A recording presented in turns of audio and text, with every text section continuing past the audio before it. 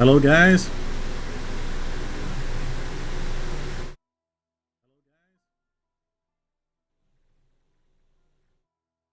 I'll be right back.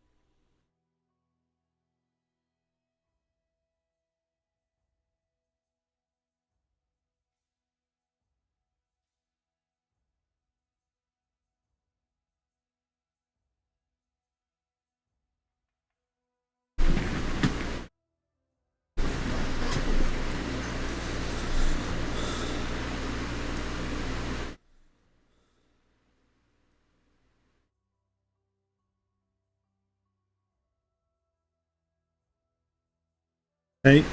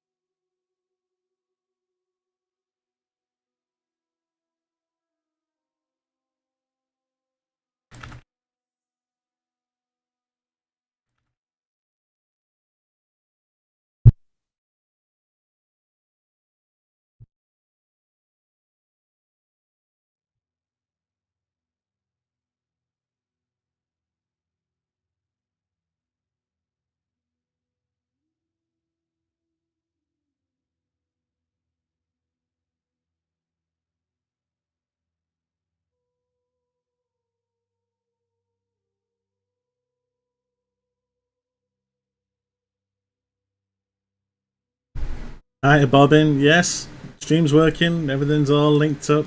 Yes, stream's working. Everything's all linked up.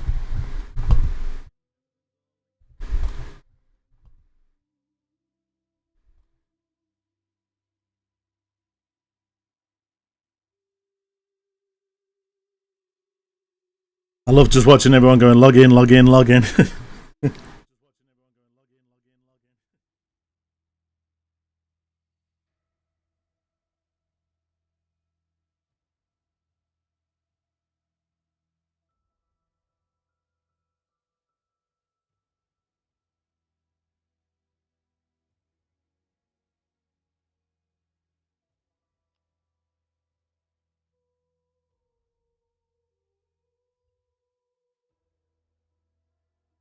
Back in a bit. Bye, bye, bye.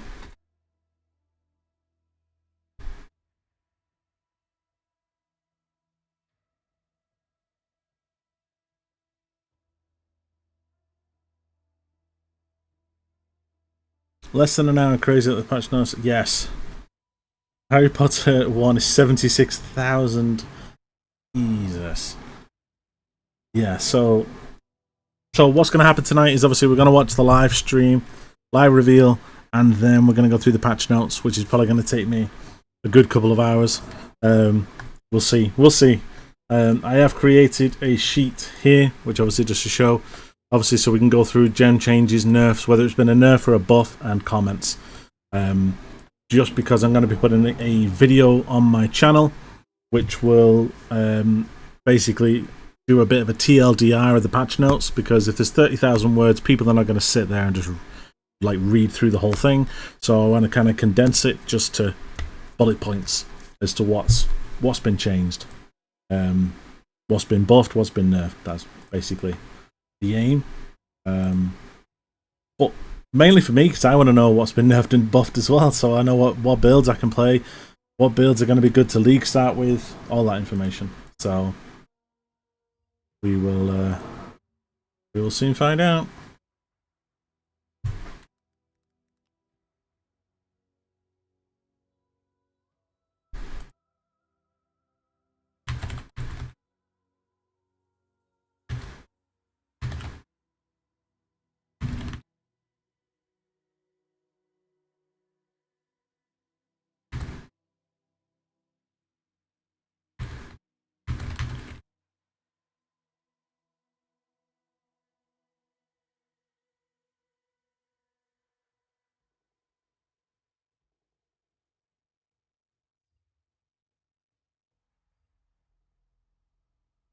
Your videos have been incredibly helpful. Thanks to the quality work. Thank you, Chaotic.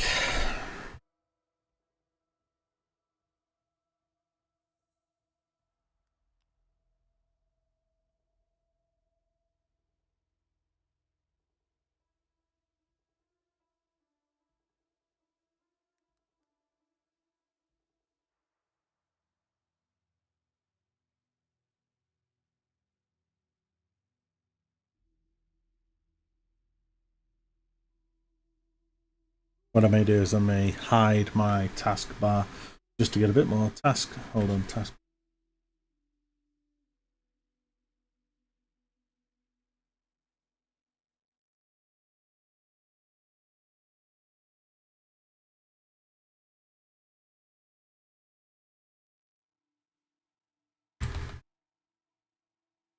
Humanity. Hi, Pops.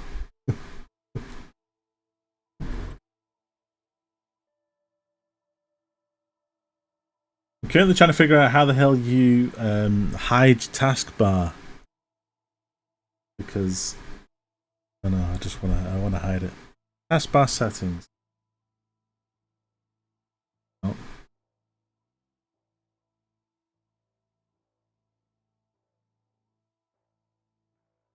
I hide it.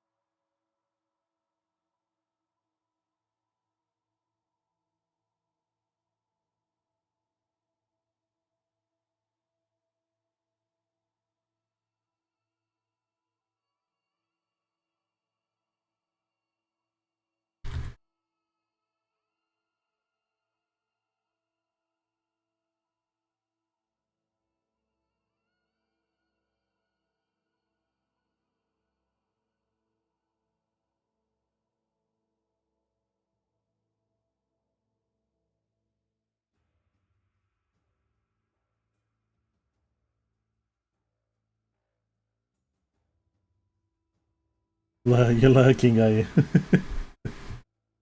Working. Hey! Good. I'm glad it's working. I'm currently trying to figure out how to hide my taskbar. If anyone knows how to hide your taskbar, let me know, because I've been trying to do it now for the last 5 minutes and I can't seem to work it out.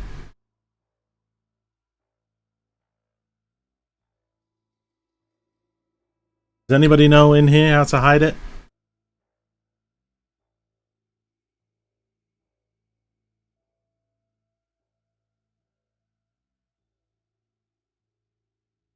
Help with taskbar.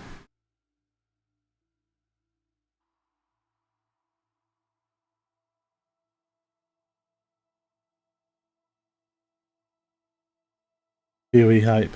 Hey, how you doing?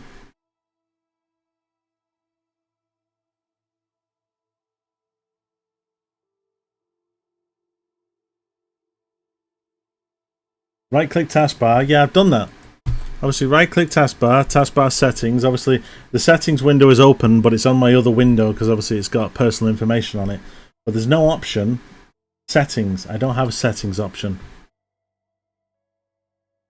I'm on Windows 11, don't forget. I don't know if you're on Windows 11.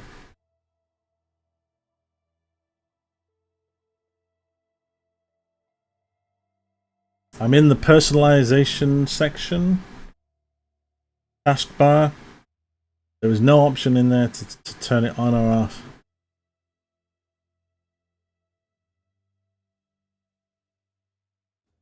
I don't know if you can...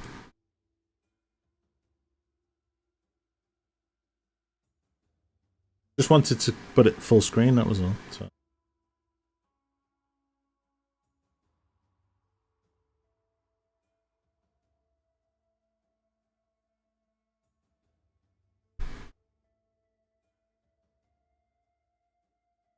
But what's everyone thinking? Are we having a boat league? No boat league?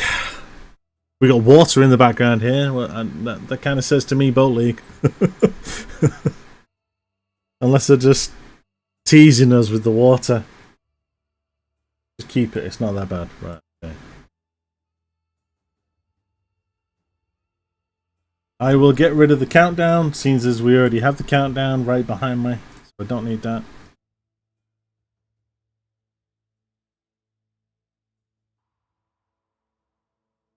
What I will do as well is I'll make me a little bit smaller, so then I'm not overpowering the stream, because you still want to be able to see stuff. Have a read of the comments. Totems are dead. What are we saying, guys? Totems? Dead totems?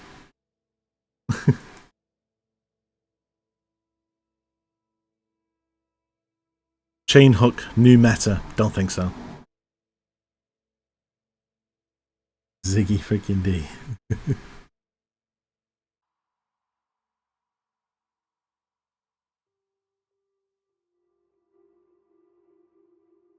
Can you hear this, by the way, guys? I've got the music on, it's just very quiet. You hear that? Didn't want to... I'll turn it down a little bit. I didn't want it to be too loud. Let me turn it down a little bit.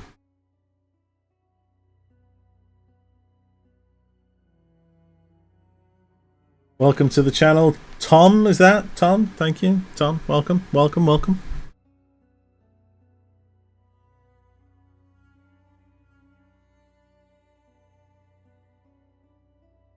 TE51, Tom, yeah. Hawk Tour. Someone's put in the channel there. Hawk Tour. Oh, fuck, you know. But,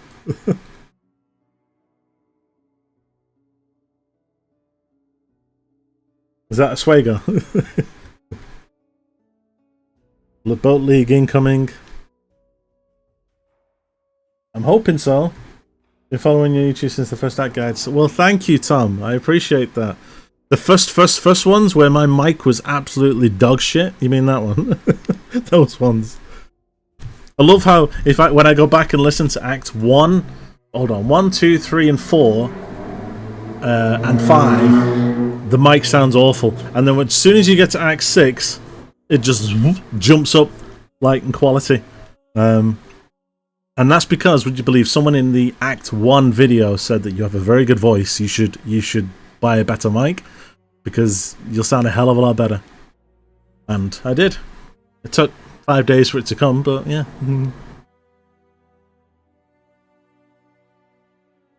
Good while ago. It has been a good while. That was November. So thank you for following. As you've probably seen, there's been a lot of activity on the page over the last few days. been doing loads of videos. I've had people asking me to do videos for different third-party tools for Awaken PoE, PoE Overlay, PoE Lurker went live today. There isn't any more third-party tools that I've done. I was gonna maybe go through the Chaos Recipe Enhancer tool again at some point, maybe next week if I can squeeze it in. We've got a busy schedule next week in terms of videos.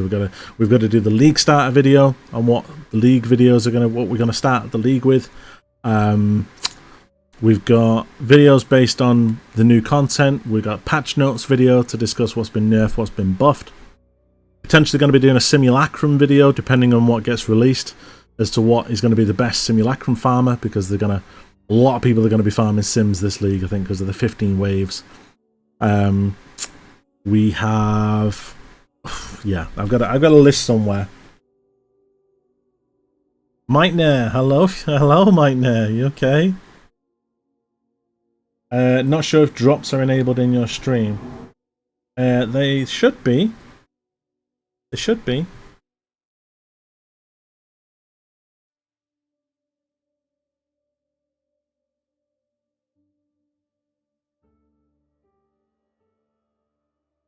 How do I know? I'm good, man. How's you? I'm good. Looking forward to next league. Yes. I'm curious as to what it's going to be. Pops. Yeah, the pops won't be active. The drops won't be activated yet. It's only when the stream starts. So, as long as you are watching somebody's Twitch that is in the Path of Exile, what's it called? The Path of Exile category, I think is the word. So if you click at the top right corner, you see it says Path of Exile category up here, playing Path of Exile. If you click on that, I'm in that. So as long as you are watching somebody within that category, drops are enabled. Free Pure Skill. Hi, Pure Skill. Welcome.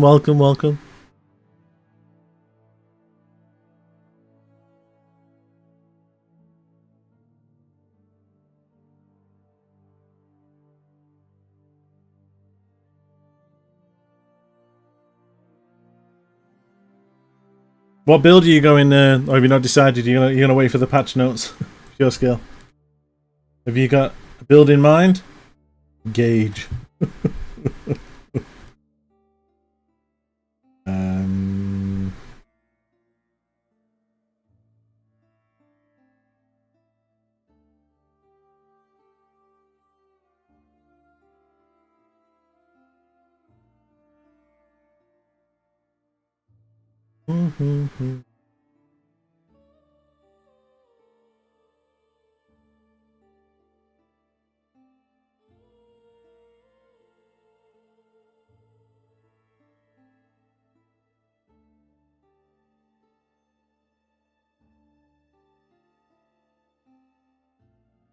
We need to start a movement.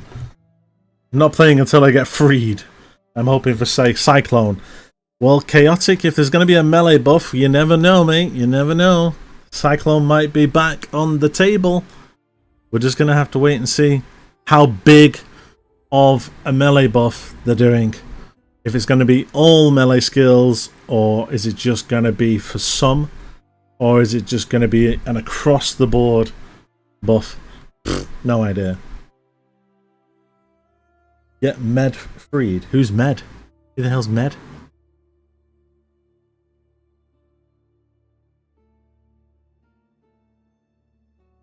Oh, the weary totem draws near the end of the path. There's a comment there. Look at that in the chat there.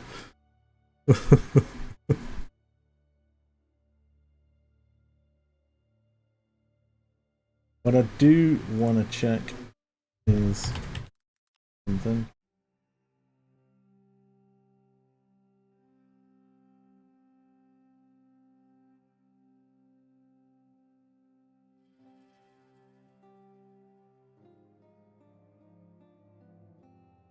Hello there, hi. Shield Crush could be good. Why am I streaming on YouTube? Because I can do both.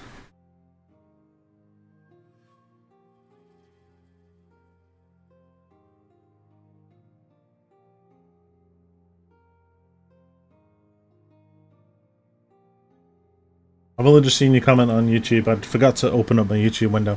So I've got that open now on the other side. So justice for pure skill. Why do you want justice? That's the question. No justice.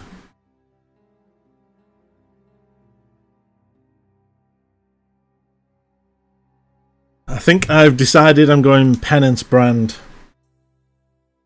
Bone Shatter is buffed. See, I don't think they're gonna buff Bone Shatter. Bone Shatter is already in quite a strong place. I think that will potentially stay unchanged. I could be wrong, but it's been a solid league starter for the last, well, probably since it came out. Quite a few leagues ago. So I don't think there's ever any need to buff that skill. Whereas if I was to say Cyclone, yes, needs a buff. If I was to say, I don't know, name all the melee skills, every single one of them. Chain Hook? Someone said Chain Hook? No.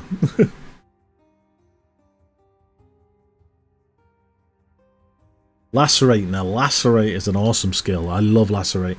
The Bleed Lacerate that was meta years ago, that shit was cooking. You did that with, if you did Lacerate Bleed and all the bleed pops from Gladiator, that was insane. I remember there used to be people that used to kind of make the Lacerate, the kind of like the arch thing, absolutely huge. It would like fill your screen. So yeah, we could be talking Lacerate meta, don't know. Slayer 2, yes, Slayer 2. I think the bleed pops on Glad were just very, very satisfying to see them just pop. He makes that like noise. Oh, I fucking loved it. I've not played a bleed build, sorry, for years. Since they nerfed slight of it. Since they nerfed Glad and changed the Ascendancy, and since they changed a bunch of nodes on the tree, and yeah, Bleed's just never been in a good position. They tried to repraise it last league with adding Snipe as a skill. Didn't really do much. Didn't do much. All that meant was that you had a free helmet slot. You didn't need to run Asylum. Is it Asylum? Asylum? I can never say the helmet name. You didn't need to run that. You could just put the skill in a skill socket. So, yeah.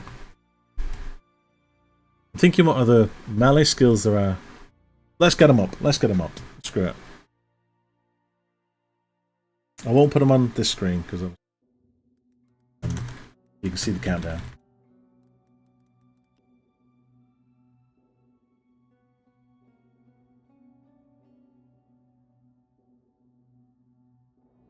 What I'll do is I'll drag this over and I'll just put it to the side here. Hold on.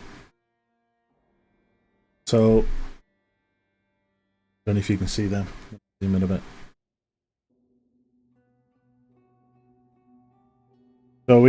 So there's all sorts of content talking about whether the Ancestral Protector, Ancestral War Chief are going to be removed because of all the dead totems. Blade Flurry, Blade Storm, Bone Shatter, I don't think it's going to get touched. Chain Hook, could be. Charge Dash, Cleave, Consecrated Path, Cyclone, Dominating Blow. I know a lot of people that play Dominating Blow. Double Strike, no thanks. Dual Strike, Earthquake. Yeah, when I said Earthquake was a melee skill, because you pop it and it blows up underneath you. You don't have to hit anybody. So, what am I looking at here? Yeah, it says these are all melee skills, supposedly. Sunder, yes. Earthquake, yes. Molten Strike, yes. Glacial Hammer. Glacial Hammer is down here. There you go. Yeah. Flicker Strike. Are we going to see a flicker buff? That would be good. Frost Blades. the amount of people that I know that play Frostblades, but Frostblades is just inherently mediocre. Ground Slam, Heavy Strike, Ice Crash, Infernal Blow, Infernal Cry, that's not really a skill. Lacerate, Leap Slam? No. Lightning Strike. See, they nerfed that last year, like, into the ground. I very much doubt they're now going to bring it back and buff it. That's a bit counterintuitive. Molten Strike, potentially. Perforate. Rage Vortex. Now, I did a build last league, which was this Rage Vortex of the Berserking. Didn't like it. Not that much damage. Reeve. Reckoning. Smite. Shield Crush. Shield Charge. All of these could be buffed. You don't know. Sunder. Sweep. Tectonic Slam. Vigilant Strike. Viper Strike. Volcanic Fissures. Whirling Blades. Whirling Blades, no. And Wild Strike. That is a lot of skills. I very much doubt that they've buffed them all. If they have, wow. Because that would be insane.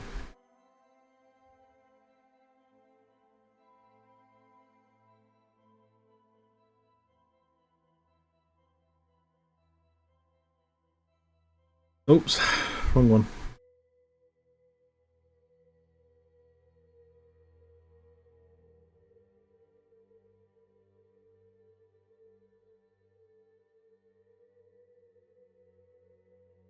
Do you think we could get a new base melee skills?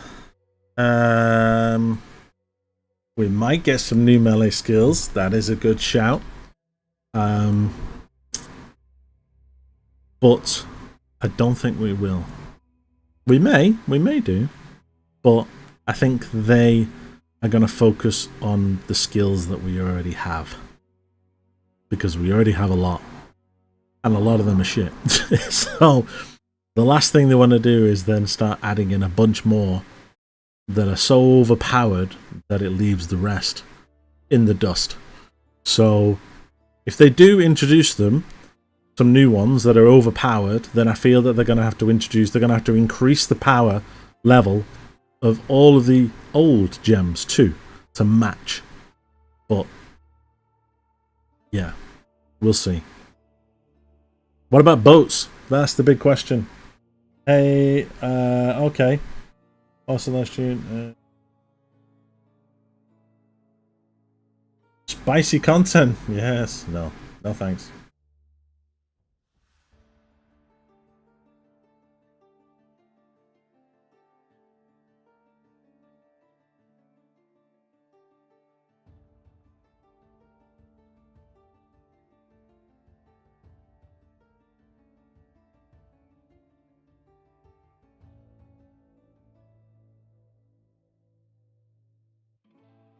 One sec.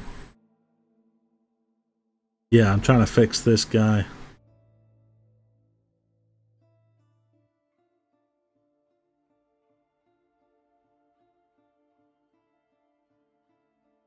There you go. He's gone. I was trying to figure out where the button was. And there's many buttons on this screen, dude. And many buttons. Gotta to figure out which one it was.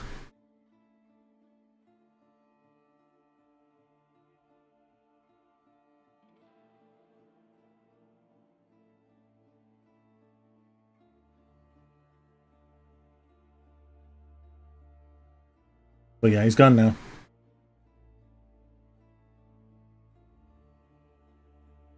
He is gone. So yeah, what about boats? Explosive Arrow gets nerfed. Do you think Ziz will cry? Lyle on stream. No. Because Explosive Arrow has been strong for quite some time now. It's been strong for, like, it's pretty much the same as Bone Shatter. Since it's been released, it's been a very good staple build. That is actually one of my top 10 that I was going to put in my league starters, just because it's just a very good all-round staple build. You can't go wrong. If they nerf it, then I don't know. It'll kind of bring it back down to a bit of a lower level, but I still think it's going to be strong. Depends on how hard they hit it. the true GGG fashion is they don't just hit it with one one nerf, they hit it with about 3 or 4. So it's how hard do they hit it? That's the question. Is that pure skill? It is pure skill, Medusa. Yes, he is in here. Well, he was in here. I think he might have gone now. I don't know. We'll see. We'll test to see if he's here.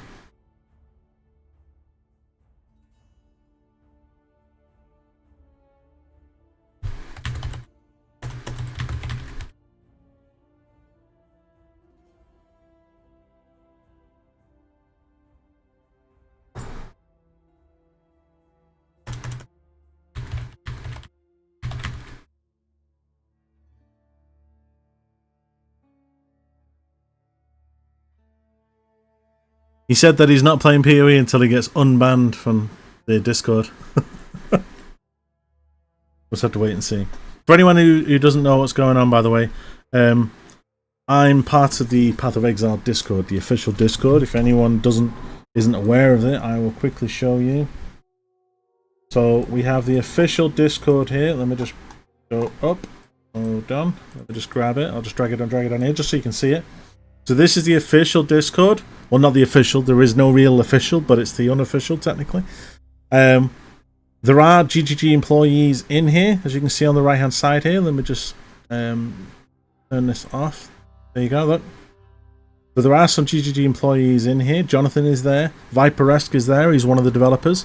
I am in here, and obviously in the voice channels down here, there is a ton of people on League Start that will usually be in here. If you ever need any help, 9 times out of 10 I am in one of these channels.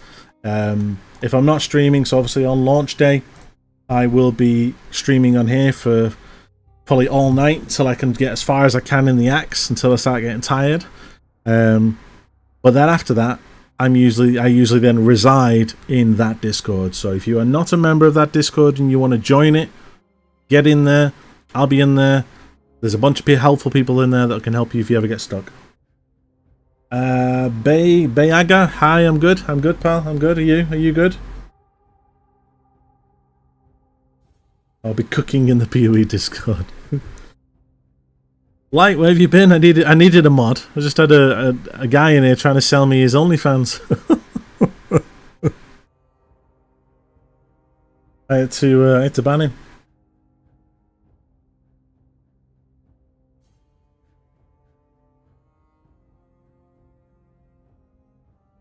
But yeah, BV Bayaga, yeah, I'm good. Can you have the link? No, you can't have the link because I banned him.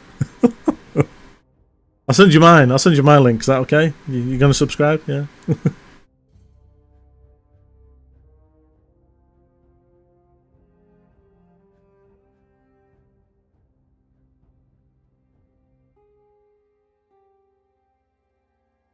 But yeah, we're talking about the Discord. Yeah. So, good Discord. If you need the link, I can throw it in the chat. If you wanna, I've got a invite link. Let me grab it for you. Let me just drag this onto the other window so I can get it for you. Invite people. Copy the link. There we go. If you want to join it and you're not already in it, there we go. It's in the chat. So if you want to jump on it, be a member. You can stream in there. If you get stuck with anything, like I said, majority of the time I'll be in there. So.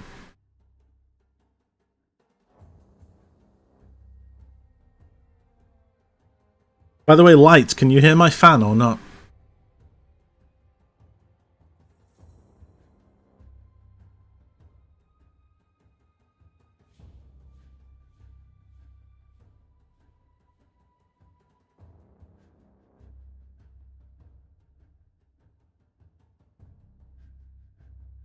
No, good. I turned the big one off. Small one's still on, but it's about 10 foot away from where I am. So 20 minutes, guys. 20 minutes.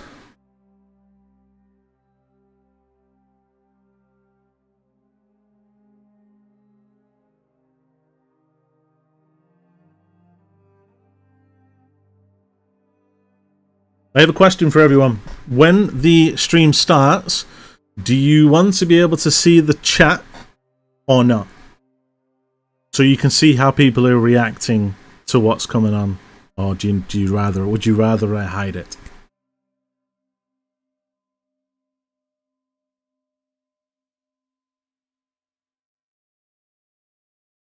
Keep the chat. Okay, that's fine. We can see everyone going mental saying log in boys when the boats come on, yeah.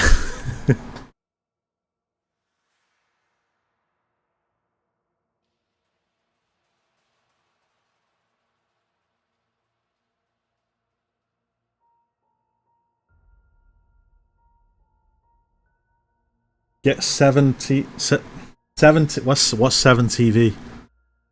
What the hell's 7TV, Pops? I don't understand. What the hell's that? I've already got 2 screens. What do you mean 7TV? What do you mean?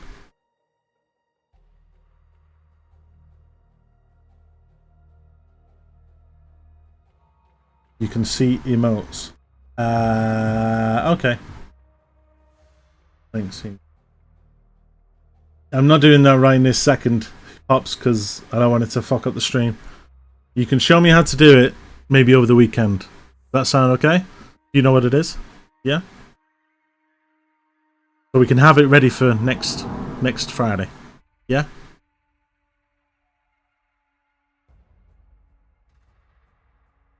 Which Sunday do you most want to see get some love? Probably going to be Glad. Glad's missing big changes. Yeah, Glad. Yeah. Glad's just... It just... Literally, I think... last time I checked, there was like... For the last 2 leagues, there has been like 0.1% of the community that has played a Glad. And even as of right now, on PoE Ninja, it's currently 0.5, which is pathetic. That's, if I click on it, how many have we got? 400 characters, and half of these are probably like some form of puncture build or something. Yeah, puncture. There's a lacerate, puncture. Yeah, 90% of them are puncture. So yeah, it's a case of that you gotta. It's one or the other, really. But yeah, if I had to pick, probably Gladiator.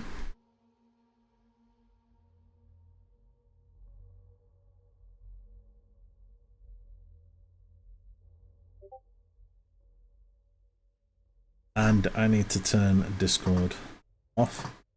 We're not getting pings. Or turn it on so that it blocks it. Hold on a second.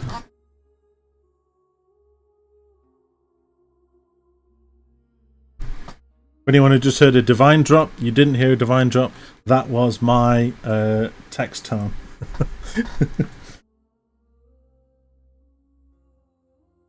By the way, guys, I have a bingo card. Shall we see it? Are we ready? Hold on, let me open it. Here is my bingo card. Let me just make it a bit bigger for you. There was quite a few. It's one that was on Reddit, but there's been many bingo cards that have been on Reddit. This was probably the one that I looked at, and I was a bit like, there was quite a lot on there that I agree with, and that could actually happen. So, for example, DD nerf, definitely happening. If that doesn't happen, then I'm Donald Trump. It's as simple as that. That shit's just definitely going to get nerfed. I do have drops enabled. If you don't believe me and you want to be sure, just open up the... I know that I have, but if you don't believe me, you can always just open up the Path of Exile live stream and put the volume to 1% and just minimize it. So, but yeah, it's... Flask. Is that Flask? It is Flask. Hey, Flask. You okay? What time is it in bloody Australia right now? Jesus Christ. It must be like 6 a.m? Something like that. time is it there?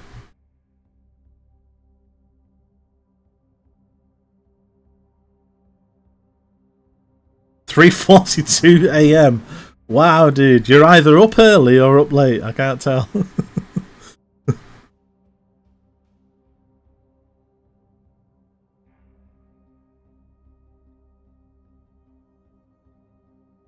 I'm going to say up late.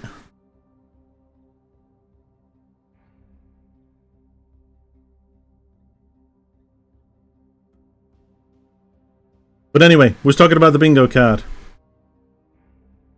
07. 07? Up early. Got to see what GT has done to my builds. Yes, I know. So yeah, so in terms of the bingo card, there's the bingo card. So I'm going to put a little green dot next to the ones that I think are like a guarantee. So DD nerf, let's put a little green circle. DD nerf, yes. It's going to happen. Tier 17 rework / nerf, yes. With Affliction coming back and with the Woods, it's gotta have to be changed. So that's a yes. Heist Scarabs, no. Content added, Scarabs buffed. I think there will be Scarabs added, so I'm going to put one there for that, yes. Make the circle filled, it's harder to see. True, hold on. How about we just do a green splodge? How about we just do this instead? Hold on. Where's the size? Hold on, make it a bit bigger. There you go. How about that? So we put that one there, that one there, that one there. So those three I think are like a guarantee. Melee Totem rework. Yes, I think it's coming. Bleed buff. I'm going to put that as an orange. That may happen. Green. 5 new trans gems. I think they will be adding some new trans gems. Yes.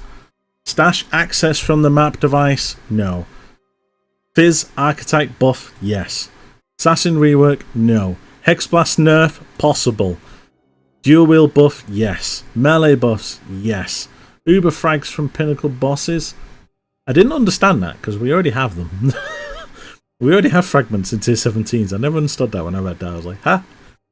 Back to basics nerfs. League mechanic interaction isn't mandatory. Yes. I think they've learnt their lesson on that one. Spectres alive. No, they won't change anything minion related. Minions are too fucking powerful. Chris Wilson. I'm going to say yes, but it could be Mark. Glad rework. I'm going to put an orange as a maybe. If they do that, there's our bingo. There's the line. Golem buff, no. Back to basics, no. Delve buff, no. I think that is how it's going to play out. I could be wrong. We'll just have to wait and see. Does anybody think that does anybody disagree or agree with anything that's on there that I've missed?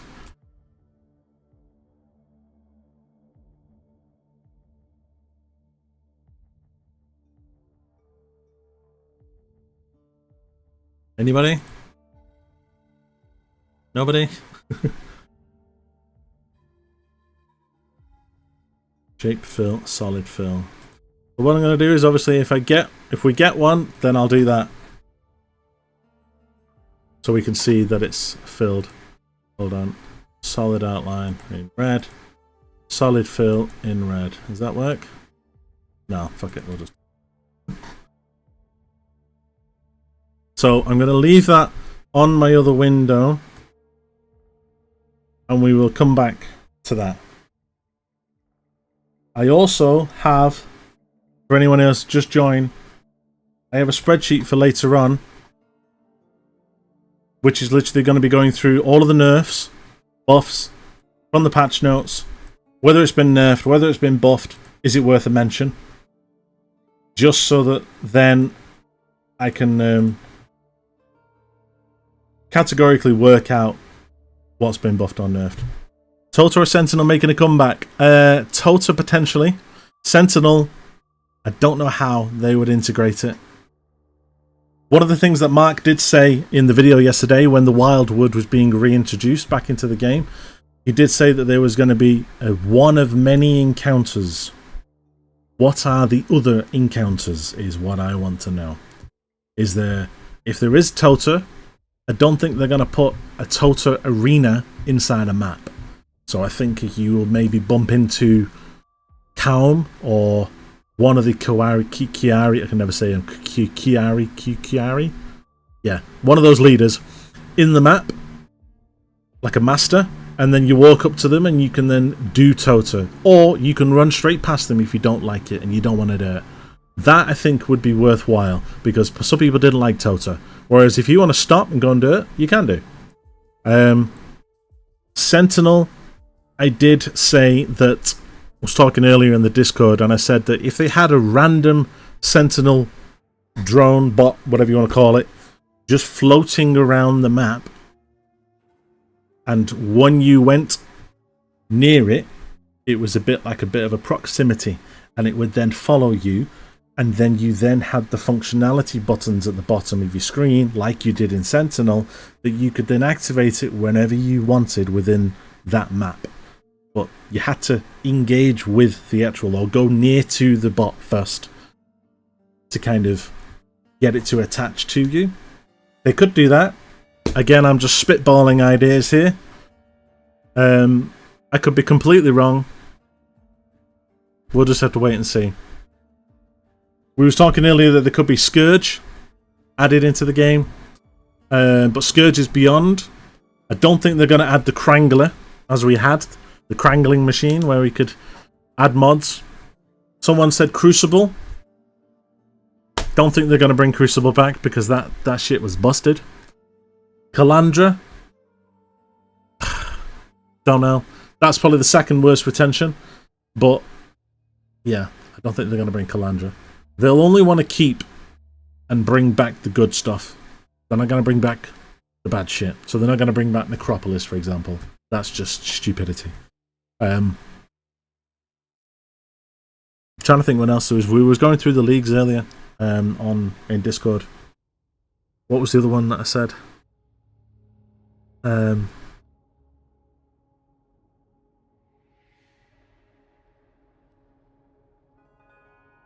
can't remember what the other one was. There was one more.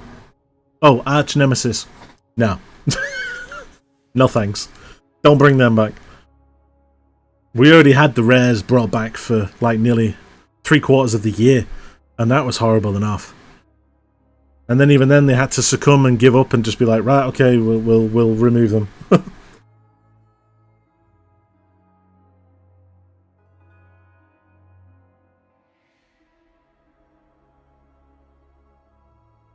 This water effect is really throwing me. It makes me think that we may be traveling across the water. Maybe in a boat to other islands to obtain materials. Who the fuck knows? We'll know in 9 minutes. But yeah. See, like, there's some games that you can play where you have to, like, when you have to create a base, like a base builder. And then when you want to attack other people, like other islands, you have to travel across the water. It could be something like that, but I don't know. You have to create your own base, so we're making Westmarch, but to get the materials, we have to go to another island, attack the island. I don't fucking know. Just, yeah. We'll have to wait and see. Praise. Everyone's saying praise in the chat. Someone just posted a toucan. Where's the toucan? There's the toucan. Le toucan has arrived. Praise, praise, praise. You gotta praise the toucan.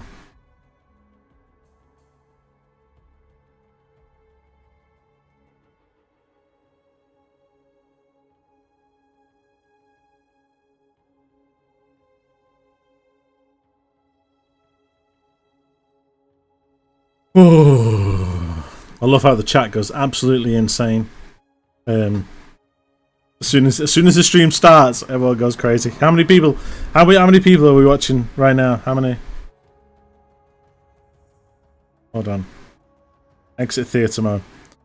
We got 55,000 people right now. That is a lot of people.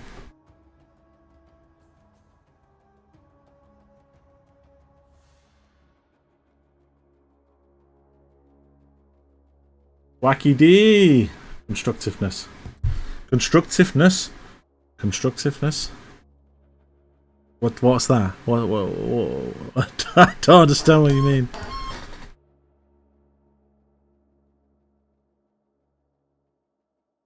Are we gonna have to construct bases? What do you think? What do you mean?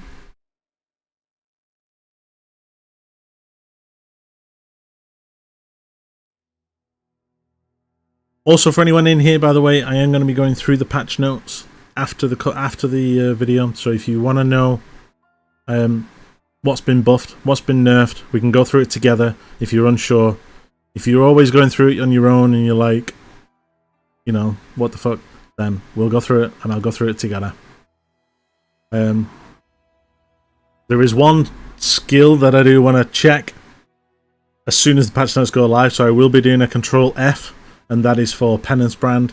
If it's not been nerfed and it's not been touched, that is going to be my league starter.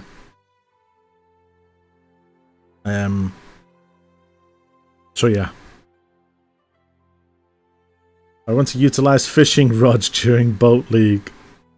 Yes, we have had fishing rods in the game. Reef Bane, we have had all these rods for how many years now? And still, no one has cracked how to fish. There was actually a clip on Reddit the other day, I don't know whether you saw it, where some guy had actually bumped into Krilson, and he said to him that you need to bring me a fishing rod. So then he invited one of his mates in, who then traded with him a fishing rod. He then equipped it and walked back over to him, because he was stood right next to him, and he then said, well done, you now have a fishing rod. And he had different lines, and he then said the only way to now fish is go to a suitable patch of water and cast your fishing rod. And then once you've done, bring me back some fish. And he then tried to do it at the water where Krilson is stood. Couldn't do it. He walked away from it to the water and was trying to like cast an attack. Nothing happened. When he walked back to see just to see if he was still there, gone. He's one of them mechanics that's just like, yeah, no one's figured it out yet.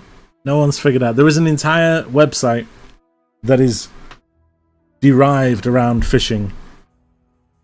So, I'm going to be posting a video on it. I think is that going live? I think that's going live over the weekend. There's a website that I will be giving you guys that gives you over 120 Path of Exile related websites or links. One of which is the fishing. So if you want to go down that deep dark hole of fishing and find out what the hell it's about, if we can do it, if we can't do it, everything that we've learnt about fishing, all on the website. 4 minutes, guys. 4 minutes. What I will do as well is I will turn everything up full whack so you can hear it, and I will turn down my mic so you can hear it, so there's no background other than the stream. Okay.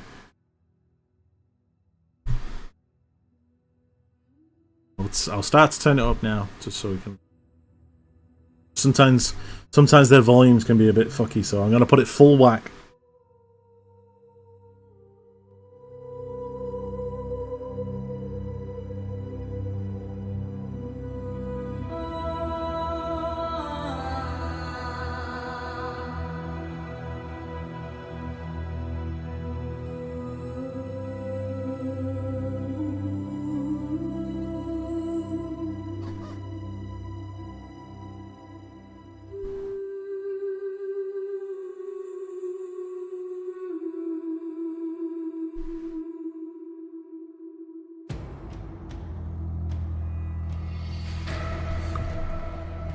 You got to admit though, the music for Path of Exile is just fucking awesome.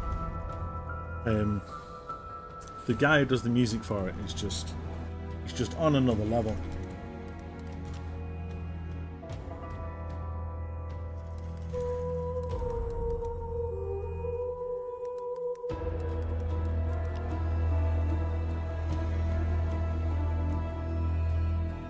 Camille, I think his name is. He does the music and he's fucking awesome.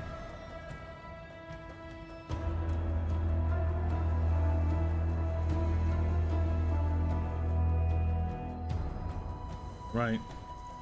Are we ready, guys? 2.5 minutes. Let's see how many are in the stream now. 73,000. Excuse me. Let's go full screen again. Right. I'm going to put everything on full whack and I'm going to be quiet.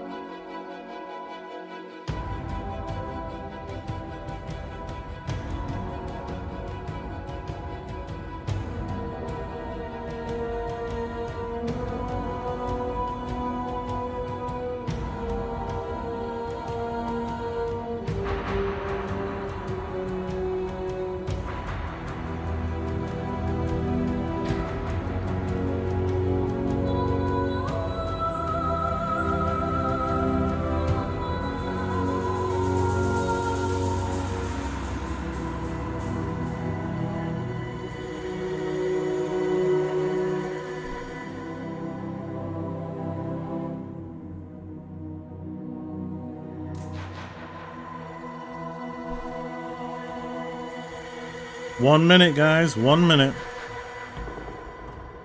Melee League, here we go. Boo, here we go.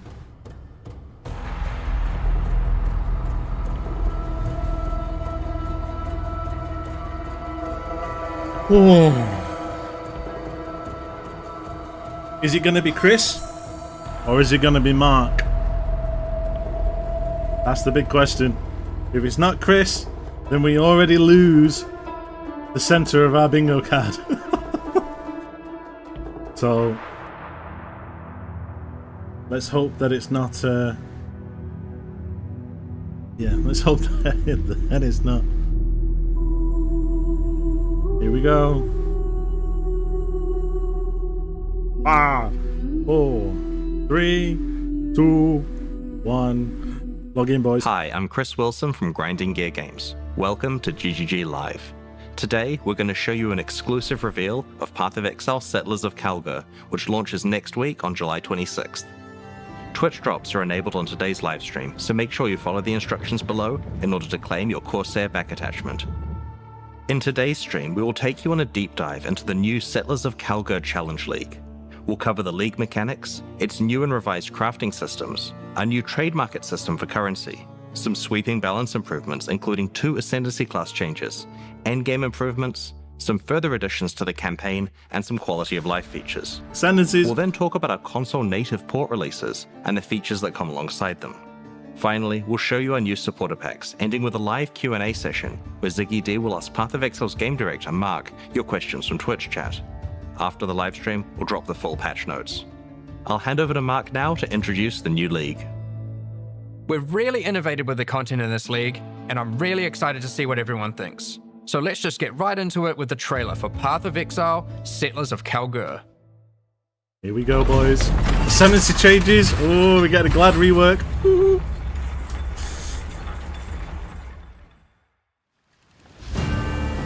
Rayclast is a cursed land. You'd have to be mad to settle here. And yet, welcome to King's March! King's March, I fucking do it. It's not much yet, but with your help, we can erect the greatest city Rayclast has ever seen. We'll need resources and savvy planning. Oh! Soon we'll attract settlers, Wow. craftsmen, Recombinators. fortune seekers, and of course, pirates. New bosses.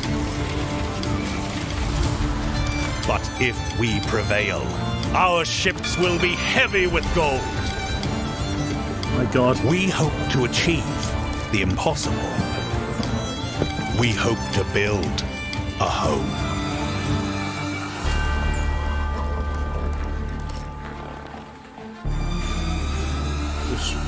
Respect with gold?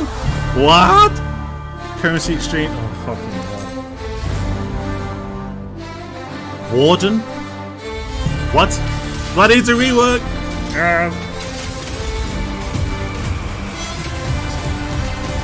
I knew there would be. I knew there would be. Sentinel! Yes! That was Scourge. Miracalandra. Ah! So much. That last 3 seconds. Oh my God. I saw Sentinel, Lake of Calandra. Yeah, Surge. Oh my God. In Path of Exile Settlers of Kalgur, you will encounter some familiar faces from the Expedition League. Danig, Rog, Tujin, and Gwenin are Kalguran people who are trying to establish trade between Rayclast and their homeland. They have recruited many curious characters from Rayclast, including some you may recognize, but are also seeking help of a powerful exile, like yourself. You will first encounter Johan, the King's Hand and Lionized Watch. He's there recruiting workers, traders, and exiles. Johan, under the command of the King of Kalgur, has been sent here to build a new city called King's March, which intends to become the hub of commerce between Rayclast and Kalgur. Soon, he will bring you to the planned site for King's March, which you'll notice has humble beginnings as just a tavern in a field. But with your help, it won't stay like this for long. Sheep? It takes a lot to build a town. The Kalgurans will ask you to seek out resources that can be used to begin construction. The fuck is that? On your adventures, you might find minerals such as crimson iron, which are veins of iron that have been overrun with corruption, spawning dangerous foes when you approach. Or perhaps orichalcum, which you will have to liberate from the demons worshipping it. Petrified amber attracts mindless, blighted enemies. While bismuth has a strong affinity to the elements and causes the area to become unstable. Oof. If you're lucky, you might find vericium, a material as valuable as it is dangerous, and guarded by very powerful foes. Once you defeat these monsters, the deposit will automatically be tagged for mining. But first, we need to get someone to do the hard labor. This is of course a trade expedition and nothing is free. Miners, along with other workers that the Kalgurans have hired, must be paid in cold hard gold, which you'll notice is now dropping throughout Rayclast. Awesome. You will have control about who gets hired into your enterprise. Once you have accumulated some gold, head to the town and talk to the recruiter, Rauf. He's been busy tracking down hardy folk across Rayclast who are looking for work.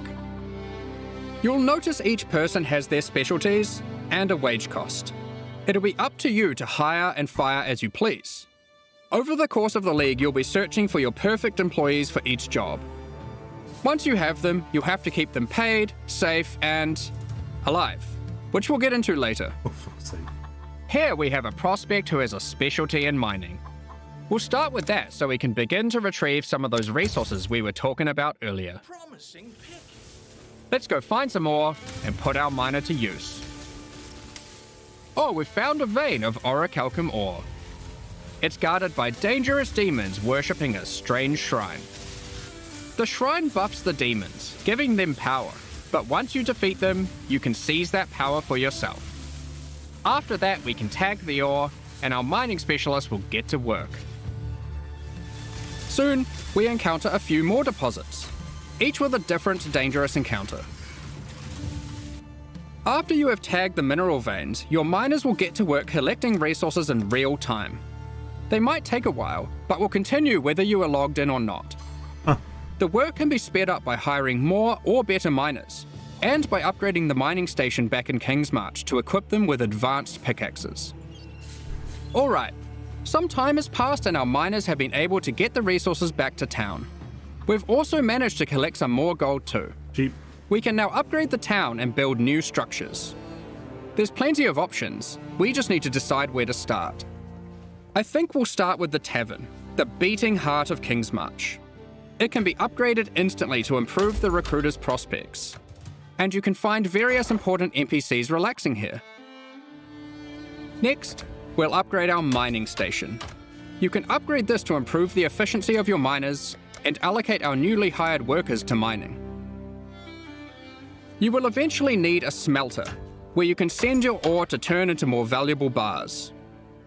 Cool. Then we have the Disenchanter, where you can bring your magic, rare, or unique items to be added to a queue to be disenchanted over time.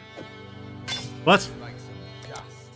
The items will be broken down into thaumaturgic dust, a new resource used for crafting and shipping. We'll get more into that later. For God's sake. And of course, a town needs food. You could invest in farming, where you Yep. can select crops to grow and harvest. But don't worry, you won't be manually watering anything. The wonders of delegation. With all these resources piling up, there will be excess that we can spend. Let's talk about rewards in Settlers of Kalgur. Here we go. Eventually, you can build a harbour and establish shipping routes between a number of different Kalguran and Karui ports for trade. You'll be able to pile your acquired resources onto these ships and send them to a port of your choosing, where your traders will haggle for the best deals. Each port will return specific rewards based on what you send them. They accept all types of resources, but will have a preferred type that they'll currently pay more for. And you'll want to get onto this, because eventually you could be bringing in shipments like this. What? This What the fuck? Oh Or even my this. god. What? What? All the scarabs. What? Today, we're going to trade with Kalgur. Yeah, Medusa, we're not going to sleep. You'll notice that as we send more resources, this risk meter creeps up. Much like the dangers on the shores of Wrecklast, there are dangers out at sea. Monsters, pirates, environmental hazards. You'll want to try keep your shipment safe. You can do this by hiring workers that specialize in shipping. The more of them you add to the ship, the less risk there will be. Like this gentleman, who's famous for fending off even the most dangerous of pirates. Now let's get that shipment going, and we'll continue exploring Wrecklast while we wait for its return. This is the first Path of Exile League that experiments with true, real-time mechanics. You can send out shipments, go and have lunch, and come back to your rewards. Many mechanics in the League work this way, so you'll always have some ongoing project or outcome to look forward to. When your shipment has returned, or met its demise, you'll get notified, and at your leisure you can return to the town to collect your rewards. Our shipment returned safely, so let's go see what we got. Oh my god. Ooh, they've sent us a the unique fuck's item that? alongside our rewards. What? Perhaps hoping to secure us as a loyal customer for the future. Gain ward instead of 50% of armor. Aside from shipping, the Kalgurans are big on their technology. They have hired Isla, a familiar face from the Heist League. She is an engineer who the Kalgurans have employed for a very exciting purpose. You're not the only one who understands how profitable running maps can be. Once at endgame, Isla can help you build a series of Kalguran modified map devices. What? You can then put a queue of maps into them. Oh, we got If you've hired a few skilled Atlas runners, they will put themselves to work running those maps for you one after another. What? More delegation.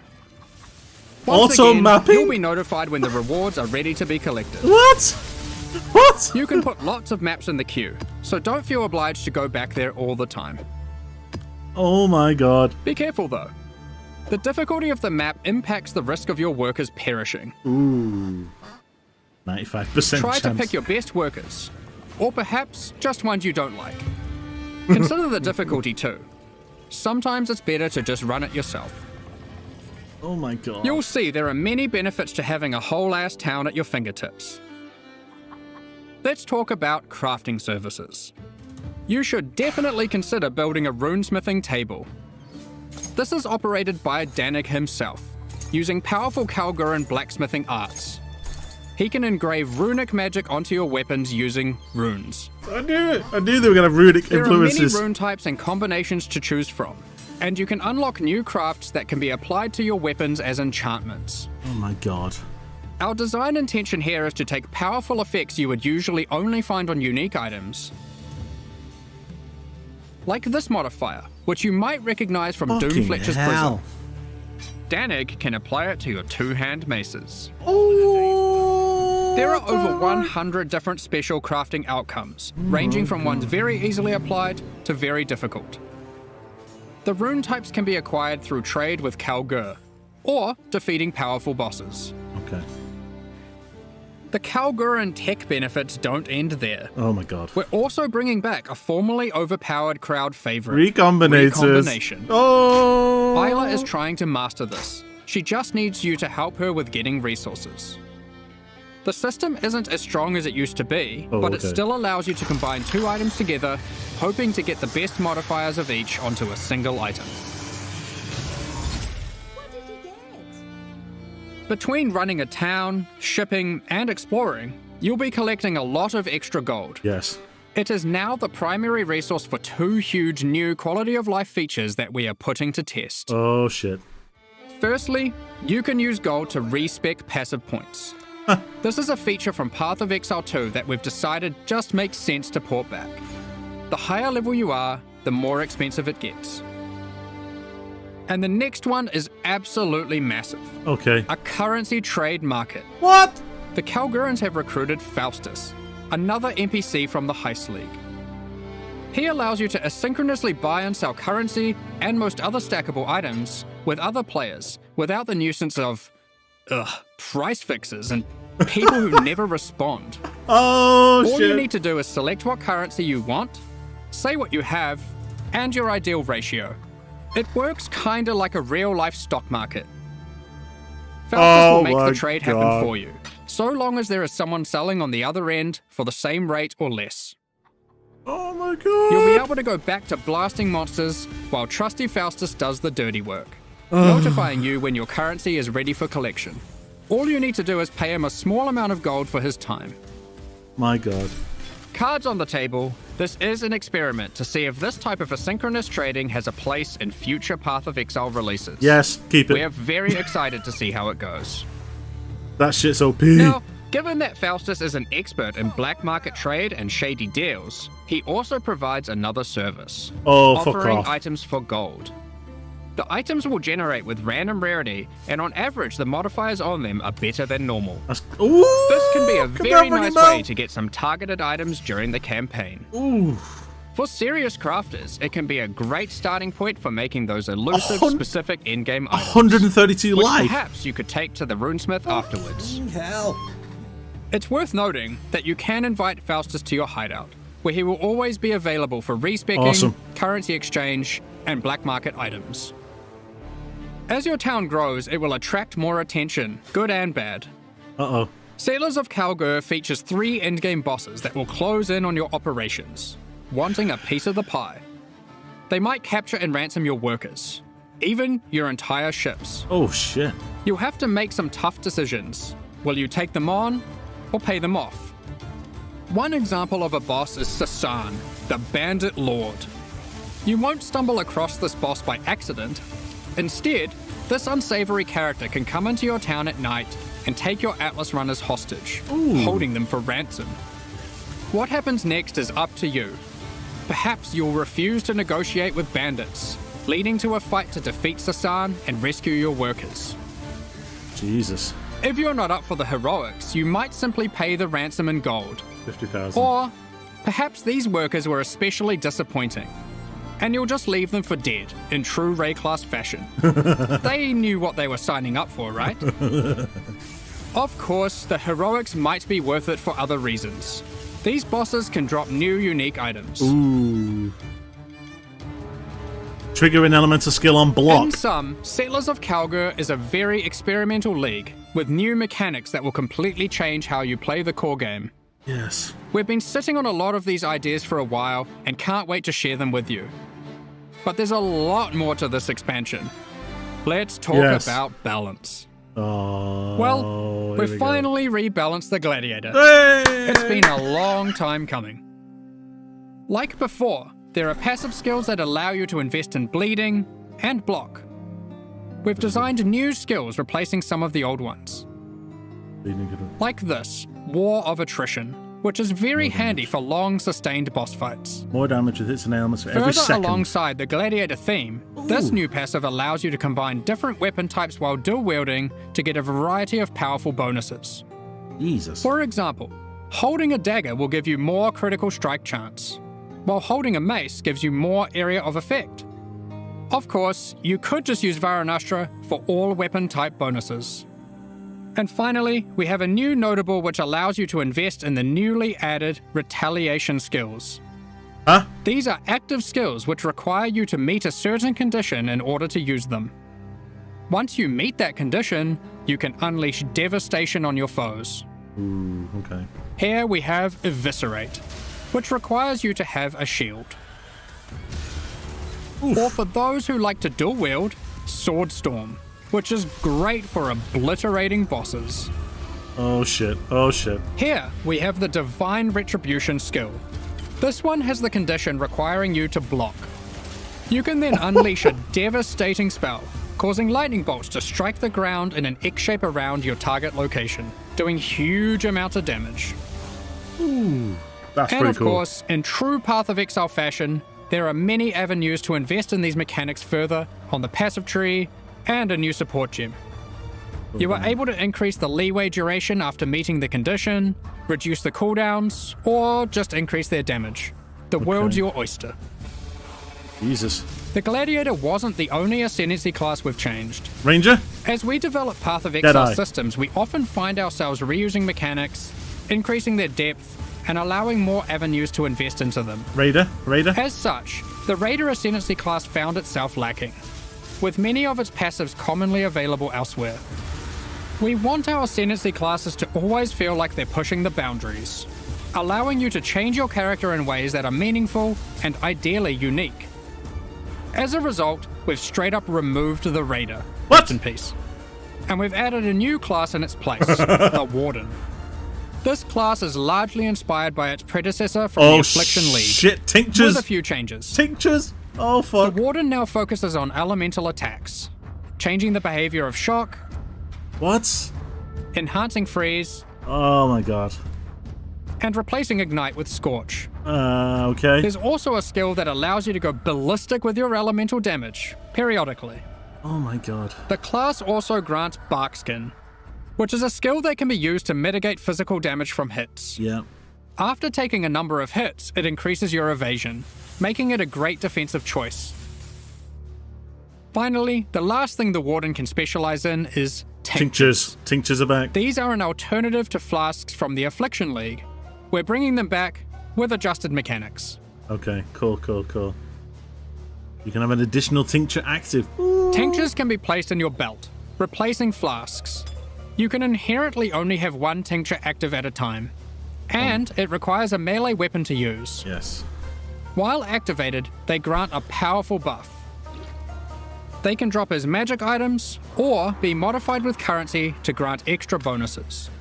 Oh, so you can modify them now. Oh shit. Here is a prismatic tincture. Elemental. This one increases Ooh. elemental damage by 100% while active. What? You'll What? notice it has two extra effects. One is that it applies mana burn every second. Oh. Mana burn is a debuff that builds up while tinctures are active that causes you to lose mana, Ooh. losing more mana for each stack. Tinctures also have a cooldown, so once you have disabled one, no other tincture can be enabled for a time. These changes make tincture use a more active and interesting choice than it was in Affliction. Both mana burn and the cooldown can be modified through modifiers on the tinctures or on the passive skill tree. Players will want to maximize their tincture uptime for sure. Here we have a couple other tinctures. Poison. The Poisonberry tincture is excellent for poison builds. The Rosethorn tincture is the choice for those wanting to deal critical strikes. Yeah. I remember those two. You might be wondering, with the removal of the Raider, where has the Frenzy Charge investment gone? Uh-oh. We've added a Frenzy Charge passive skill to the Deadeye, replacing the Rupture passive skill. Oh dear. On top of Ascendancy classes, we have revisited a number of core mechanics. This time taking pains to ensure easy access through the passive tree, skill gems, and simple items. we don't want all the powerful mechanics to be hidden behind layers of complexity. Let's just rapid fire through the key points. Here we go. If you want more detail later, you can read the patch notes, which will be dropped after the livestream. Be sure to let us know what you think. There's a lot of changes, so be prepared for a bit of a shock to the system. Oh shit. I expect it will take several days for the dust to settle on this one. Oh, dears. Firstly, we've made some drastic alterations to melee skills. Here we go. Let me just rip this band-aid off. Melee totem skill gems have been removed. Hey! We're trying to adopt a philosophy with melee going forward that, unlike other builds, it will be far less oriented around set and forget gameplay. You will deal the damage yourself, and you should be rewarded for doing so. Cool. To compensate, we have buffed the damage on almost every single melee skill. Ooh. As the majority of this damage growth comes from gem levels, we have also made them cost more mana as they level, but Okay. it's nothing like the mana costs on spells. Here are some examples of the damage and costs before and after. Okay. Heavy Strike has gone from dealing 313% attack damage at gem level 20 to a massive 552% attack damage. Fucking hell. It's Melee. also worth noting, it no longer knocks enemies back.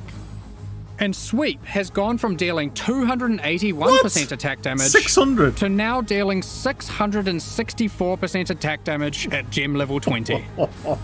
These are just two examples, but the majority of melee skills are now dealing approximately 75% more damage at level 20. Jesus Of Christ. course, with melee comes close proximity combat, so you need some good defensive options. New base types with higher defensive values will now drop throughout the endgame. As you reach yellow, red, and purple maps, you can expect to find higher tier base types in each. For example, Val Regalia and Hubris Circlet are no longer the best in slot items for Energy Shield. There are new base types that surpass them. Combined with some quality changes, which we'll talk about soon, you can now get better items than ever before in these slots. Jesus. To compensate, we have reduced the amount of flat evasion and armor from the Grace and Determination auras. Oh no. But overall, you're getting more defenses than before. Okay. On top of this, we have buffed life modifiers on magic and rare equipment. Ooh, look at the You can now stamina. get as high as 189 additional maximum life from a Jesus. single modifier on body armors. Fucking and hell. more on other slots too. That's big. Calm's Heart has also finally been 1,000. restored to its former glory and once again grants plus 1000 to maximum life. Oh. I mentioned quality. Quality on weapons and armors is being changed to apply multiplicatively. Yeah. In other words, weapons with full quality will give 20% more physical damage, and armor with full quality will have 20% more local defenses. For melee, this will mean a damage increase for almost all builds using physical damage attacks. And it will mean more Jesus. evasion, armor, energy shield, and ward for all builds. My God. Endurance charges no longer grant elemental resistances. What? But instead grant additional elemental damage reduction, making it multiplicative with resistances. Okay. You can now get 4% per charge, alongside the existing 4% physical damage reduction. To compensate, we have made some changes to the Juggernaut, and various unique items like Eternal Damnation. Okay. You can get more maximum resistances from the tree, specifically around the Marauder class start. Eternal Damnation. These, of course, can stack with the new elemental mitigation from endurance charges. Uh-oh. Eternal On Damnation top change. of this, duels can now roll maximum elemental resistances as modifiers. Ooh, shit. Since we're making elemental mitigation more accessible, we've heavily reduced accessibility to physical damage taken as chaos or elemental damage. Those stats are still around, but you should not expect to be getting full conversion anymore. All block passives have been buffed, so you can now more easily achieve block cap from just the passive tree. Nice, nice, nice. The Keystone Versatile Combatant has been improved to have less of a penalty to maximum block. A number of Life Leech passives have been buffed to generally allow for more acquisition of maximum leech rate for life. Jesus. Val Pact has been reinstated to its former glory for instant life leech, Nice. but only for melee. We've reworked Flesh and Stone, Previously, this buff skill granted Maim and Blind, Yes. depending on the stance of our character. Now, while in Sand stance, the skill simply provides damage mitigation, becoming more effective the closer you are to enemies. While in Blood stance, enemies will take more physical damage the closer you are to them. This skill will now greatly favor melee or close-range gameplay. Given we're doing a Kalguran League, Ward. has also received a bit of attention. Uh-oh. There are new uniques that grant Ward, and the base restoration of Ward is now faster. To compensate, Olroth's Resolve has been nerfed, but Ward loop builds will still be possible. Okay. Anyway, that was most of the purely defensive changes. Now let's look at some of the offensive and utility-based ones. There are more and better ways to deal with mana as an attacker on the southern hemisphere of the passive tree. Okay. Okay. Wands, daggers, scepters, claws, and staves now have higher critical strike chance values than ever. Wands can go Nice. as high as 10% without modifiers. Jesus. Sandstorm Visage has been made rarer to compensate, instead of reducing its power. For you wand attackers, wands now have higher attack speed than ever to compensate for their low damage. Wand exclusive skills such as Power Siphon, Kinetic Bolt, and Kinetic Blast now have faster attack times. Impale passives have been revised and in general buffed. Okay. The buffs granted by Warcries are now simpler but more significant, and more universal to builds. They also now apply to allies by default. Banners have been reworked. Instead of having a reservation cost, they are now free. However, they don't grant a permanent buff. Banners now need to be placed for the effect to be active. However, once placed, they are far more powerful than before. Cool. Additionally, there are new ways to prolong the effects and more ways to invest in them than ever before. Jesus. Rage has been made more fundamental and discoverable. Rage is now multiplicative attack damage, but no longer inherently grants attack speed or movement speed. It has a new cap, and you can find many new passive clusters that allow you to invest into the mechanic. The goal is to make Rage more powerful as a baseline, and less gated behind the use of specific unique items and ascendancy classes. A lot of melee Berserk changes. has been nerfed, just so you're aware. Berserk. We have changed how bleed works too. Oh. You can now find aggravated bleed on the passive tree.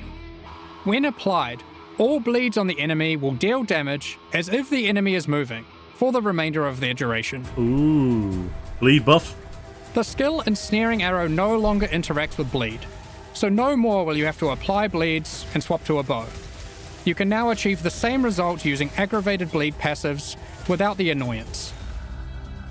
Rupture from the Deadeye has been turned into a support gem. Nice.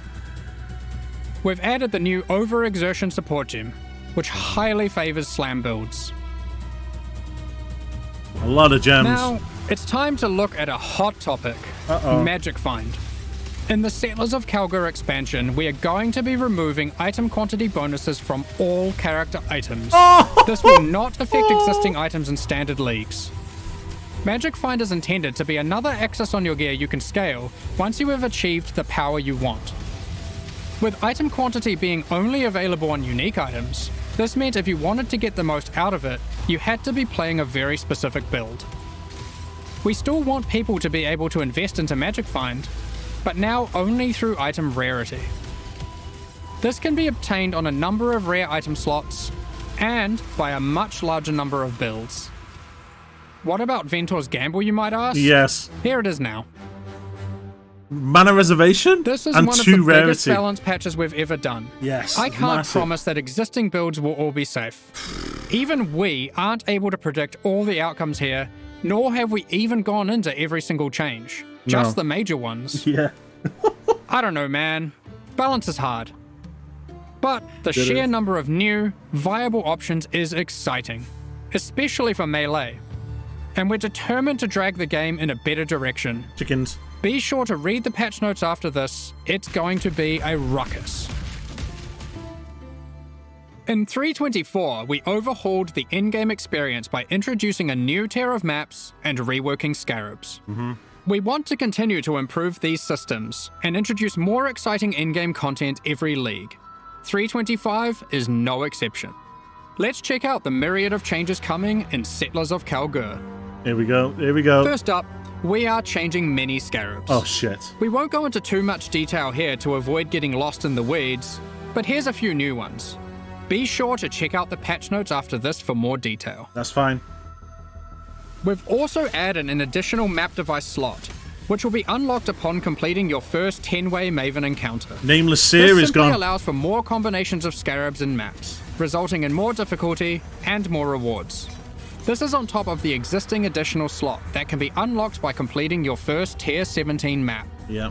There are now 6 map device slots in total. 5.7 million gold. My God. You might man. have seen our teaser, where we revealed we'll be adding new special encounters to the endgame. Yes. One such encounter is the Nameless Seer, Oh. lurking in Tier 16 and 17 maps. Okay, so he's not gone. This NPC will give you a selection of unique items, and you can pick one for free. In Okay. Tier 16 maps, he now has an additional feature, What? where you can scry a map. The fuck's that? This allows you to swap the divination card drops of the current map with another map on your atlas. What? Just one caveat. You cannot have the same map be in multiple swaps at the same time. If you want to undo your choice, you can use a scouring orb on either map on your atlas. We've also made some updates to a couple of leagues. Like, Blight has been updated with some atlas passive skill changes, okay. and double anointed amulets can now drop in Blight Ravaged maps. What? Double it. Whoa. We've also introduced a new type of oil that can only drop from Blighted and Blight Ravaged maps. First and final shots of barrage projectiles are Ritual returned has to also you. been updated. You Ritual. can now find one new and many reworked base types, new unique items, Too much information. corpses you can use to raise as specters, and occasionally a fragment, granting access to the King in the Mist King in the boss Mist. fight from the Affliction League. That would just take it. That He would will just drop a take it. number of unique items that were familiar from the League, That was just taken. but not that which was taken, Damn as it. it is now that which was taken away. However, However, he now drops a different modular jewel that you might recognize from the Necropolis League. passive skills in radius also grant 5% increased global critical strike chance. In The Tier 16 horrendous and Tier packs. 17 maps, Horrendous you can now packs. encounter the Wildwood, Yes. also from the Affliction League. So that In was case just you missed it, the Wildwood is a mysterious forest fraught with danger. so that which In is the taken. darkness, you will yeah, find is magical horrendous wisps yearning pact. for freedom. Okay. Upon releasing them, they will empower the monsters in your map, promising more danger but more rewards. 2,500. Nice. You may also find random sentinels on the ground near the start of your map Yes. from the Yes. Sentinel League. Yes. They work in a similar way to before. They aren't items, but you can click on them and then they can be activated in that area at any time of your choosing. Oh, I love Upon Sentinel. activation, they will buff monsters around you, Oh, fucking love increasing it. their difficulty and rewards. Yes. And here's one for those who like to live dangerously. Oh, go on. You may occasionally find a reflective mist from the Kalandra League. Oh, what? It has two outcomes. It could drop a jewelry item with randomly enhanced or inverted modifier values, or it can give a reflecting mist item, which can be used on an existing piece of jewelry to perform the same action at a time of your choosing. Good luck! Oh, fucking hell. There's many other small changes to League content. We're removing the first 15 most boring waves of the simulacrum Yeah. and rebalancing its rewards to improve the chances of finding unique jewels. Yeah. We're also adding some of the beasts from Einhar's Memory of Harvest Beasts to the core pool. What? This includes the Black Morrigan. In other news, we've added a Chisels? set of new chisel types. What the fuck are This they? can be applied to your maps to get different bonuses. While the Cartographer's Chisel still increases item quantity, Yes. there are new ones that now increase rarity, pack Yes. size, Oh my god. increased chance for currency items, Oh my god. divination cards, Oh my and god. scarabs. Oh my god. It's also worth mentioning that chisels now apply 20% quality per chisel to white maps, 10% 10%. to yellow maps, 5. and 5% to red maps and higher. Yeah. Unique Oh maps my still God. require the full 20 chisels. Also, only one type of chisel can be applied to a map at a time. Yeah. Thought so. During 3.24, we made a change to Tier 17 maps that allowed them to be rerolled with Chaos Orbs. Uh-oh. We are now expanding the currency types that can be used on them to also include currencies like chisels and Val Orbs. Ultimately, the only restriction Tier 17 maps now have is that explicit modifiers cannot be removed from them. Okay. We have also revised the difficulty of these maps, as they didn't quite hit the mark. The monsters in them now have substantially less life. Good. And deal less damage. Okay, good. Meaning Tier 17 maps now better fit into the progression between Pinnacle and Uber Pinnacle content. Awesome. That's good. Lastly, we've adjusted the drop rate of Valdo's puzzle boxes. Yes. Previously, we were adapting its drop rate based on the possible outcomes selected by supporters. So many supporters really wanted Mage Bloods, so the box was hardly dropping. Thus, we have drastically increased the drop rate of the box, but reduced the probability of getting chase unique items from it, like Mage Blood. Okay. Overall, we have taken care not to reduce the number of Mage Bloods total in the economy. We figured it was better to have more tickets for fun rather than barely seeing any boxes in a league. That's good. That's good. We've been hard at work improving the Path of Exile experience on consoles. With native ports for the Xbox Series consoles already being released, and PS5 on the near horizon, the game now takes full advantage of the console hardware.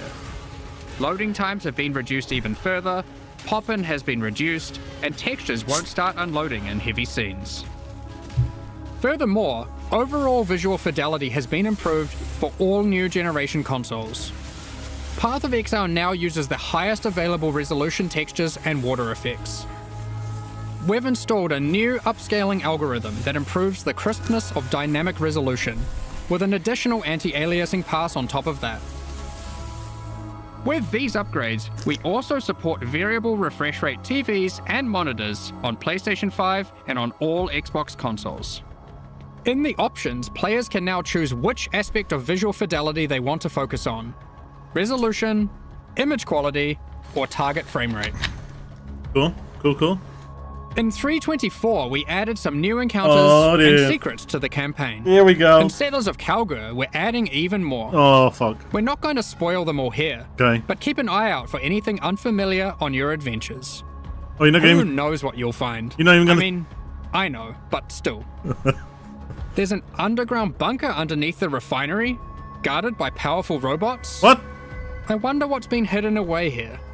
Iced? How do I unlock this mysterious door? What? Riches must lay inside? Huh? Blighted growths have appeared in the gardens and sewers of Sarn. Oh, for fuck's sake. A vault containing riches can be found in the reliquary. Fucking hell. As you might have seen in our teasers, Oh, there's wow. a slew of quality of life features we've been working on. My God. Here's a quick summary. Yeah, You this. no this longer need to patch- interact with waypoints to unlock them. Yeah. You can just walk by and they'll activate automatically. This patch is already When insane. using keyboard and mouse, you'll be able to pick up items from further away.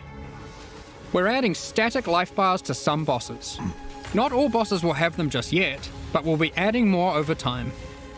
You can now see which divination cards drop in each map by hovering over them on your atlas. When you die, you can now resurrect without having to reactivate all your reservation effects, like auras and heralds.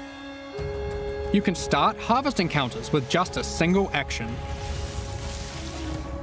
The amount of quality provided by currency items like whetstones is now based on the item level, rather than item rarity.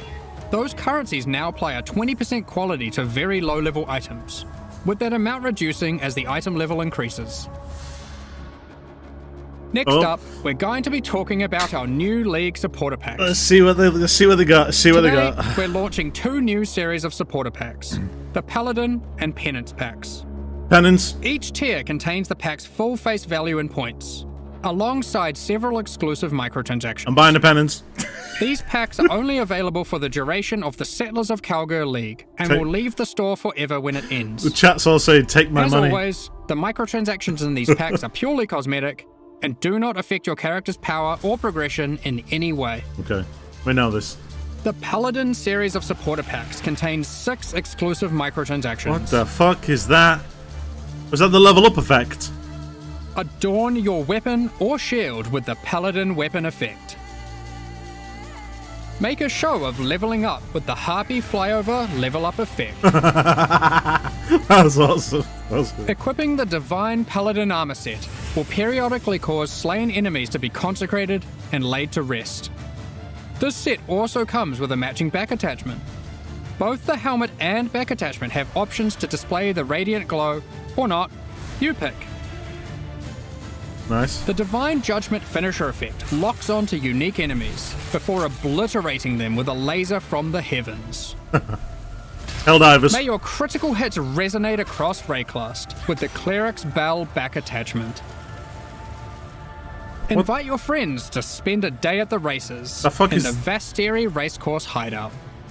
My Add rowers to the track to race them against each other. Or you can just spectate from the sidelines. That is awesome. That is fucking awesome. The Penance Pack series also has 6 exclusive microtransactions. I like this one already. With the Penance back attachment equipped, Oh my a God. repentant soul is chained to your back and lashed with lightning. Oof. Ouch. Place none other than the Trial Master in your hideout and have him comment on your chaos A classic, but far fairer now than in ancient times. and Val crafting attempts. Your luck is over, fool. He even keeps a record of how many Chaos and Val orbs you've used in your hideout during the league or across all leagues. Jesus. Blood stains your armor the more life you lose when wearing the Acolyte's Penance armor set.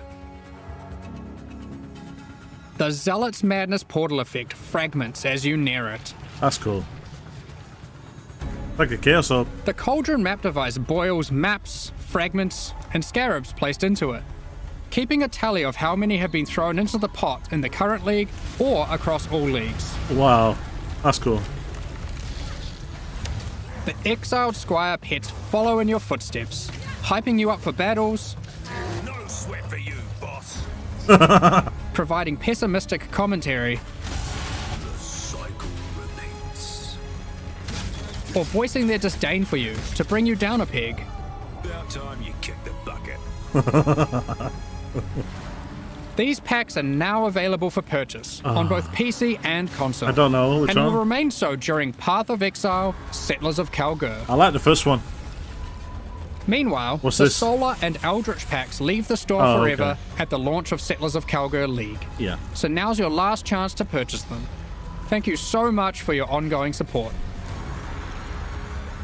Now, we have one more thing to announce before getting into the Q&A. Uh-oh. We are soon going to be running a small closed beta test for Path of Exile 2. Ooh. We have been taking signups for the Path of Exile 2 beta tests over at pathofexile2.com. We will only be selecting a very limited number of people for this first test, but if you want to make sure that you are considered, then head over to the website and register your email address now. We're just about to start the Q&A with Ziggy D.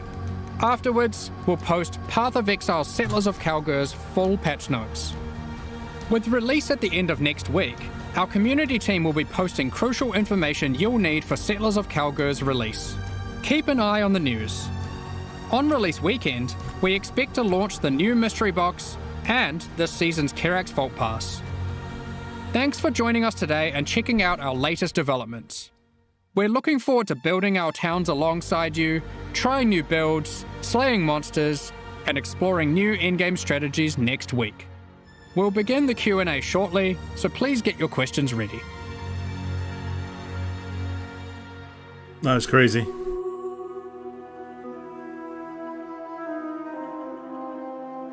Crazy, crazy, crazy patch. Sentinel, yes. Glad reworked. So let's see if we can quickly do this. So old uniques reworked, yes. Raider buff. You could call it a buff, yes. Hold on. Melee totem rework, yes. Rework of tier 17s, yes. Let me just quickly. Oh, Good morning, Exiles. We are live Morning. from the Grinding Gear Games studios here in New Zealand. All three of us in person today for the first time ever. for a very exciting and massive Q&A after some real whiplash from some huge announcements there. It just kept going. Like, you guys just kind of got in a room together and set up the whiteboard and put everything on there, huh? End of the day, really, we have this much time, we have this many people who can do what we do, and we just keep going till the end. Like, it doesn't stop here. Like, we've still got one more week, right? Like, there are still changes that can be made, so we're going to keep making them. So, but yeah, it's huge. It is absolutely massive. Yeah, Jonathan was saying to me the other day, I don't think it's that big. And I was like, mate, that was crazy. It just kept going. Yeah, I mean, I guess from my perspective, I kind of look at this and I'm like, okay, when I compare it to the amount of stuff that's being created for PoE 2, it seems small, but yeah, when you actually think about it, it's like, yeah, it's pretty nuts. Yeah, fair enough. Yeah, making a whole new game there, but we are only talking about Path of Exile 1 For today, sure. and you gave it plenty of space to shine. And we've got returning leagues, we've got a whole new league with a lot going on, and some very experimental content as well. And with all of that, you did tease us once again with the concept and potential of a boat league, and yet you sailed away and left us stranded on the dock once more. What gives? It's very much not intentional. I suspect, and honestly, I honestly reckon if someone actually got a boat league, they wouldn't end up actually liking it. But we can only really prove that by testing it, and so maybe one day we'll get there. But until then, you're just going to there'll be boats, but you won't be on the boats. Maybe one day. We'll see. All right. We'll have to keep dangling that just out of reach for us. So, does this feel like to you guys, and I've seen this theory floated around a lot, of a bit of a send-off league for Path of Exile 1, in a sense that we've got the Path of Exile 2 beta kind of just around the corner now? I guess I don't really see it that way because, we intend to keep on making PoE 1 leagues. We're going to, it really is just, the standard lead cycle, it is hard as a studio making two things at the same time, for sure. But, that's something we just have to sort of get used to. And yeah, we certainly wouldn't want people to think, oh yeah, this is like the last PoE 1 league or something like that, right? It's definitely not the case. No. We're going to be continuing to make PoE 1 leagues, and, that like you should expect to see things of this size in the future as well. So, Settlers of Kalgur, it adds gold, and I think we should touch on that and the whole currency exchange thing first. So, it's obviously using gold for its features, its progression with the workers and upgrading buildings and things like that. But you're also experimenting with some core game features like respecs and a trading fee for the new currency exchange. Huge announcement there. So those that have been following Path of Exile 2 will be familiar with the concept of gold and why that's a thing that you might add to the game now after it's not had gold for so long. But could you explain what is the idea behind gold? So really, I mean, gold is something that PoE 1 obviously never had. I think it's something that, in retrospect, I think that didn't help the game. The important thing with gold is that it's not used as a trading currency. Like, gold needs to be something that is only, it's bound to the individual character, and that means what it effectively is a measure of how much actual play that you've done, right, since you can't trade it between players. And that means that it's actually ends up being a perfect currency to be able to do something like gate the player-to-player trade with an automated system like that, because in order to be able to you can't just sit there flipping all day. You actually have to be able to go and play the game as well, and that sort of prevents the kind of crazy inflation that you can get with other automated, auction house type systems that you see in other action RPGs, or at least that's the theory. But the thing is that we have to test this stuff, and this is the reason why we're really keen to do it as a league mechanic to start with, to sort of see, is it going to work? Is the economy going to go weird? What's going to happen? That way we can kind of dip our toe in, see what happens. Test this, because the thing with this trade stuff is you really cannot test it, like in the office, right? Like it is simply, we don't have thousands and thousands of people that you would need to be able to actually see how that goes. So on some level, we kind of need our community to see what happens with the economy to be able to test something like that. And that's just, one of the few areas where that's like that. What we're hoping is that everything just goes fine. It's just way better. We can then immediately put it in, the core game as soon as we've done with that, ideally without too many tweaks. And then that'll be good. But we really have to see by putting it in a league first. The thing I really like about this gold idea is that it allows you to effectively be converting this idea of friction in the user experience of like physically trading into actual gameplay. Right, the stuff for we sure. like doing. For sure.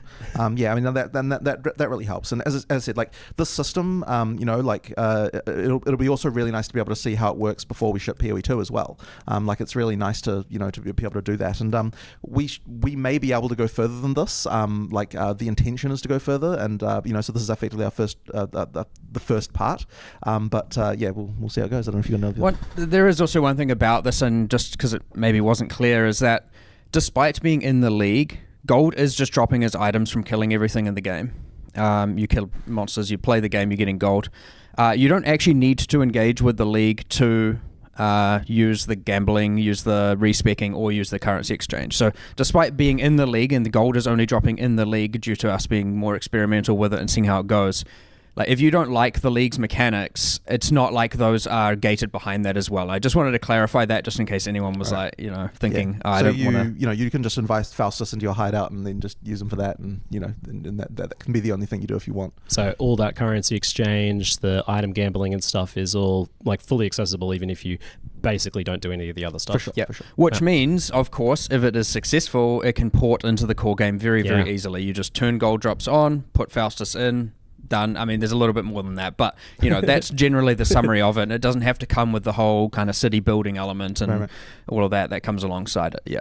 Yeah, so do you see it being something that's likely to stick around then? And that's kind of the intention. That here. is certainly our intention. It's Yeah. just that we want to be able to still have an out if things go horribly wrong, or if we feel like we need to change some stuff. So it is certainly our intention to keep it in if we can. It's a nice little safety net at being part of the league for you then. Safety ripcord. just in case. Probabilities are high, and I suspect also no one's going to let us remove it, right? So let's be realistic here. It would have to go horrifically wrong for everyone to be like, okay, you were right, don't do this. Yeah. I can't imagine. So there's also this gambling thing with Faustus where you can buy these un-ID'd items and actually look pretty powerful from what I saw. Like the items it was producing were like those really well rolled rares. What's the idea behind the gold-based gambles? Why is that a part of it? Ultimately, it's a sink. You don't want gold to just be accumulated forever. But the awesome thing is that it's a way to target specific base types. And that's ultimately the luxury. So obviously when you're going through the campaign and you're looking for specific targeted gear upgrades, very, very useful for that.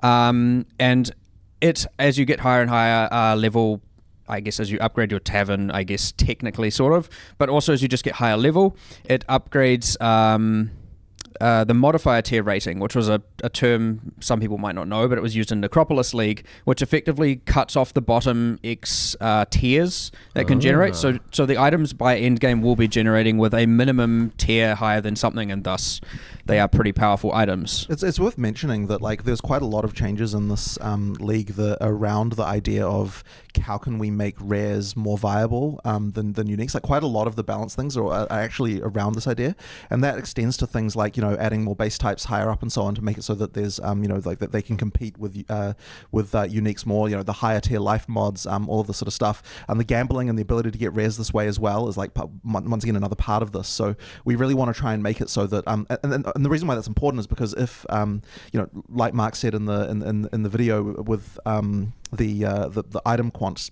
problem as well, that was one of the other things that sort of meant that you had to be tied to specific uniques, like for sure. And so we just wanted to remove more of the barriers that allow people to just be able to use rares, and then that opens up for more different build types. Like if less uniques become mandatory. That's as I said, it's just another one of those things that kind of affects that. So with that being an attractive expenditure of gold, how much do you want players to be able to trade currency freely between each other with this very fast and asynchronous currency exchange system? Like, obviously, gold is your ability to control how much of that's happening in terms of volume. How liquid do you want any currency orb drop to be? So for currency in particular, we're fine with like a very high amount of liquidity. Later on, we've talked about how in PoE 2 we're going to be doing asynchronous trade for items as well. For that, we need to have a bit less liquidity, and the reason why is because currency can sync itself, like there is its own currency sync. So effectively, that means that we don't have to like worry too much about fast trade there. Like the relative value should establish, and everything should be okay, and it shouldn't matter too much about that being highly liquid. That said, there is still a gold price to do it because we don't want people literally just sitting there just doing only that forever. But this is something that we don't want to. It certainly should feel like if you're just playing regularly, that you can get all the currency you want from the trade market and you don't feel restricted by the gold price. Like, it's not intended to be something that a normal player would run into, assuming that they're just doing normal things with currency. Of course, it is still meant to have high friction early game. Because you don't want to demean the leveling experience and the new player experience where they think the right answer is to go and just trade all of the stuff away. You want it to be that you're more finding items there and getting things organically, and only later in the game does it become. So the gold prices late in the game are like not a roadblock at all. The gold prices early in the game are a roadblock. So that's kind of preventing that early game kind of issue. Yeah, because you want an ALC when you're leveling your first character. You to feel like an ALC. Yeah, exactly. Not to be like, you this don't should want be chaos. Yeah, exactly. Yeah, okay. But that honestly sounds like a relief that you're not worried about that sort of thing too much, because that kind of incentive to hoard currency and not spend it all while leveling is always a bit of a bummer. Right. This feels like a bit of a momentous occasion, the the currency exchange. This because you've had this whole system of like the currency that syncs itself and stuff for so long, and now finally blending that with gold and this system. Huge. Yeah, for sure. I mean, it's also just a mental block as well, right? Because it's like, how can you add gold to PoE? It's like, it's just one of those. It's one of those things. So this was one of the key components that was part of like designing the league. It was largely like how we started from that point. Because again, when you ask most people in the office, most players in the office and outside the office, what is the like number one problem with Path of Exile? And what experience gives them the most negative reaction? For sure, it's often trade. Yep. And especially, and I can't remember if it was last league or the league before, and I was trying to buy. What was I trying to buy on the currency? It was like one of the catalysts. I was like, okay, I just need a catalyst up my rings and ammy. Oh man. And you get 100 people on the trade website. I just went spam. I got 100 people. And guess how many replied? 0. Wow. 0 people replied to me. Now, I know you're meant to scroll down because all the top people are just bad actors. And then it's like, okay, I actually got to a point where I was like, okay, genuinely no one replied.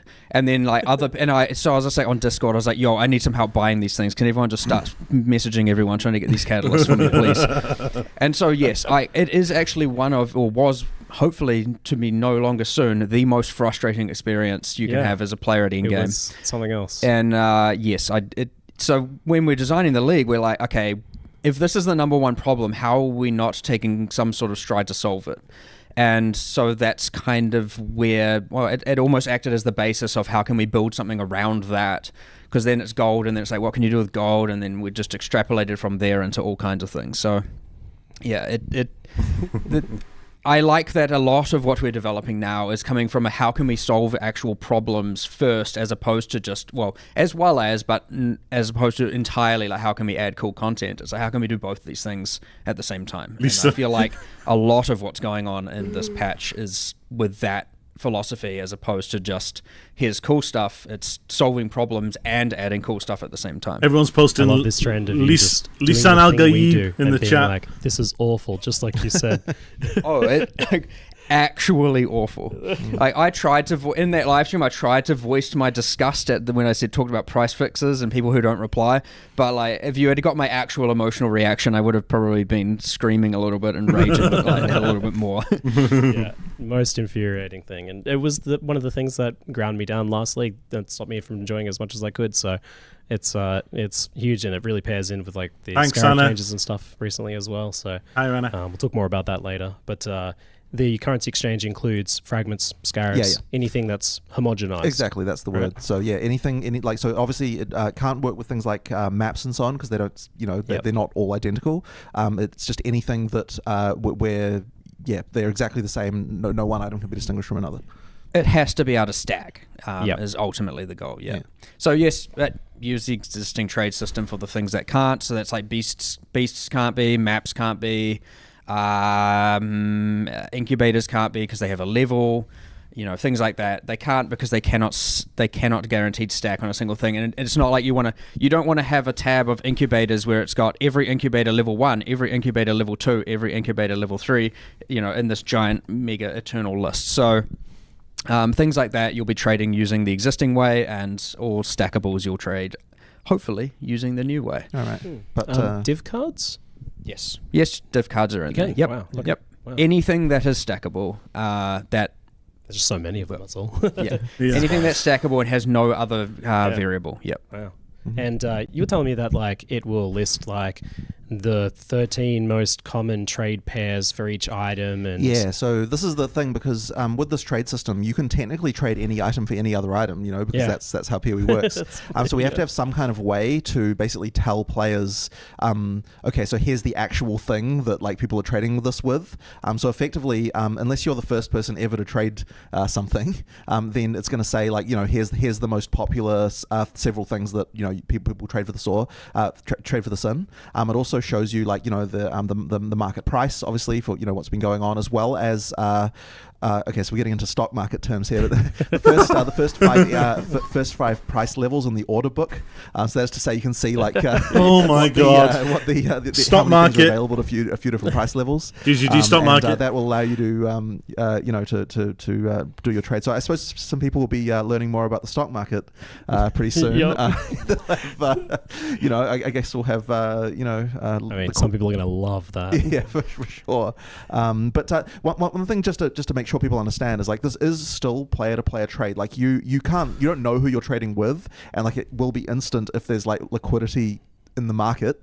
But it is coming from someone else's actual stash. Yeah, it's a physical trade. Yeah, still. yeah. Nice. So you know, just that's worth bearing, because Instant. some people, when they see the video, they're oh, okay, it's just like you're trading with the system somehow, or there's some kind of like market thing where the system like determines a price or something. No, it's not that. You're actually buying off someone else. So any trade you do where you've got like, you know, I'm buying this, I'm selling this, someone else has entered a trade on the other end of I'm selling this, I'm buying that.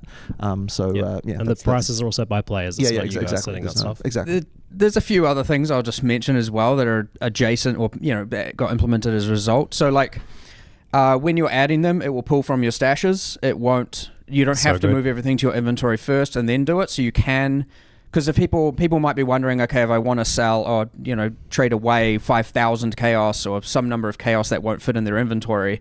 As long as it is in their stash, you can do it. You can do up to Amazing. 65,000 of a given currency in a single exchange. Jesus. If you have that much. 65,000. What else? There are shortcut binds for moving all of them to your inventory, so you don't have to like control click spam 1,000 times. It is, I believe, So control good. right click will move all of them to your inventory. And also as a bonus, we have implemented that to and from the stash with all stackables as well. So you can control right click on a thing in your inventory to move all of that type Thank into you, your my stash. hands. And vice versa. Thank you. My 35-year-old hands are falling apart. Thank you. Yeah, same. That is huge. Best change. Very good. That is big. So That if is this big. is successful, do you see it being something you expand to being able to do other things that aren't homogenous, so maps and gear and things like that? Well, that's certainly the plan for PoE 2, and it would Yeah. be nice to be able to do that in PoE 1 as well. We just have to work out how it can work exactly. So, well, I believe that we will get there, and that's yeah. certainly our intention. So, you know, we'll see how it goes. But yeah, that's the intention. Like this part, I think though is like solving quite a large amount of the problem, because I think this is the currency is what you're doing all the time. You know, you need that to be easy. So like we figured that you know, we needed to get this part out there first. Yeah, historic for the first time ever. That's been the yes, we want to do this unless something goes wrong. Yeah. Amazing. Perfect. All right, well, we'll leave the currency exchange there. Thanks for the extra insight on that. Did you have to resist the temptation to go like full candle graphs and all I that mean, stuff? I'm sure I at bet you some wanted point. to. I'm sure at some point the you know the this will start to happen. We'll have like, you know, community like websites of like Oh, all the yeah, the technical plugins. indicators and like all Yeah. that sort of stuff. Mad Yeah, Money yeah. YouTube channel. Yeah. It is worth noting also on the currency exchange, I will be posting a video on Monday just for anyone who's unclear, or Monday or Tuesday, New Zealand, for anyone who's unclear on how it works. It's a little bit of a like currency market for dummies kind of thing. It's just goes over the basics and hopefully, it's room for either feedback on UX if they see anything that wants to change, or of course just better understanding of how to use it. It is very easy for someone to get very scared looking at it and go, I don't quite know what to do. But it is pretty straightforward. You just, it can be easy to fare yourself out of buying or selling stuff because you may be like, I don't know what the best ratio is, and it provides all that stuff for you. It's pretty straightforward, but still, so hence putting out a video to try and help people out. Oswego, I'm not getting my feet out. Going into it, and we'll see how it goes. Mate, I'm definitely signing up for your trading tips newsletter. Can't wait. My trading tips currently is like spam everyone and get really angry. So hopefully it's no longer that afterwards. That's all of our strategy currently. Excellent. So returning to Settlers of Kalgur, how did this very cozy concept for the Settlers come about of this town building thing? Well, I know what you pitched me on first was Pal World League. That was the first pitch I got. I remember your initial response, I think, was, "What? Hold on, that could mean many things. Does that mean we have guns?" And I was like, well, maybe. Pokemon things. So it kind of like it moved around a little bit from the initial pitch. I know, like, 'cause, I mean, the first pitch was definitely too complicated with all sorts of it had like way more stages of different products and all sorts of stuff going on. Like it was pretty crazy, and so it kind of got put into a more sort of like PoE applicable like way. But that was the initial one at least. But I don't know if you've got a it was coming from again the philosophy of wanting to solve problems. So I wrote down all the problems. And I was like, how can we solve all these problems? And it was like, well, if you had an NPC for each, and then it's like an NPC, well, that would mean a town for each. And then you want to make some game mechanic out of it, so you have some level of automation and stuff like that. And yes, there was a very, very, very long list at the start. And we ended up just refining it down to like, here are the actual important things that we can do and want to do. But yeah, and then obviously how the rest of it came about, the coziness and using Kalgur and all of that stuff, ultimately just comes from the fact that it's like, well, one thing that takes a long time in development, like a very, very long time, is art, right? It takes a long time. You got your concept, you got research, you got, all the way through to the actual modeling and everything. It is a long process. So all of a sudden when you can be like, well, we've got all this art from this other game here. Andy? Yeah. So we actually thought it would be pretty cool, basically, because in Act 4 and PoE 2, we've got this whole thing of like the Kalgur making a settlement on Rayclast. We thought it would be just cool to sort of tell that story of how that happened here, and we've got some of the stuff like we're like, it would be quite nice to do that. That's kind of ended up how that being. But the theme that we got there came after the initial concept of we want to make some kind of settlement town thing, and we're like, okay, what can we do with that? And then we realized, hey, like we've already got this sort of storyline we've got going on here in PoE 2, might as well connect it up and kind of have like an interesting thing there. It definitely feels like increasing the scope of the world a little bit, because this is a distant civilization 1,500 kilometers away. I saw on the map, and those are people who have not been involved in the storyline of PoE 1. So this is a new expansion there. World-wise. I mean, they always sort of technically existed. Like there was lore written for that when we did the previous expansion with them, Expedition. But like in PoE 2 we kind of expanded on that because we had that location and everything, and so we that just meant that we've got the stuff, and I think it adds a little bit to the flavor to have to do that sort of stuff. But yeah, it is very, very rare for us to go to talk about or go outside of Rayclast ever. Yeah, there's presumably a whole world out there, but we've not really heard too much about it. Right? Well, it's not just like here's a planet of water with this like tiny little island, right? Like the Star Wars planets, So all just one thing. What we're saying is Boat League is possible. It's not like it's just land everywhere. Confirmed. Damn, that was I could have used that as an excuse for no Boat League, was to have it. Aside from this little bit of water, there's just land. The rest of it, Yeah, you've already dropped the ball on that one. There's a few boats already. Damn it, there's lots of water. All right. Yeah. So this idea of This is very much like a meta progression league, right? Like, and that's not a new concept. The idea of like a league having its own sort of progression outside of your personal character progression. But this is definitely the main flavor here. It feels. Is this something you specifically wanted to give players, like a greater context for their things that they're doing? So they're doing their Atlas, but they're getting golden resources and progressing this whole other thing. I mean, thank you, Anna. For sure, but I will mention that, like, I guess it wasn't dwelled on a lot in the video, but like the resource gathering thing, like those encounters are encounters that you're going to be encountering through the world, and they have their own mechanics and stuff, which obviously Mark can talk more about. So like that is definitely like content there as well. It's just that like it's kind of not as easy to show. Like we kind of needed to show about all this sort of town stuff, but yeah, those encounters will hopefully be very enjoyable as well. And that's kind of like I suppose you could call that the meat and potatoes in some sense of the league, because that's what you'll be doing. Every area you're going to find these things and have to do those encounters. So. Yeah. So what's that content like in maps then? Yeah. So you got one in every area. Well, aside from something like Tidal Island and some of that stuff, you got one in every area minimum. So it's 1 to 2, and there are 5 different outcomes. Kind of 6, but we'll go over the 5. So you can find different minerals. So the first is Crimson Iron. Crimson Iron is like iron that's overrun with like corruption. So you have these 3, 2 to 5, as it goes up as you go through the game, of these kind of growth spawners, and they're spawning demons or monsters. And then as you kill each growth, the other growths heal, like surge, spawn more monsters, and they accelerate. So they get slightly harder over time. So it's just a full monster encounter. Upon completing it, you get the ore. You've got Orichalcum, which is like guarded by these also demons, or demons were worshipping it. And you notice it had like a shrine icon. So after you kill all the demons, you get the shrine buff, which is, without immediately it sounding underwhelming, the old you had the old like shock, well, you got the Shock Nova and Firestorm shrines, except like done actual damage. So like all of a sudden you've got meteors and lightning storms raining down around you, and they are actually designed to kind of destroy monsters. So you get just this spike of power where you can kind of just run through and let them just obliterate everything.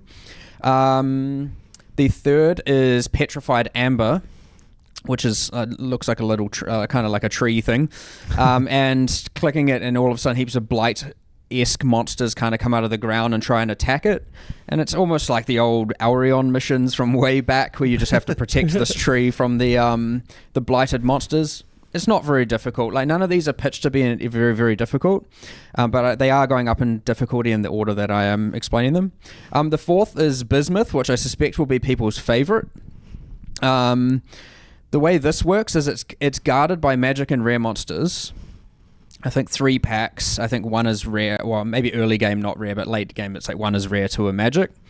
And they have an extra elemental modifier on them. Like the rare and magic mods, they just got an extra one that's elemental aligned. And when you obviously kill them, there's some free 3 packs of monsters. No one's going to complain about that. You click the Bismuth, it releases the elements into the rest of the area, which will apply elemental modifiers to all magic and rare packs in the area. League monsters have a lower chance of getting them, so it's not too out of control. And that does come with the difficulty, but it also comes with the increased item quantity and rarity that It's a bit Wildwood the mods come with. Yeah, a little bit, yeah. Juice. Obviously, it doesn't spawn frequently enough, so I don't expect people to do the whole, run around the whole area killing nothing before clicking it. Yeah, nice. You'd be wasting all of your time. However, of course, I can imagine it is the Magic Finder's dream, even though Magic Finding is nerfed, but whatever, that's a different thing. It is the current, whatever is to be Magic Finder's dream. Magic Find's buff because it's better now because you don't have to wear crappy gear. Well, sure. Well, yeah, sure. Whatever state it's in, or however you feel about it, it is the dream for that person, because obviously you can find even... I believe you can find 2 of them in an area, and all of a sudden you're doubling up on that. I will obviously double check that, but that was definitely the intention. And then, yeah, you're getting like these kind of elemental tornadoes spawn throughout the level. Obviously, they don't spawn when all the monsters are dead, so you're not just like looting and getting killed by a random tornado. And then the 5th encounter is Verisium, which is the thing that the Kalgurans love so much. And that very much is... it's like the encounter from Crucible, where it's just like interact with this rock, and it like builds up the amount of Verisium and like spawns all the monsters around it, and then you fight them and kill them, and you get the Verisium at the end, and the monsters, you can see them kind of merging and upgrading over time. And so it's a little bit of a pick your own difficulty. Obviously it doesn't have the whole, I talk about Crucible, it doesn't have the whole weapon tree ruckus going on and having to put an item in there and all that. It's just here's your encounter. And then of course there is one boss as well, so occasionally you find a kind of hollow in the ground. One boss. Yep. Okay. It's in-game, very much in-game. Quite difficult, and he is guarding a lot of Verisium, and also, again, can drop a unique, and I'm pretty sure all those bosses drop a pretty substantial amount of gold as well.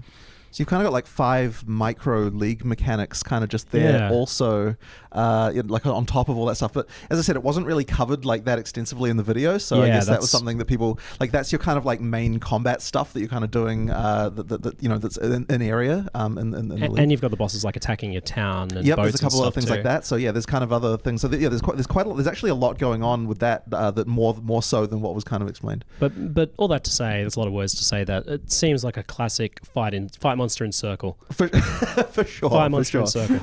It's 1, 2, it's 2, 3, 5. So yeah, 4 encounters fight monsters in circle, and 1 is fight monsters in whole area. Right. Perfect. Yeah, those are everybody's favorite. Yeah. So even if you're not that into the meta progression side of things, it's still a fight monster in circle league. Yes, of course. Good. It all comes back to that. It is expected, and again, you can. There's no real harm in like just doing that for as long as you want, accumulating as much gold as you want, and then if you want to engage with the town later or something, that's always something you can do. End of the day, the gold is going to be your primary restriction, so being able to just farm for ages and get a whole bunch of gold isn't going to like, and while not necessarily engaging with the town, is not going to set you back that far. Yes, this is very much a take it at your own leisure. 100%, 100%, and yes. That touches on the next question, and the one that when I watched it, I was like, this is the thing people might be most concerned about, is the somewhat controversial area of game design, timers, right? Yep. So we worried that this would give people ick because they just have that around timers. I can see what you mean. And like that was honestly when I was talking to Mark about like, what's the thing that's going to be the controversial thing about the league, that was certainly up there. One thing that we're wanting to make sure that's really clear though is that you can stack a lot of work like on like in your town that can be done in a queue without you having to come back. So it's not like you have to come back every freaking hour to like check on anything, right? Like you you can queue days of work and like if you're doing like your map runners, for example, like you've got your big queue there that you can do, and then like you can just come back and then they've done all the maps, you get all the loot from all of them. So you can just log in when you normally log in. It also like doesn't mean it's so long. Like there's these sweet spots in time that we've really aimed for, right? Anything too short, highly annoying. Check it all and then anything too long feels like a mobile game. Right? So we have this kind of sweet spots for a lot of them where it's like for example, you have your queue of maps, but I think, I will note, like I'm going to say some times, but it is like highly variable, and you have the agency based on how much gold you have, the skilled workers you have. You can get these things pretty damn quick. You can, but you can also have them take a bit longer, and it's not necessarily the right or wrong answer to go either way. So if you want faster turnaround on your rewards, you do have some agency on that. It'll just cost more gold to do so. Okay. And if you want to have like a slower turnaround, and focus your gold somewhere else, that is entirely up to you if you want to do that. So it's got a lot of agency. However, we have been experimenting with numbers like a lot. It has been discussed constantly. And for example, with the shipping, you had the port of Kalgur. That's the one that has the longest distance, or the 1,500 kilometers. That does take the longest. And I currently believe it's towards even 10 hours. But there are ones that are going to take less than 1 hour. And now there are advantages, like a longer shipment will yield better rewards and have higher risk and different rewards. Each port has different unique rewards, and a closer one, but it's not like such a differential that you're always going to do. Well, it's hard for me to predict exactly what players will think that is the best answer, but it shouldn't be the case that you're always doing the thing that takes you feel like you have to do the thing that takes like 10 hours. So there's lots of quick things, lots of long things, and it's kind of up to you how you want to engage with that. And I think that's honestly what mostly differentiates a lot of this, aside with the fact it's also gated by gold, which requires you to actually play the game. It's not like it's just some AFK town, at the end of the day, you have to be playing in order to actually achieve this, killing monsters, looting loot. So There's heaps of stuff there, but we have aimed for that exact sweet spot such that if you are playing, it's not highly annoying and also not like I never get my rewards. Like it's going to be pretty bad if you're like, I'm level, let's say you're in Act 1 and you unlock your shipping and you send your shipping and you're like, okay, I'm not going to get that back till I'm level 80. The ritual problem. That's just terrible, right? So, yes, there are very quick turnarounds as well for things like that, and then there are longer turnarounds when you're willing to spend that time to do so. And noting there are 3 ships, you could send one to a far port and then one to a close port. There's 3 so you ships. get some ships turning around with high frequency and another shit. turning around with a longer frequency.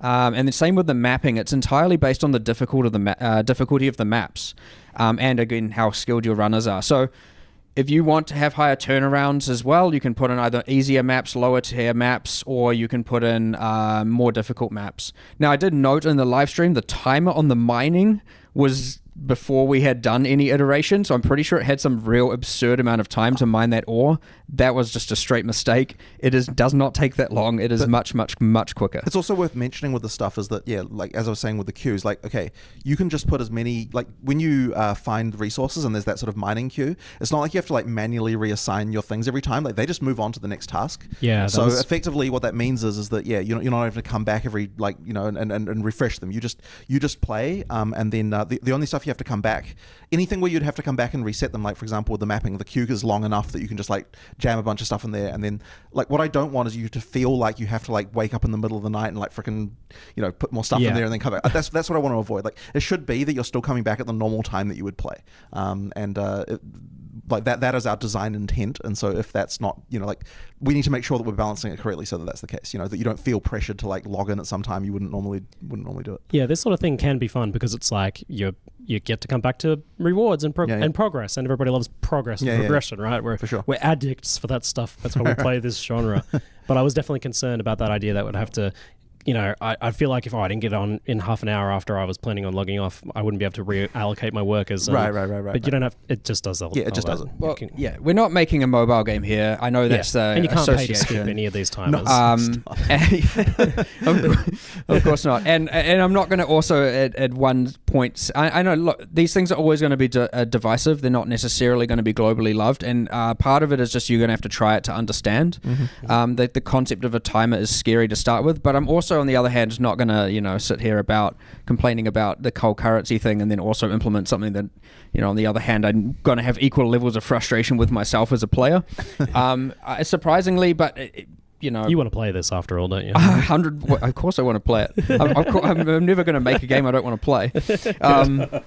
So yeah, my hope is, but of course that assumes we get it right. The good thing is we're very, very fast to react to this stuff. So if the timers are tilted one way or another, we have so many levers we can adjust to rebalance. It is, of course, we get our internal feedback, we get our alpha feedback on the times, but that's still a very small subset compared to everyone. So I could expect, if things aren't right, if they're off, if something is taking too long or too short, or there's not enough agency, we're very, very quick to be flexible to that stuff and react to it if we have to.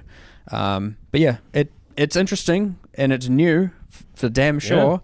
But I'd say I'm more on definitely on the side of excited over worried. Good. But there's always a little bit of worry there. It comes with the job, and I like that you guys are still trying new things. Whether they work out or not. 100%. A large part of what we always try and do is push the boundary, right? Like just doing the safe thing over and over and over again can make things feel quite stale. So we definitely want to take risks and see where they go and see how they evolve, and because ultimately I believe that makes the best game possible for sure. Keep trying it. One more quick nuance about that is the progress on timers and things, that's all even online versus offline? Yeah. Okay, so whether you're you don't have to stay logged in, online to speed things up. No. Good stuff. The only things that can happen that disrupt it, which is obviously if your map, if your ship gets commandeered, it can get commandeered offline or online, right? So it can stop it. It isn't something that happens ultra frequently, and you can avoid it. You can get it to the point where a commandeering will not occur, and the same with your Atlas runners being kidnapped. That can occur online or offline, but again, it is avoidable. It doesn't have to happen. If you can get good enough people and run slightly easier content, and all of a sudden there's no risk of your Atlas runners failing or anything like that. Yeah. Speaking of risk, so how does this scale with like map tiers and map effect and stuff like that? So as you move up through maps, do you get more resources, more gold? Does it scale with like map quantity? So your mods? Yep. Gold. So gold scales with everything that drops would scale with. In party, I get my gold, you get your gold. We cannot share gold. Obviously, there's no point in having it. If you can't trade it, then all of a sudden, items do not sell for gold, so it's not like you can trade items to bypass that. But everything, item map quantity scales gold. Yep, all the same. It's auto pickup, obviously. With obviously the new enhanced item pickup radius, and the amount of ore also should scale with quantity. Yes, obviously, much like sulfite, I guess, from Delve. That's probably one of the closest comparisons in terms of like giving you a resource. Yeah, that makes sense. Yeah. So it seemed like mostly gold was used to upgrade the buildings and things like that in your town, and that sort of progress is mostly through that. So the resources are all for this shipping to get this risk reward system to get currency and gear and stuff like that. And the multiple pages of currency thing, that looked a bit crazy. Is that for real? Like, how much work is getting 3 pages of chaos orbs and divines and stuff? Well, that's that agency I'm talking about as well, where a long trip should yield a lot of loot. Now, we have made some changes since then where what we're doing is, instead of, because we were scaling rewards on quite a quantitative axis, and we've moved a lot of that into more qualitative, so that like instead of getting so much more currency linearly, you're getting better currency instead of more, just so it's less of that. Alts roll up into chaos and whatnot. Yeah, if you save up, like you can just be like, I'm just going to play, get all the gold and acquire as many resources as I can and send a shipment that's like maxed out in value, and then put the best possible ship workers on there because you don't want to lose that shipment. I'll tell you that. And send it to the farthest thing. Like, you'll get back a ton of loot, but of course you have to. You're now getting 1 week of loot all in one go. You know what I mean? Like, you will get an absolute ton, which some people will find ultra satisfying. Yeah. But yes, we are trying to not. Obviously, it shouldn't be that you're just getting 50 pages of items, but you'll get some amount, and ideally the quality of the items get better as you send more, as opposed to just the quantity. Yeah. I wonder if you can get a mirror. Chat as well. I wonder if you can get a mirror in the ship. Like, how does that work with the? When's that getting paid? Like, do you get overdrafted account fees? Like, what are we dealing with here? So you have to take so you've got your personal gold, and then there's a treasury, and you want to put the gold into the treasury, and the wages only take from the treasury.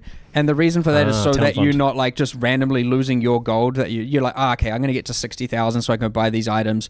All of a sudden it's just like draining it, and you like can't figure out. So your wages are paid from the treasury. You can do this via Johan or via the village map. There's just you hit add, drag, set an amount, hit add, it goes there. And yeah, they are just continuously drained from that. So it's not like it doesn't really come in chunks. It's like continuously going. And do they unionize if you don't put enough money in there, or? Not in Rayclast, no. No worker protection in Rayclast. All of a sudden, you might find you're collaborating with those pirates and with those bandits, and arranging. You're arranging them to come in and kidnap people more often, and you had that abandon option we saw because those workers were nice. No, they don't. It's all very much a we're all achieving the same goal, I guess, on the same team, but they just want their money. That's fine. Yes, the children yearn for the mines. So I cracked up when I saw the map running teams auto simulating map thing. Yeah. So do they actually simulate running the map? Do they like actually run the map for you and get the things out of it you would get out of it? We've tried very hard to make it feel like the case. However, of course, you don't simulate actually every single monster dying. It's too much expensive, right? Extrapolated but simulation. you effectively take here's what you'd have, and then you have, I mean, here's the question: do you trust the workers to pick up the right items? Because what if it's like you like get back your items and you're like, damn it, I know you left a mage blood on the ground. I just know you did. But yeah, anyway, you're not going to think about that, obviously. I mean, you can if you want, but yes, you do get it back. So if you send them to, I can't remember which maps. We've shuffled all the div cards around, so I'm not sure which maps drop what. Now But we whatever, can too. whatever one drops Mage Blood, if you put that base type in, you the Mage Blood card, you will get that card out. That is the way to get that. Of course, generally people like running that themselves. So. And you're telling me that like if it's a Hydra map, they'll bring a Hydra fragment back for you. Yep, if you put in a Hydra map and they clear it successfully, it's worth noting they have a percentage amount of clear. And you can get that as high as you possibly can, but sometimes they get through like 50% of it and die because you put the map in as too hard. Yeah, You'll get 50% are of they the burning items. 6 portals halfway through a Hydra map? Yeah. Some of the, if you're not sending elite people, yeah, they're kind of bad. There's different quality of map runners just as there is in Path of Exile players. I mean, if you're sending your miners into the mapping, they don't know what to do. They're just like, I've tried mining the monsters and I Dying failed on the first pack. Yeah. But yeah, they'll bring that back. You chuck in a map with 5 delirium orbs, they'll probably all die. But if they don't, they'll bring you back some splinters and some delirium rewards. So what's like the most sketch, like juiced up map that they can run here if you get the best of the best? I mean, the same as the player, right? A fully a prop corrupted T17 with whatever else is bloody on it. I mean, or 16. I mean, Jesus. they might get. Sometimes you actually it's not mistake proof. You can put it in, and it can be like they have a 1% chance of 1% of the map will be Good cleared. luck, guys. And you put it in, and you see the timer count down like 2 seconds, and then they fail, and you're like, oh, they just 6 died. portals gone in 2 They seconds. just died to the first monster. Damn, that's almost as bad as me. So yeah, you don't want to do that. But I mean, you technically can. You can just send them to die. Now they don't. In that case, they don't actually permanently die. That can happen, and you actually can lose the worker. Oh wow. There is a sync on that, so you are constantly trying to find more, but it doesn't happen that often. And again, it is mostly avoidable by playing a little bit more safe instead of just sending them to their demise all the time. This whole thing blows my mind. I just love the idea that we can just have like a bunch of plebs now to farm our fragments for it, so we can focus on bossing, like kings, while they do the peasant work in fields. Crazy. How did you like resist the temptation to not go super hard on this and like let us gear them and make parties and change their loot filters? Well, and you know, builds? like early on, there was all sorts of stuff like that we were talking about. Like, you know, it was like we were going like full mercenary system with all sorts of stuff for a while, but it was too much and it was too complicated. So you know, we decided not to in the end. But yeah, like the whole auto running maps thing was certainly something we were very keen on very early in the league. So you know, this massive expansion. Yeah. This is actually the downscoped version. I'm getting that sense. We certainly had mercenaries as in the first concept, and it was like you can send your mercenaries either on the ships or to the maps, and you can gear them up, and you can give them skills, and they have specializations. It's like it was just too much though. Like it was too much management, too much like, you know, we not good. So Different so much going on different here. league's problem now. But yeah, that does kind of sound like another league that I want, though. I'm not gonna lie. I like this auto exile thing. Right. Exile team manager, kind of like a sports manager game. Yep. Yeah. Awesome. Maybe for the future. Maybe. All right. So yeah, that features list, like that video just kept going. Like you guys also showed runesmithing, which is like a new take on bench crafting, but as enchantments. These rune words, are they all known recipes, or is there some like discovery process there? So you start with a few available. So there are different runes, different names. So there's like a sun rune, life rune, power rune. There's all these different names, and you start, I believe. You start with all the ones that require only sun runes, and then once you get a life rune, you can take it to Danig, and he's like, "Oh, now I can learn all of the things that require life rune." Oh, and then he's so doing on. the hard work. So I mean, Nice. the Kalgurans are the ones who know how to do it. You're just bringing them the resources for it. So you eventually work your way up to the very most powerful ones, and you get things like what you saw there. There was the Fire Mjolnir, which you can put on one hand or two hand axe. What we've done is with a lot of the basic outcomes, you can apply that to any weapon, but with a lot of the very specialized ones, you can only apply it to one type of class. So the idea there isn't that like every build is just now doing the Doomfletch Prism on any weapon, the one that we saw on the live stream. It's like, no, that specifically goes on two-handed maces. And then I think the Fire Mjolnir one that was there goes on, I think it's one-handed axes. And you know, each thing goes on specifically one weapon, and what it allows you to do is take. So we've taken like an interesting bow unique mechanic, and now you can put it on like some dagger or something like that. New builds. Cool. Yeah, and they get pretty powerful as far as like, I think there's one that is like 100 you can 100% reduce duration of like soul gain prevention for socketed gems on daggers, and like there's freaking every 20 seconds or something you get haunted by a different torment spirit, and I think there's like a rotating shrine buff one, so it's like every X seconds you're getting a new shrine buff on you, and not a lesser shrine, by the way, and sometimes including divine shrine as well, so you can just be like, I'm just going to sit here until I'm immortal, and then I'll do the boss. 17 mapping strategy. But those all require the highest tier rune, which we expect to be very, very expensive. So are these something that you can trade, the runes, between players? Yeah, 100%. 100%. Yeah.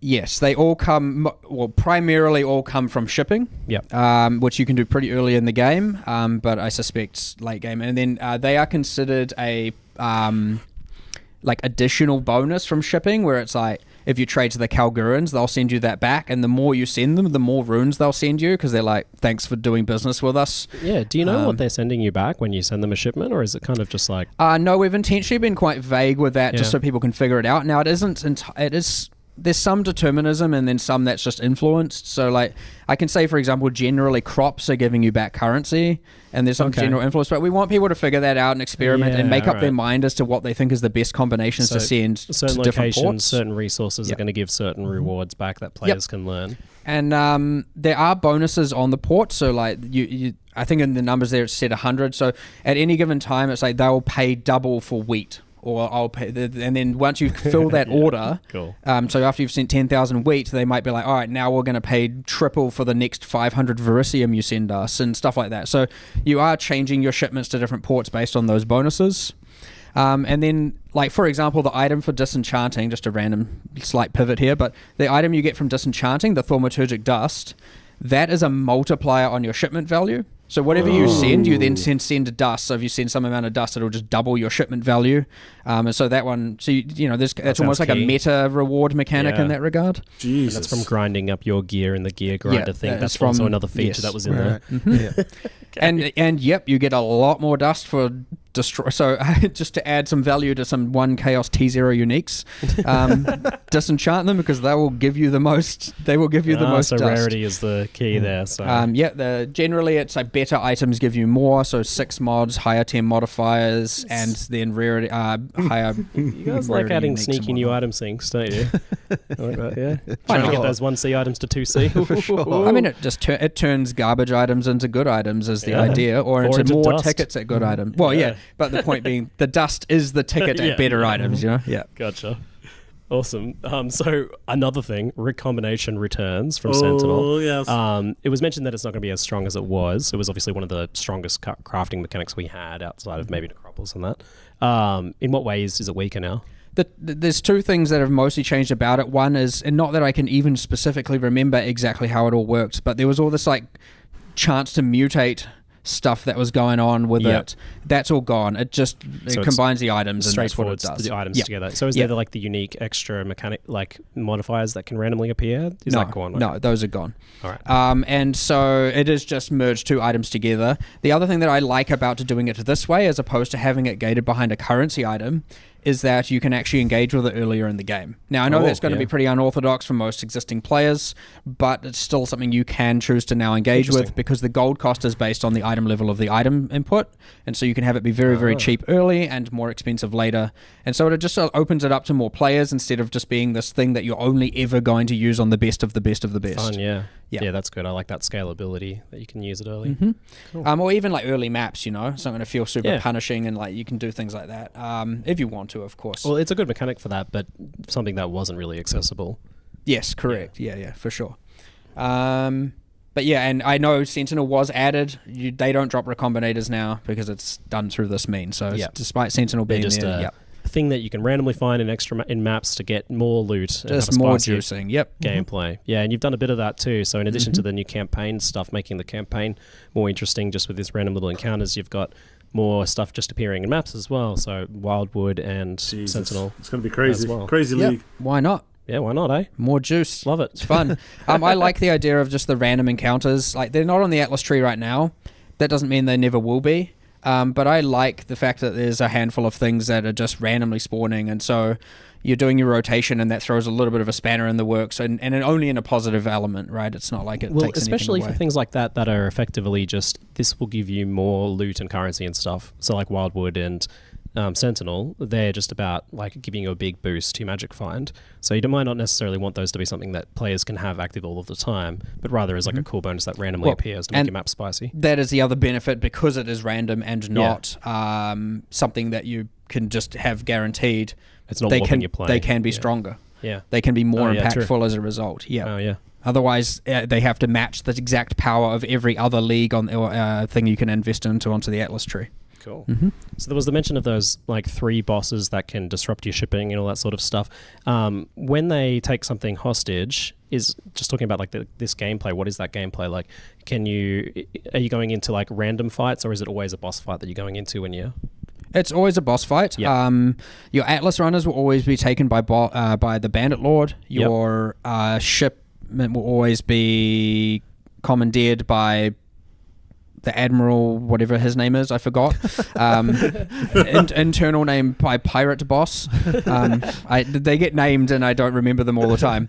And then the one you find in the world is always the same one as well. And then the you pretty much just go, it'll notify you, and then you go back to the town, to Kingsmarch, and the NPC will just be like, here's a portal, go there, kill this person, or don't. If you don't want to.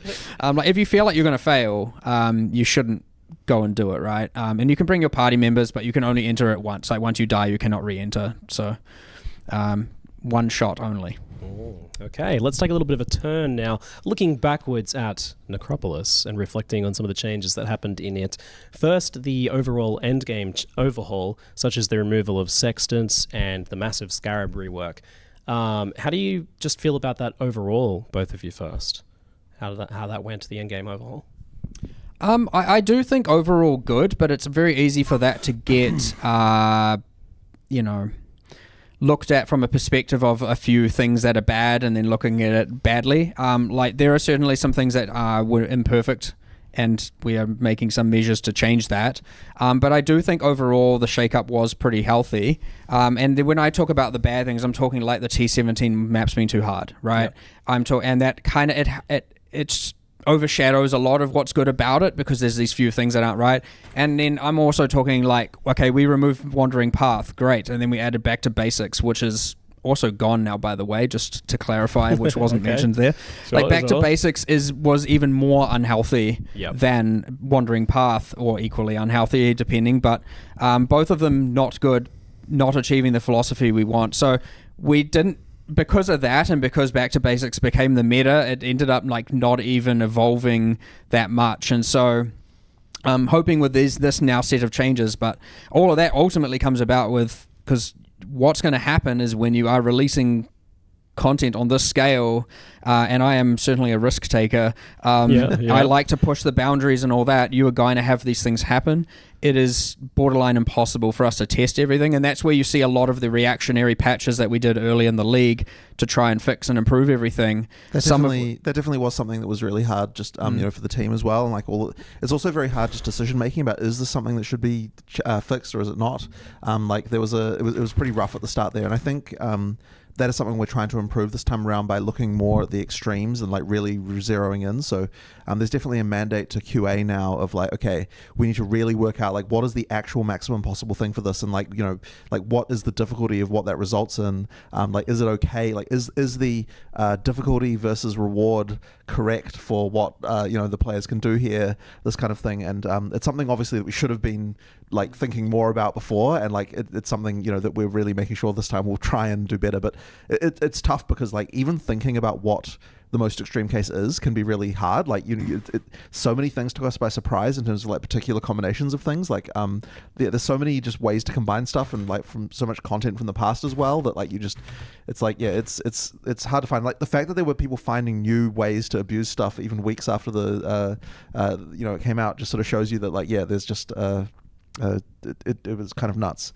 Yeah, you guys asked me an interesting question yesterday when I first came in. It was like, how does 150 uniques from a single boss sound to you? I'm like, that sounds crazy. What are you talking about?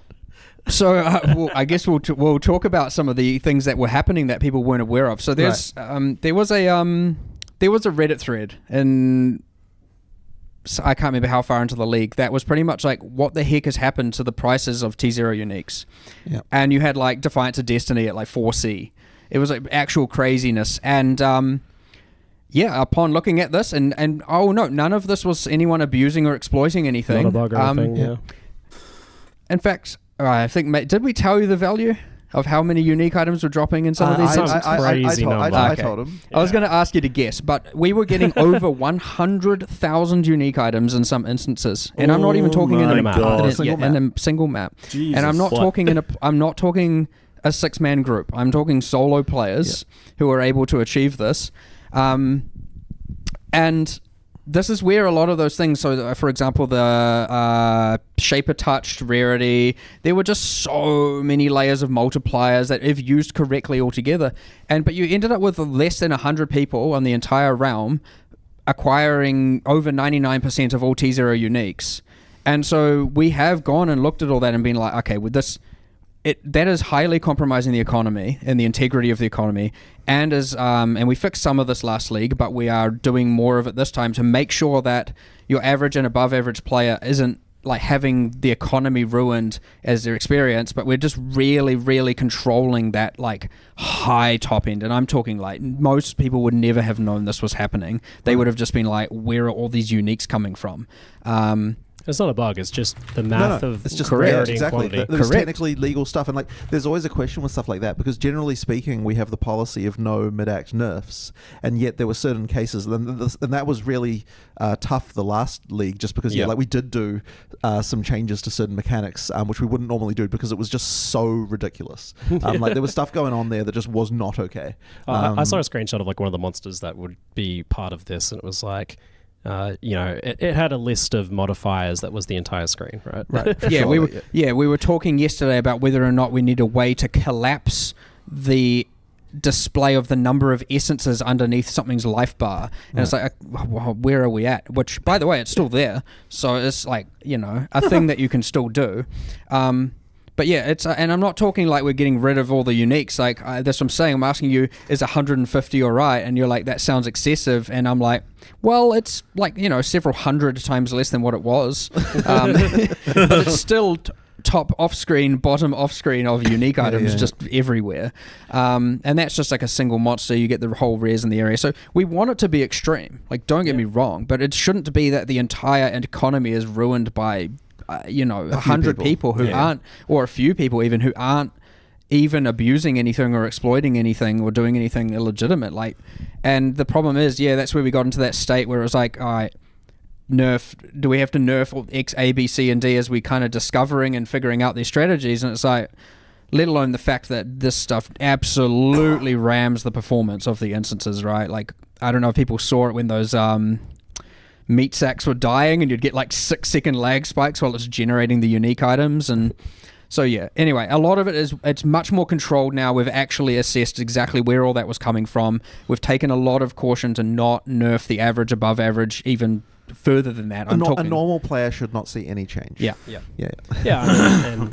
I loved how gloves off it's feeling with your ridiculous changes to the end game here. Like, it feels like you've really opened up over this past couple of leagues to 100% change stuff pretty wildly. Again, I go back to that. Go back to that philosophy of like, if we can do stuff to make things better, we do it. And it's just the unfortunate reality is that, and I'm ultimately the one pushing most people to do this for PoE 1, and the unfortunate reality is it comes with risks, and as a result, failures, of which are 100% on me, like without question. And that's why, again, like straight after the patches, it's like full hands on deck trying to make sure everything is as good as possible.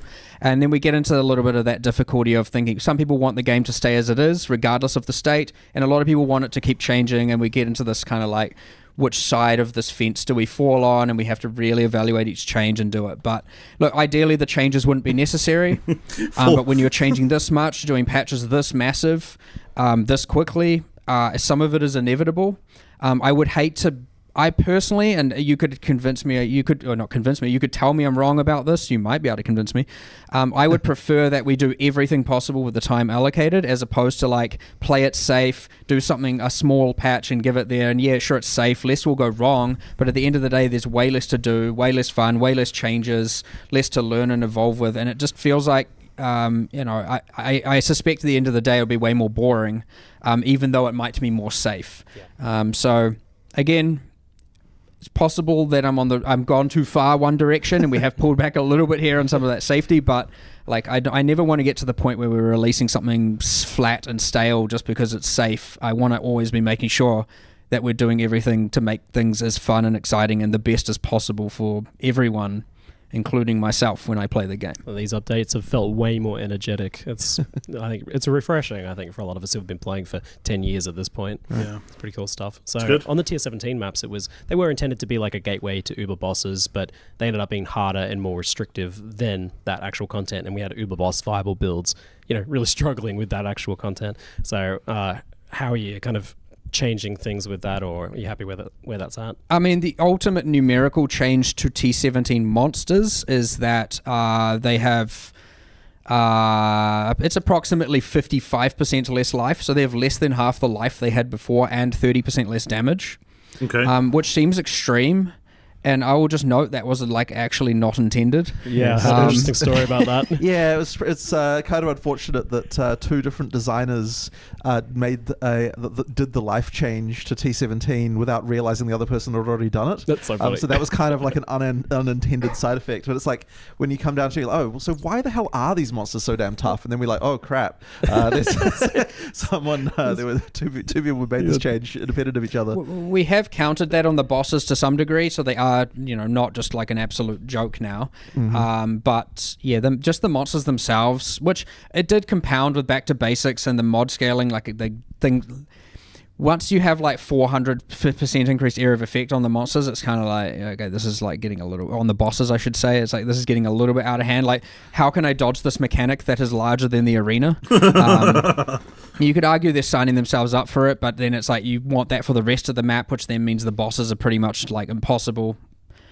Strong word to use because everything's always possible with enough, build ruckus going on. But anyway, it wasn't right. Like, these things weren't right. So hopefully with back to basics removed and, the changes to T17s, implicitly it should be more approachable to more players. Less you have to play like a subset of 10, 12 builds in order to achieve them. Like, it should be way more open.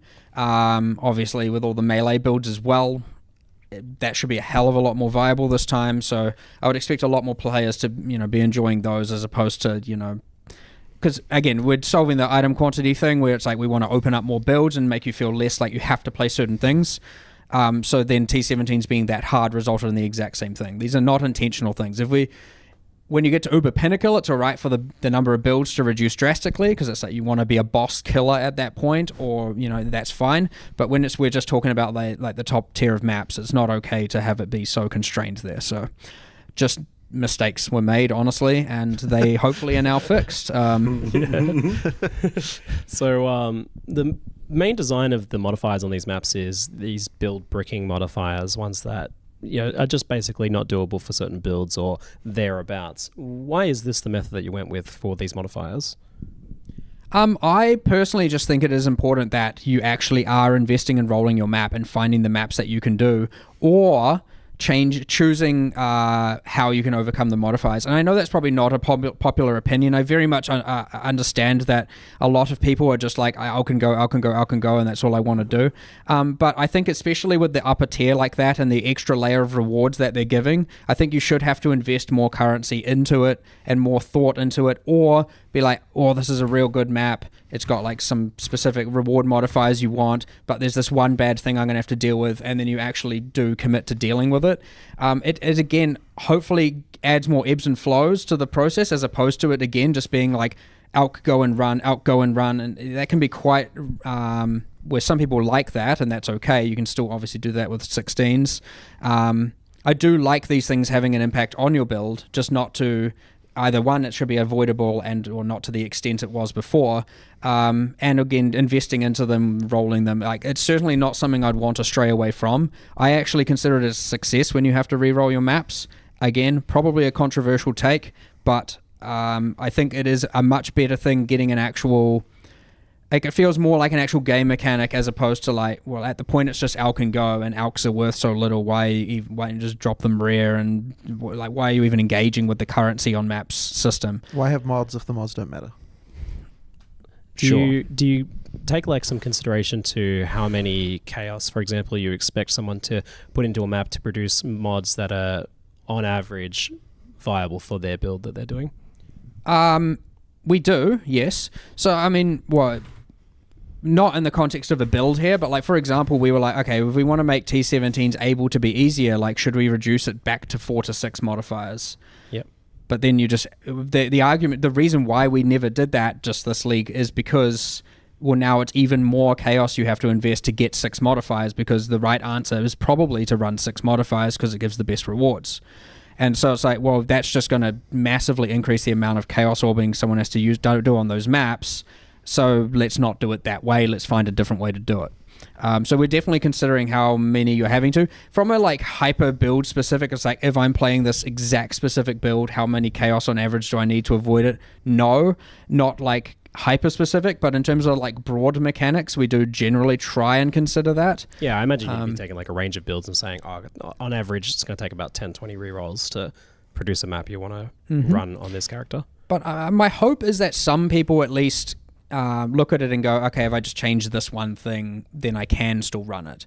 So it's not always just like, I know this is probably the preferred strategy. In fact, I'll do it myself probably most of the time. You just avoid anything that's going to cause any friction to your character. But like, there are probably a good chunk of players who are just like, I will deal with this bit of friction by either slowing down a little bit or changing something or subbing something out, or it's good for those players to be able to do that, because then technically they're having to invest less currency. Whether or not it's worth the payoff, it's up to them really to decide that. But you want the mods to matter, and I get that, and these certainly do matter, but how do you feel about it versus modifiers that do things like, say, this modifier adds these certain sorts of packs of monsters to the map that are very difficult, but also increasing the reward and making the map more interesting by making it more different, as opposed to something like, your energy shield is turned off? The problem you have with things that are implicitly adding direct rewards beyond certain other things is obviously the issue of the fact that you now feel like you have to roll for them. And you saw like this with the Shaper is a maze. And with the Shaper Touch modifier earlier this league before it was changed, all of a sudden now all of a sudden you're spending more currency on the maps than you were avoiding the builds, because now you are not only having to get a specific rewarding outcome, you're having to dodge the build things as well. And so it was even more. And as we've removed some mods this league, like I know the barrels was one of them, where people were going for the barrels, and it's a couple we've removed a few of those, like, sink currency into this. I would actually expect the amount of chaos you're sinking into these is less this league, because we've removed those. But we have kept some, but like we've also then made them rarer, so you're like less likely, but then which I know you could say is counterintuitive to investing currency, because now you have to invest more if you have to get them. But there is a point beyond where you're now no longer expecting to get it, and thus you are just like, okay, getting it as a surprise, as opposed to when it's kind of within reach, you will just sink currency until it's there. But I actually do like the fact that, like, I liked the days back when you would roll for a lot of the maze, and then you'd exalt the maps and stuff like that. That stuff was enjoyable. I found that quite enjoyable. It was kind of like the game is a bit different than how it used to be. But for sure. Yeah. So yeah, we're not obviously going in that path anymore. But there's still a little bit of it there. The mods still matter. Reward mods can be bad, but it's good to also have them. There's like a little bit of friction there, which is hard to get perfectly right. And then in the same sense, I mean, some of them are probably, There are some other small balance changes around T17s, like those bloody Revenant packs were out of control. All of a sudden the corpses exploding that you can't even see. Like we're doing all of this like telegraphing improvements to Detonate Dead and then like missed Revenants. Good stuff. So all of a sudden now you're just dead to this invisible corpse explosion. Yep. Classic. There's few other that shit fine-tuned killed me balance all around the time. Some of the T17 stuff to make it feel less terrible. And Those fucking spiders were horrible. I think it's pretty good. I'm not going to say it's perfect, but I'm hoping that it's going to feel a lot better. Should tier 17s be one of the most profitable things to farm? I think yes. I mean, what is the argument for no? I've just seen discussion. I don't mean on from you. I just topic mean in general. Yeah, like some people are, concerned about whether that's the thing that should be happening or not. Well, should T16s before that? And you could argue, well, okay, T17s you have to trade for, and that's the real difference. Hey, Gino. Is that if you want to run them permanently, you have to trade for them. But generally, the economy sorts itself out there to some degree. It's just that it adds that extra layer of annoyance. Yeah. But then also, if T17s were self-sustaining, then it was kind of like what differentiates them from 16s at that point. It's just back to what you were doing with 16s, except they're now purple with harder modifiers, and you could argue that's better or worse, except I really like the idea of that, when you are just generally playing and not engaging with, the trade to that level, you're doing 16s with the occasional popping into 17s here and there. I do think that is generally better. But I can see why it can be annoying for someone who's like, I have to trade for these because I don't want to run anything but them. But that kind of can always be argued to be the case for almost everything. I mean, in some ways, T17s are are the map scarcity that that the map system used to have long ago at lower levels. It's like you've got this one tier that kind of has that sort of you're not expected to necessarily, if you're just playing without trade, to be able to just run it again and again for T17 specifically, and that's kind of also comes down to that same thing with the mods. It's like the reason you're caring about re-rolling and so on for T17s is because of the fact that you don't necessarily have, they're not just growing on trees. That's why you've got a bit of a different philosophy there with the mods that they have on as well. I know this stuff is pretty it's going to be pretty polarizing between people as to what's right there, but it is very important to us that the ebbs and flows remain and you don't just end up with this flat boring grind at the very top end like that. It should be evoking difficulty, and it shouldn't just feel completely just it gets further away from a game and more towards just a kind of AFKable and I don't mean actually AFKable, but something where you're not really investing much emotion into and thought into, and it doesn't feel like you're playing at that point. It just feels like you're just going along with it. So I think it's very important to have the different spikes and things come and go, and to have friction and all of those things. And I think without any of that, you'd find stuff would get very boring very quickly. Just very quickly, how do you feel about the betrayal changes, like the change to the Veiled Chaos and the simplification of it as well? It feels like now it's mostly people just kind of spamming Katarina with maybe some consideration to getting some div card stacks or something like that, but you're not really doing as much of the engaging with the board now, I think. Betrayal is in a very bad state, for sure. I am not happy with it. It was on the list of 325's thing. I know, despite the fact we have so much, there was more. We didn't get round to doing it. It's currently slated for 326. I'm very much hoping we can do it then. The main thing I want to divorce is... so I actually just want there to be... there is one safe house, and that... and so all four connect to one thing. Sorry, how do I explain this? It's effectively Katarina isn't tied to the safe house. You can do your safe house, and that will give you a ticket to Katarina. And so you just have one safe house that has the whole board on it, and you earn intelligence for it, and the people still have their reward association, and then doing that gives you a itemized version of Katarina you can run separately.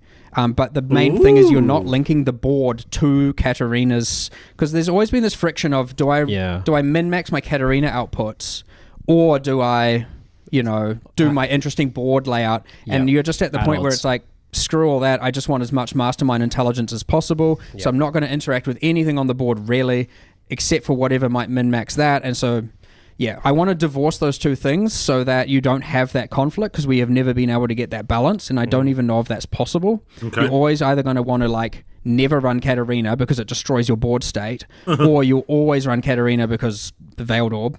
And so I want to divorce those two things such that one doesn't destroy the other. Because it hasn't been right the whole time. So, and I think that will just be a much, much better if we do that. And then Katarina is just there as a thing you can do. You do the boss fight and you can trade for it. You can buy the tickets to it if you want. Or, and then you can do all the board interaction, separately. You'll still have I want to min-max my safe house running to get tickets to Katarina, but what we can do is have a correlation of the chance of getting it, or the number of the tickets you get to Katarina correlate to the state of the board somehow. But at least I don't ever want it to be like I'm not going to fight Katarina because I don't want to reset the board. Like I don't think those two frictions should ever occur. That's good. That's good. It hasn't been right, honestly, since we released it. To be honest, all right. So. Let's let him cook, hey? Let him cook. So we should talk just a little bit about Necropolis itself. I know you were pretty excited for the mechanic. I was too, because I love a good, thick crafting league, and it certainly ended up very powerful, but ultimately the crafting mechanic not that popular, I think, due to the friction of engaging with it, the corpses, managing all of that. But how do you feel about Necropolis in hindsight now? Yeah, definitely that part is, well, we kind of knew going in that it was more on the complicated side, for sure. Some things just kind of, it's not necessarily a problem for something to be a little bit more complicated like that, but it probably went a little bit too far. That being said, it was pretty damn powerful, especially after our changes we made very early into the league. In terms of getting like full T1 modded items, probably went a little bit too far, to be honest. But yeah, that being said, understood. It was a bit too computer sciencey, I like to call it, in terms of like lots of figuring out, what to do, and kind of uncertainty to the point where it overwhelmed a lot of people. And that's where you see, even recombinating and runesmithing coming back way more simple, straightforward. Some things are just very clean cut. Some things are a little bit more complicated, and different users appeal to both. Would I have changed it now knowing that? I mean, I would have had the balance initially go out correct at the start, but I would say there's still a place for things like for it. The update was certainly very solid for it, making it a lot better. Simplified a bunch of stuff down with it as well. I'd probably have gone a bit further with the simplification if I'd had to redo it with some of it. Some of those like meta mods and some of the more crazy things are a little bit, For me, though, it wasn't about so much how much complicated it was, and it was more about the just getting so many corpses. Trading for so many corpses, right? Sure. Yes, fewer, more impactful ones would have been a lot better. Yeah, you ended up getting a lot. That's partly due to the Atlas Tree passives, which was a mistake. Straight up, goodbye, they're gone. Yeah. If it was to redo... Experiment. Done. Yep, 100% experiment. They're no longer there. Everyone saw that as an Atlas Tree tax. Yeah. Yep, it was. You could have argued making them way weaker would have mitigated that. Whatever. Why? The original intention of it was like, okay, we want these keystones because it allows people to change behavior. And I think if we are to see that again, we would have that. We'd have introduce ways for people to change the behavior, but not invest into the increases and more corpses and all of that, because it felt mandatory. And it often will when you have the league in every single area. And so, yeah, that was a pretty big contributor towards this problem. It felt like the opposite of what we were talking about with Gold, where Gold allows you to turn like user experience friction into gameplay friction. It was the opposite, where it was all user experience friction, because it was about trading with a ton of non-responding people for corpses. Sure. 40 times per craft. We also obviously made a lot of changes to that early as well in the league, but still it was like, I remember Ziz messaged me at one point and it's just like, oh my god, the amount of quad tabs I need to hold all these corpses, and I'm just like feeling real sad about it. It's not like, that was the intention by any means. So yeah, I didn't quite hit the mark for sure. Just lessons learned. For sure. Yeah. All right. Cool.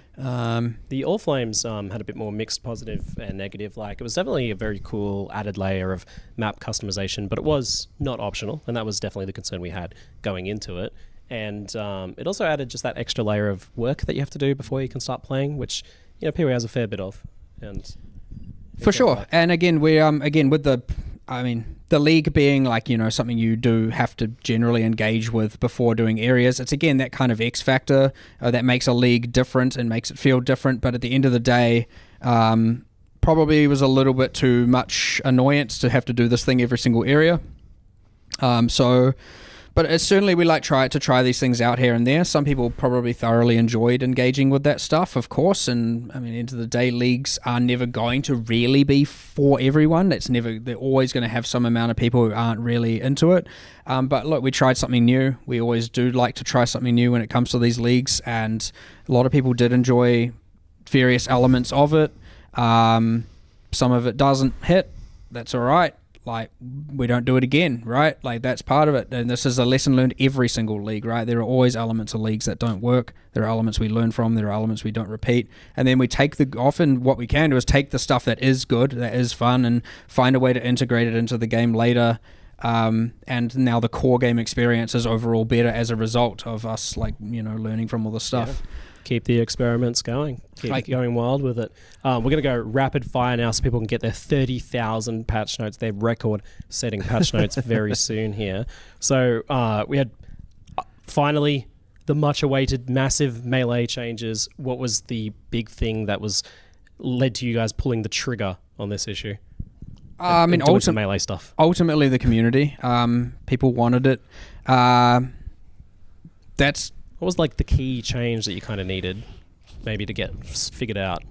The one that I remember us walking through was there was kind of we made a document of okay, what are the things that a melee build currently mandatorily needs to know to do in order to be viable, and effectively we had all these multipliers, and if you didn't know to do them, then you just sucked. It's bad. Yeah. And so effectively we needed to do something about that to make it so that just hit things is a more viable path. That, I think that's just really looking at that, and so that hence why you have the removal of melee totems and so on. Honestly, even I was kind of shocked that Mark was let's just straight up remove them. I know we talked for a little bit about maybe there's some way to make it so that you don't, the builds that use them aren't the same as melee builds or something, but in the end it was just you know what, we'll go clean slate, and we'll try to make sure let's just get rid of any of these barriers, and I think that was probably the right choice. I just want you to hit things with your weapon, or monsters or the ground with your weapon, and things die, and you're not having don't get me wrong, I want there to be secondary axes of skills that are often skill involved. You do have to use them. I don't just want it to be that you have 1 6-link and every single other gem slot is empty. It should be that there are these other axes, but I also want you to be able to choose whether or not which ones you use, which ones you invest into the tree. Whereas a lot of what was happening before is something is often either too powerful that you feel like you have to use it, and all of a sudden now every single build is using this exact same thing, and every single build feels so similar.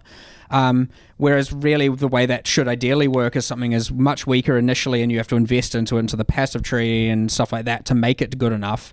But it means that different characters will have different secondary specializations, and you'll find a lot of these, something like tinctures, something like retaliation skills, they're going to be quite polarizing. People are going to love them or hate them, and that's okay. That's good. And it means that you get these differences in builds where you are actually speccing into and using these secondary things. But the one other main thing is I really want it to be less unique item-driven mandatory things, right? I don't want uniques to suck, don't get me wrong. I just want it to be that it's in order to do X, Y, and Z, I must be using this, and now I'm considered viable by the game's standards, like build checklist thing that we... Yeah, it's gone a little bit too far. And so we're bringing a lot of these mechanics to the forefront on the passive tree, because that is one way place. And of course, by having more... considering when you've got this league, you're going to have runesmithing, you've got the obviously quality changes applies to unique, you've got the new modifiers on rare items, you've got we haven't buffed the life on every unique, we've buffed it on Kelms. That's it, right? So all uniques proportionally just got worse to rare items, quite intentionally, so that rare item, and it's not it's not just hiding behind all these things you got to learn and wiki and do all of that. So it should be that you can get further without having to have extreme specialized knowledge, especially with melee this time round. And on top of that, bringing a lot of these hidden mechanics that were hard to figure out way more to the foreground, so you they're just more obvious and you can figure them out. And also just, yes, hit things and they die, and not feel so like, okay, I'm hitting things and they're not dying, but now I do this thing and combine this and this and this and this and this, and now things get hit and die. But that is still there, and that will allow you to go even further and even more efficiently, and thus get more items and more power, of course, right? We're not dumbing things down. The intention is just to make it that, like, if you aren't doing all of these things, you're not just absolute garbage, you know? Well, playing devil's advocate a little bit, the new banners, is that kind of just melee totems again? I mean, not in this... Okay, they're not as powerful implicitly. They are... It depends what you want to call it. You can look at the totems from a perspective of, yes, the busy work side of things, of I'm having to do this thing every so often, sure. But it's also not like, if you don't use them, it's not like you're bad, right? You can get damage from so many places. Only one of the banners is giving damage. It's giving a lot less damage. In order to make banners really good, you have to spec into a lot of them onto the tree. They are still kind of good. I do expect a lot of melee characters still to be using them. And I do like the idea that there is... skill involved as to thinking, when should I use them? They're not an always up thing like the totems were, which is the biggest issue with them. Unless you invest into them, in which case, so one of the passives that was shown is that banner effects linger for X seconds. They automatically pick up when you exit the radius, so you can place them down and then just sprint, and then you get the effects for seconds, and then you can place it again. And sure, yeah, it might end up being like on rotation, it's being used for some builds, and on others they're being way more tactical with it, doing it during a breach and during this, but on regular monster to monster clearing they're not. Kind of want it to be... I feel like you have a lot more agency with banners, and yeah. The other thing, of course, being getting rid of, even like Berserk, we're getting rid of a lot of the extreme high power mandatory things that if you were a player who didn't know about it, all of a sudden you're not, considered viable. And the one other thing we've done there, I know we said rapid fire, but don't worry, it's part of the question. People can wait. We've made sure to we've got spreadsheets out the wazoo of like experience per hour testing. We've got like, time testing. We've got like our one of the people probably see him takes ages, always on the ladder, freaking winning things here and there. He has been sitting there running, literally doing races, technically with every single class, for the last 3 months, probably straight. Every single waking minute, he is playing a different character, writing down times to kill Brutus, time to kill this, time to get to this, time to do this, XP per hours everywhere, what variables make the most difference. We've taken all of that data and gone and been like, all right, these are the outliers on the bottom, these are the outliers on the top. Let's like find out where the thing should sit. And generally, it's now meant to be, if you are a character with a melee character, and let's say you've got 70th percentile gear, and there's a caster next to you that has 70th percentile gear, if you can maintain, a melee character is generally meant to be stronger and more efficient at that point, of course, but it is easier to take damage and harder to maintain damage uptime as a result. So if you can overcome those two axes, a melee character with equivalent gear should be better than any other character. In a better player's hands. Yes, and then a better player can obviously seize that even better and take that even further. Nice. That's fascinating. Wow. So we've got like new item bases going into much higher level maps and stuff like that as well. What kind of led to that change there? Just making rares matter again? Making rares matter again is one thing, but also it's, again, adding that very obvious way to keep getting upgrades throughout endgame. Honestly, given how long endgame takes and how much of an integral part of it is, like the amount of base types introduced there, like sure we had steel rings and two-tone boots, but they didn't really make a huge difference. Yep. So we're just adding more here. It is more clear, like if you are struggling in yellow maps, you have something you can try and get now to make that easier for yourself. If you're struggling in red maps, you have these obvious things that are like, this will be an upgrade for me. Let me actually try and do it. Obviously just on the defensive axis for now, so you can maybe focus a little bit more of your passives into damage, along with all the new defensive tools. But yes, primarily it is like, a more obvious, here's a way that you can upgrade your character. And of course for high-end players, it's a new thing to strive for, to push their character further than ever before. I wouldn't say this specific direct goal is like get rid of unique items. That is just a happy side effect of, rare items mattering more once again. All right. We'll wrap up pretty much there. We've got lots of new leagues coming back this time. Is there any other ones you're looking forward to? I know people have been asking about the Trial of the Ancients as well, whether that sort of stuff's coming back. Trial of the Ancestors, probably not. Maybe for I don't know. You never know with these things. If you had asked me Sentinel, I would have said no. Yeah. And now it is. So you never know with these things, honestly. I'd say there's no current plans, but Okay. who knows? Things change every week around here. Guys, this was a massive Q&A. Let's go take a Right, break. we ready? Read some patch notes. And there'll be an FAQ news post wrapping up some of the questions from this, but also ones that we didn't get a chance to get around to. So you guys will be able to answer some of them there Awesome. and read some of those later. But thanks so much, Jonathan. Thank you. Very much. Thank you, and good luck to everyone Thanks, reading those patch notes. Yeah, good luck. It'll take a while. Yeah. We considered doing audiobook versions of them in the past, but I'm not going to be sitting. I'll have That's to what be reading streamers are that. for. Yeah. Pick your favorite streamer. Remind them to drink lots of water and enjoy, folks. But that's it for now. I'm Ziggy. Thanks for watching, folks. See you later. Thank you. Thank you. Well, that was crazy. So, yeah. Oh my god. Don't even know where to start, but yeah, I'm refreshing, ready for the patch notes. So, let's get ready.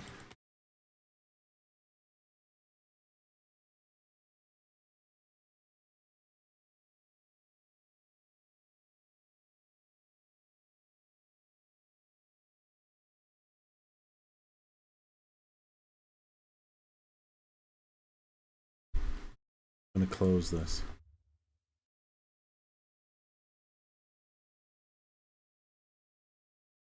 I'm just going to stop recording from it. Start again. Hi guys, so we're going to start going through the patch notes in a minute. I'm literally just waiting for it to just update, and then we will go through them live. So bear with me.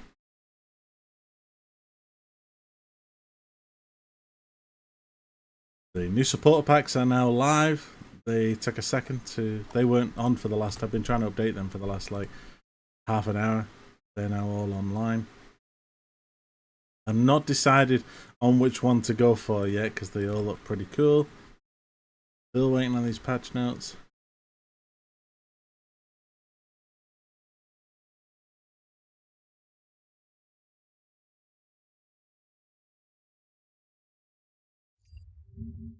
Done. Come on.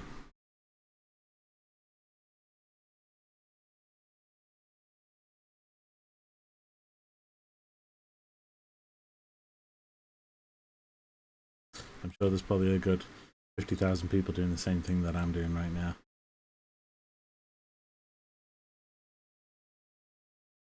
While that's doing that, I'm just going to quickly jump on the forum. Go to oh no, patch notes. Patch note.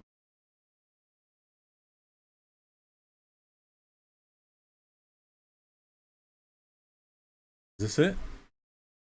Yes, this is it. Right, here we go, guys. Are we ready? First things first, I just want to search Penance Brand. They have changed it. They have. Oh, what have they done?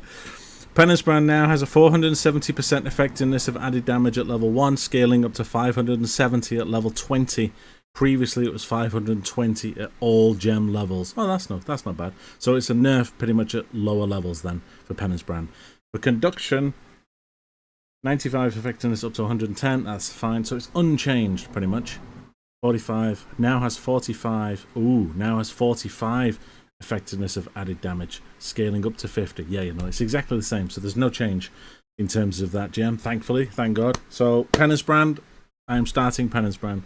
Nice and easy. Right, so let's just jump back to the top because that was one thing I just wanted to just get off my chest because I wanted to just make sure that that was done. So obviously I'm not going to read through all of the new changes obviously because we've just seen a lot of it on the actual reveal, obviously with the Settlers changes, content. So let's go through these gems. So we've added a new strength gem, Crushing Fist, to retaliate against a blocked hit by slamming a huge armored fist into the ground in front of you. Sounds cool.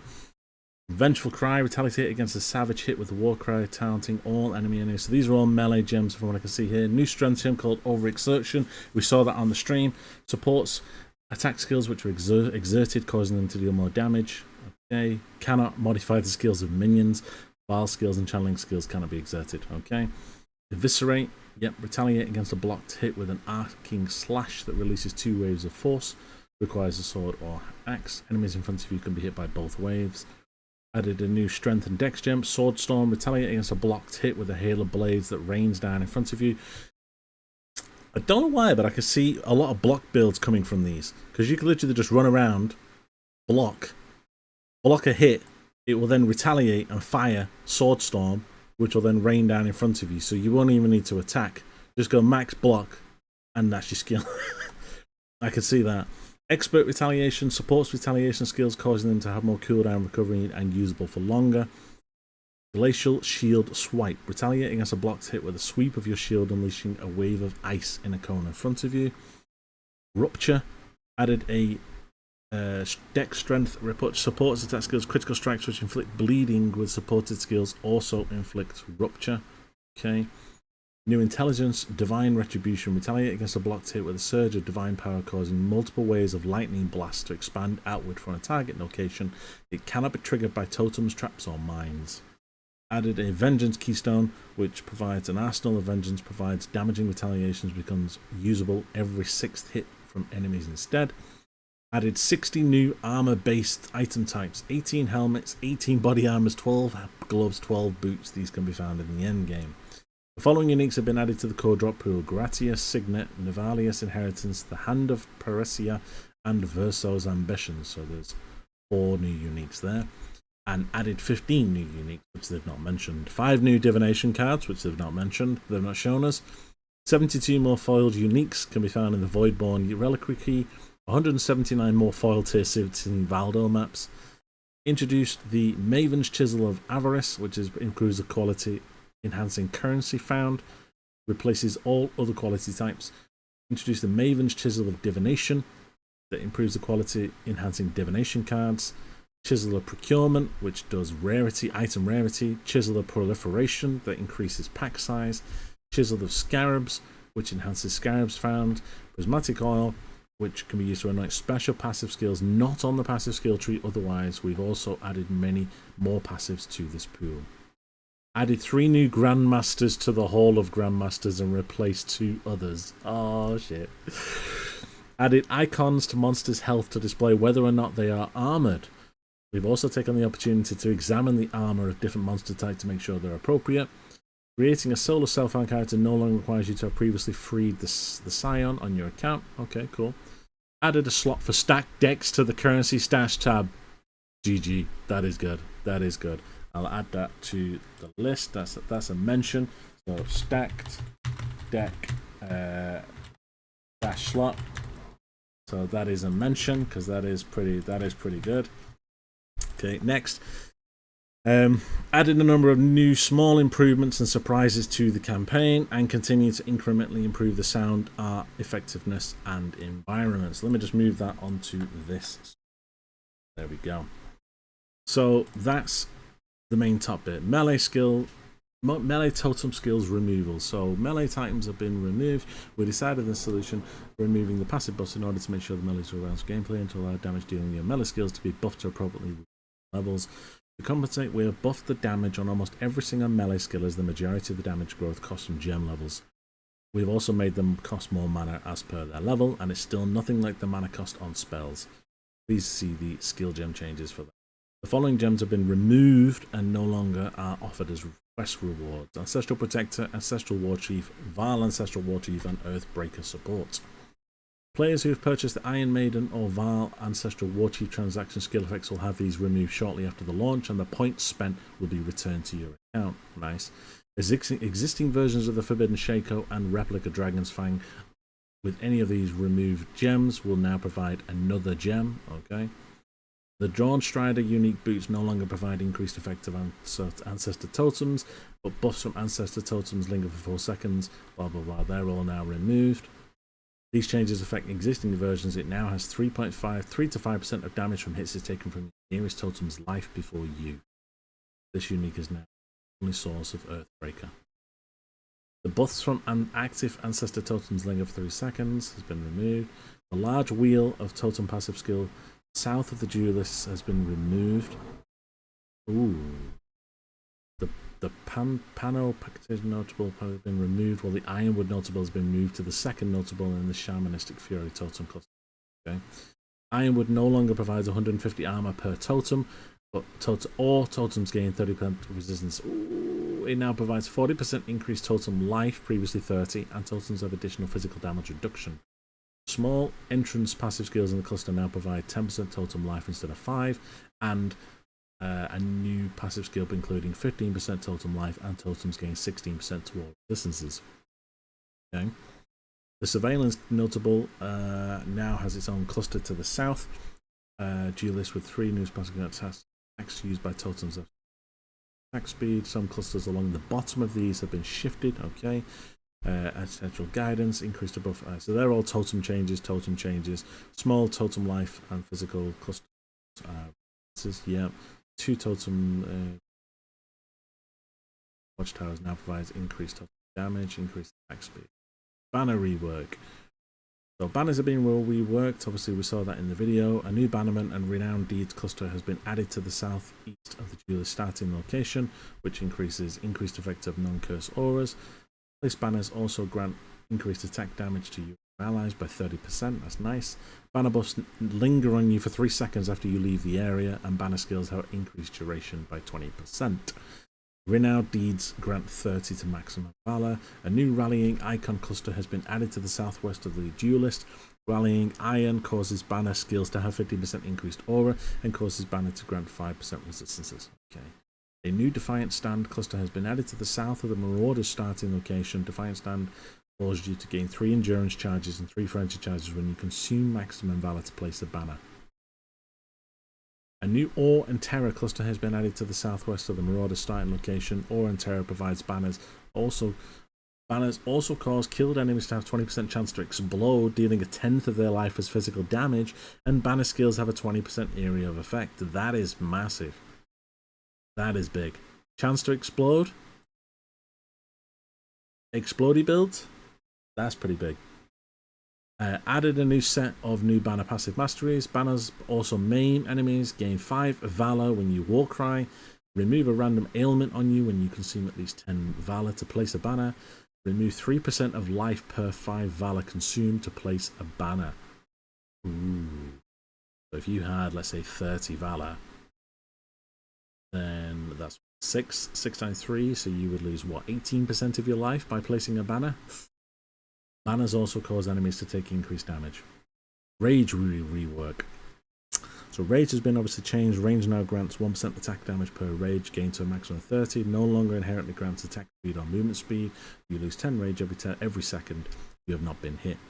Many sources of Rage now generate Rage more quickly. This is now a shared cooldown, preventing you from generating Rage on hit more than 1 hit every 5. A number of Rage-related stats have had their wording updated to make it more clear when they scale with increased Rage effect. Rage effect applies to the damage inherently granted by Rage and other bonuses granted by Rage if you have any bonuses while you have a certain amount of Rage, and other effects that refer to your Rage but do not cause Rage to grant additional stats but not affected. How many times did I just say Rage then? The Berserker Ascendancy and Rage-related skill gems have received changes as a result. These are detailed in the respective sections. The Chain Breaker Timeless Keystone Comb Spirit Gloves have now been updated to state their Rage regeneration stats do not delay the inherent loss of Rage. The Bear's Girdle Unique Belt no longer has an increased physical damage per 10 Rage. This change affects existing items. It now has 10 to maximum, previously 20, and a Divine Icon update. The Calm's Privacy Unique Axe no longer has gain 1 Rage on crit hit with attacks, no more than once every 0.5. Instead, it has gain 5 Rage on melee hit. Okay. The Ravenous Passion Unique Helmet no longer has Rage, grants cast speed instead of attack speed. This change affects existing. It now has gained 7 to 10 Rage after spending a total of 200 mana, previously 10. The Rigwald Savagery Unique now has plus 10 to maximum Rage while holding a sword. The Maltreatment Axe implicit is now gain 3 rage on melee hit, previously plus 10. The Disproportion Axe is now gain 4 on melee hit, previously 15 to maximum rage. The Psychotic Axe is now gain 5 on hit, previously 20 to maximum rage. A new Battle Trance cluster has been added to the Marauder starting location, which provides another 10 to maximum rage. A new Vengeance cluster has been added, which adds rage, also grants 1% increased armor, gain 3 rage when hit by an enemy. A new Savage Intensity cluster has been added, which adds reduced cost of attack, require at least 20 rage, inherent rage, a lot of rage. New gain 2 rage on melee hit. Okay. Added a new set of masteries. Every rage also grants stun threshold. Increased movement speed per 5 rage. 7 plus 7 to maximum rage. Inherent loss of it is 20% faster. War cries grant 1 rage. Enemy fights 5. 25 increased multiple life recovery for nearby enemies and intimidators. Okay. Tinctures. Now, obviously, we know about tinctures. Obviously, they were added in Affliction.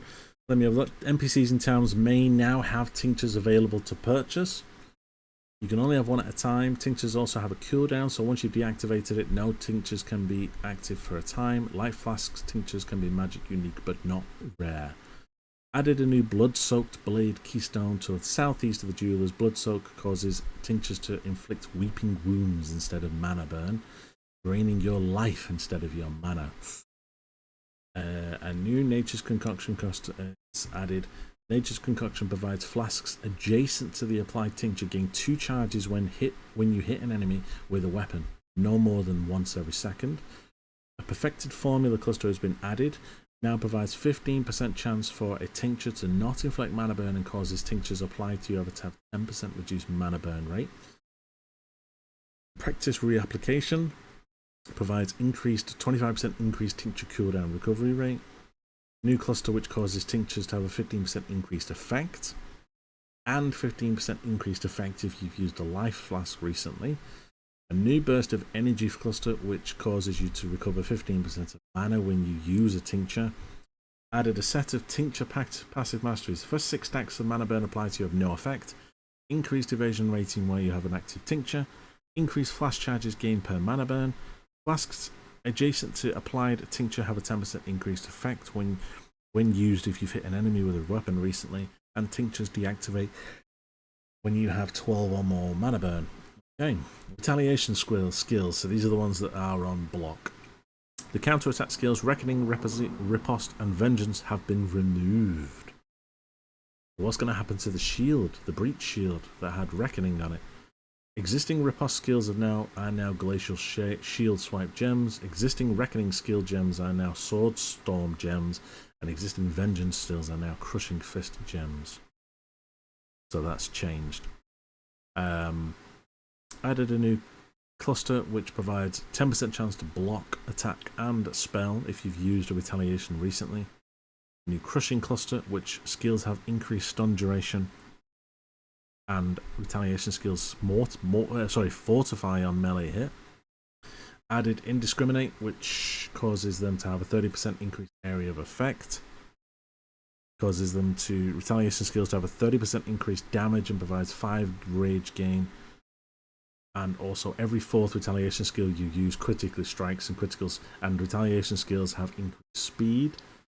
Added a new cluster which has a 25% chance when you use a skill for a different skill to become usable, and usable for 30% longer. And 50% chance to debilitate for 1 second has been replaced with 30% chance to avoid being stunned, and new masteries of increased duration of retaliation, retaliation debilitate, increased armor for each one that you have used, 10 seconds, 10% chance when you use a retaliation skill for a different, and 40% reduced cost of retaliation skills. Right, okay. Right, endgame improvements, here we go. Added a 6 slot, we know about this. So 6 slot in the map device, obviously you have to do a 10-way or complete a tier 17, so that's nice and easy.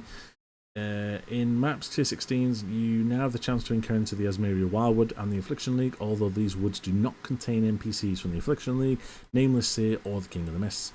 Instead, you now have the chance to find the Nameless Seer lurking in tier 16 and tier 17 maps. This NPC will give you a selection of items, and you can pick which one to take free. The Nameless Seer may offer it to scry a map when you encounter him. Scrying a map allows you to swap the divination cards typically dropped in a current map to another map in your atlas, and a specific map cannot be in multiple swaps at the same time.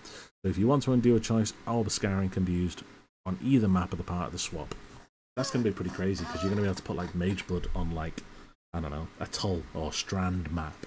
So you just literally just run your favourite map, and you can run Cemetery and try and get Mageblood.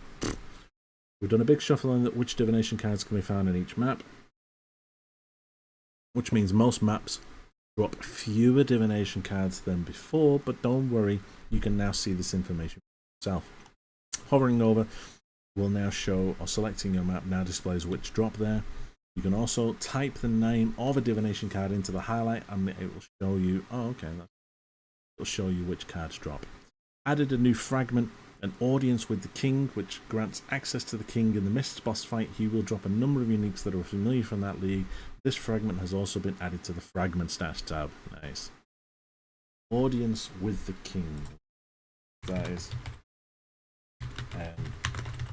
That's good for the King of the Mists. If anyone noticed in the video, he drops Perendus Pack gems, jewels.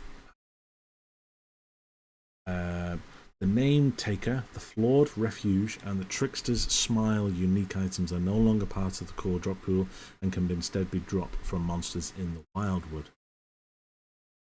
In maps tier 16 and above, you now have a chance to discover a Reflective Mist from the Kalandra League. The mist has two outcomes. It could drop a ring or amulet with randomly enhanced or inverted modifier values, or it could provide a reflecting mist item which can be used on an existing ring or amulet to perform the same action, which is pretty cool. So put that there. Reflecting, what it was that I've lost. Reflective mist, which, if I remember rightly, there's a few builds that was quite good in Kalandra for negative lightning res. I can't remember the name of the chest. What was the name of the chest? It was like a blue and black chest that like worked off how much negative lightning resistance you had. That's gonna come back in a build. You can now stumble across sentinels on the ground near the start of a tier 16, tier 17 maps. They work in a similar fashion in Sentinel League, though they aren't items. Click on them and they can be activated in that area at any time. I said this like beforehand, and I love how they've added it in. That's awesome. Scarabs, Chisel and Horizon Orbs now follow the same drop rules as maps, as they consume proportionally to endgame maps. They do not drop more with additional party members present, nor do they scale with bonuses to item quant on the player. Not that you can get it anymore outstand of standard. The intention is to keep the number of these items dropping always proportionate with the number of maps. Ooh. So technically that sounds that they may have nerfed Scarab drops, as they've said here that a drop in the same rules as maps. Now maps you may only get like 4 or 5 a map. Now Scarabs you're only going to get 4 or 5 a map. I mean, they've nerfed the drop rate of Scarabs. Let's see. Monsters killed from all leagues and additional content can now drop maps. Previously, most of the monsters were prevented from dropping maps except for bosses or elite monsters. Now all of them can, but they have a map drop penalty. The penalty varies based on how many monsters the league adds and how long the league takes to complete or engage with. What?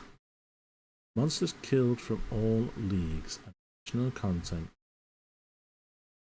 Previously, most of the monsters were prevented from dropping maps. How long it takes to complete or engage. That's weird. Introduce the Scarab of Bisection.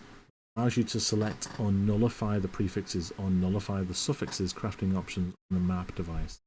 The Horned Scarab of Awakening no longer provides these crafting options.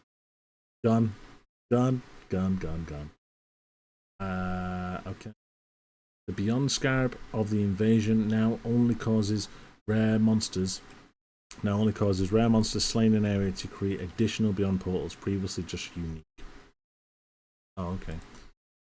The Blight Scarab of Oils has been renamed to the Blight Scarab of the Blight Heart. It no longer provides blight oils found in there one tier higher. Instead, it now causes blight encounters in an area to have one blighted chest. Blight encounters in an area spawn more waves of enemies, and blighted chest in area. Blighted chest in areas grows larger and more rewarding the more blighted enemies are slain. Ooh. The Delirium Scarab of Mania now also causes delirium in area to increase 50% faster from the distance from the mirror. The Divination Scarab has been renamed to the Division Scarab of the Cloister. It no longer provides 150% increased divination cards found in area, nerf. Instead, it now causes in area to contain 8 to 12 additional packs of Dodri's Devoted. Causes Dodri's Devoted to have a 1% additional chance to drop a stacked deck. Stacked deck league. Okay. The Divination card of Curation, I just read that a minute ago. That it no longer provides 10% more divination cards found in area per favored map, or divination card drops in area replaced by those of fate. It now causes up to 5 packs of magic monsters in area to drop additional divination cards. Only 5 packs though. That is a massive number. The Divination Scarab of Completion has now renamed to the Divination Scarab of Pilfering. Yeah, this is the one I've just read. Now provides divination cards which drop in area are stolen by the final map boss. Final map boss has increased toughness and deals increased damage the more divination cards they have stolen, and the final map boss duplicates all stolen divination cards when defeated. That is a weird one. The Domination Scarab of Abnormality has been renamed to the Domination Scarab of Apparition. Now causes an area to contain 2 additional apparition shrines instead of an additional usual shrine. Yeah, no one used that. The Domination Scarab of Teachings, oh shit, has been renamed to the Domination Scarab of Evolution. It now causes an area to contain an additional evolving shrine instead of causing shrine buffs in an area to grant 30% increased gain. They nerfed the XP Domination Scarab, so no more abusing Teachings Scarab for the 30% XP. What the fuck is an evolving shrine though? Know what that is? Evolving shrine PoE. What the hell is an evolving shrine? Does anyone know what an evolving? I don't even know what an evolving shrine is. It's not even on the PoE wiki. I gotta check this. It's not even in the list. What is an evolving shrine?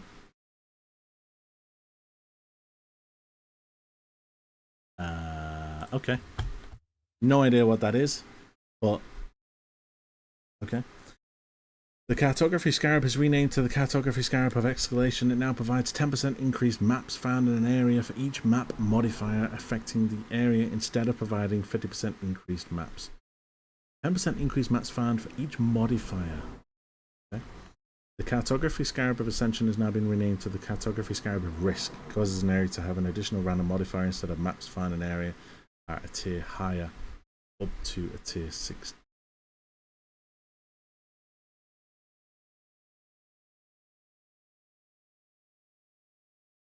Okay. Back to that. I think Ascension. Cartography Scarab of Duplication has been renamed to the Cartography Scarab of Multitude. It now causes an area to contain 8 to 12 additional packs of difficult rewarding monsters which drop 300% increased maps instead of causing maps found in an area to have a 30% chance to be. The Harbinger Scarab of Discernment has now been renamed the Harbinger Scarab of Obelisks. It no longer causes Harbingers in an area to drop rare occurrency shards or to drop a single type of currency shard, instant nerf. Instead, it now causes Harbingers in area to spawn empowered obelisks, and empowered obelisks drop currency shards when defeated. Okay. So no more Harby farming. The Horn Scarab of Tradition now has all rare and unique monsters in area have dropped items transferred by a reward modifier. Previously just rare. No longer has player modifiers to item rarity and quant do not apply.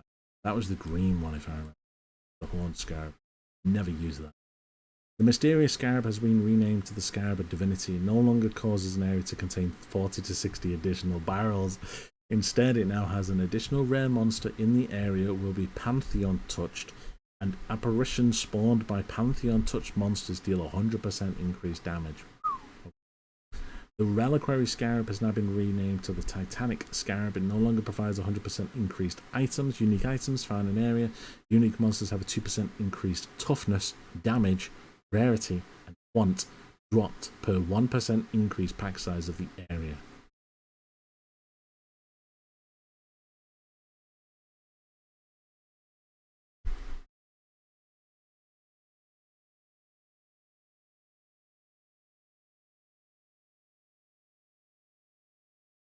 Could be a shout.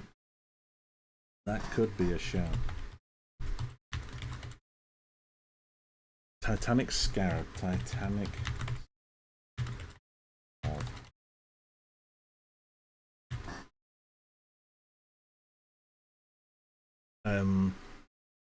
Next one. Reliquary Scarab of Vision has been renamed to the Titanic Scarab of Legend. It no longer causes an area to contain the nameless seer, and instead causes unique monsters to have 2 additional modifiers. I know that one.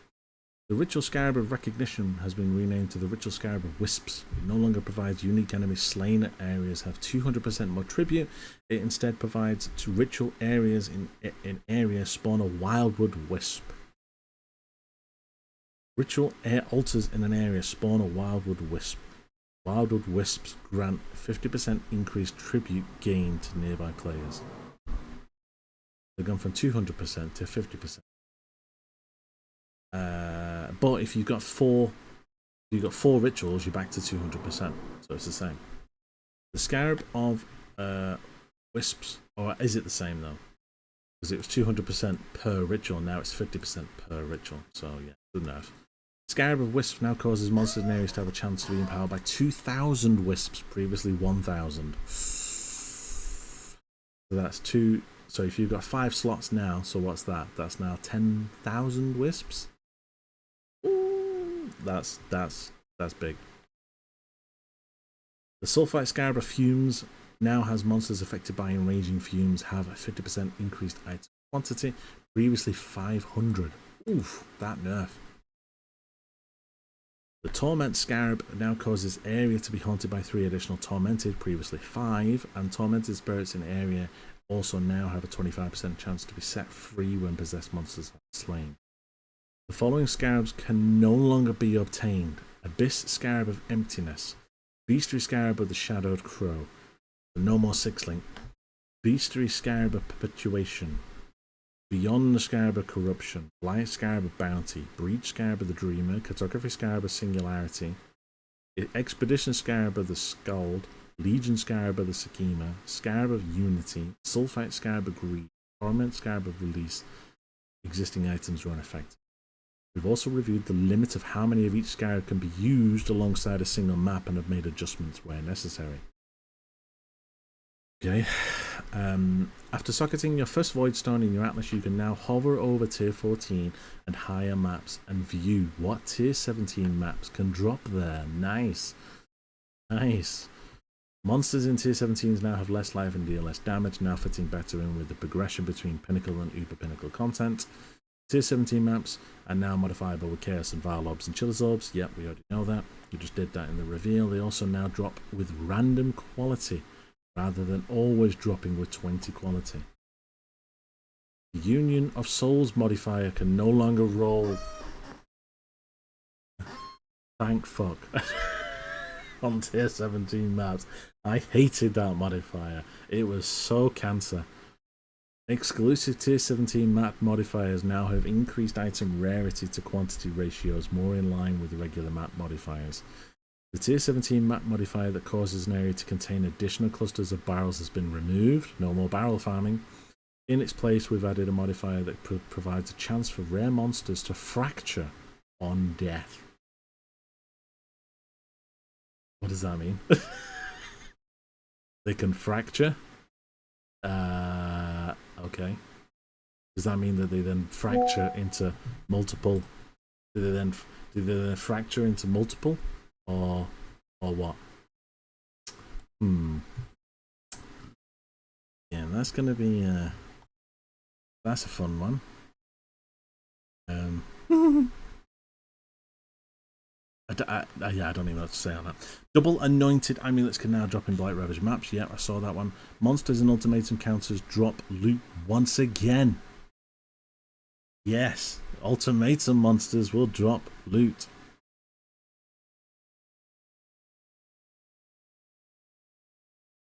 Hold on.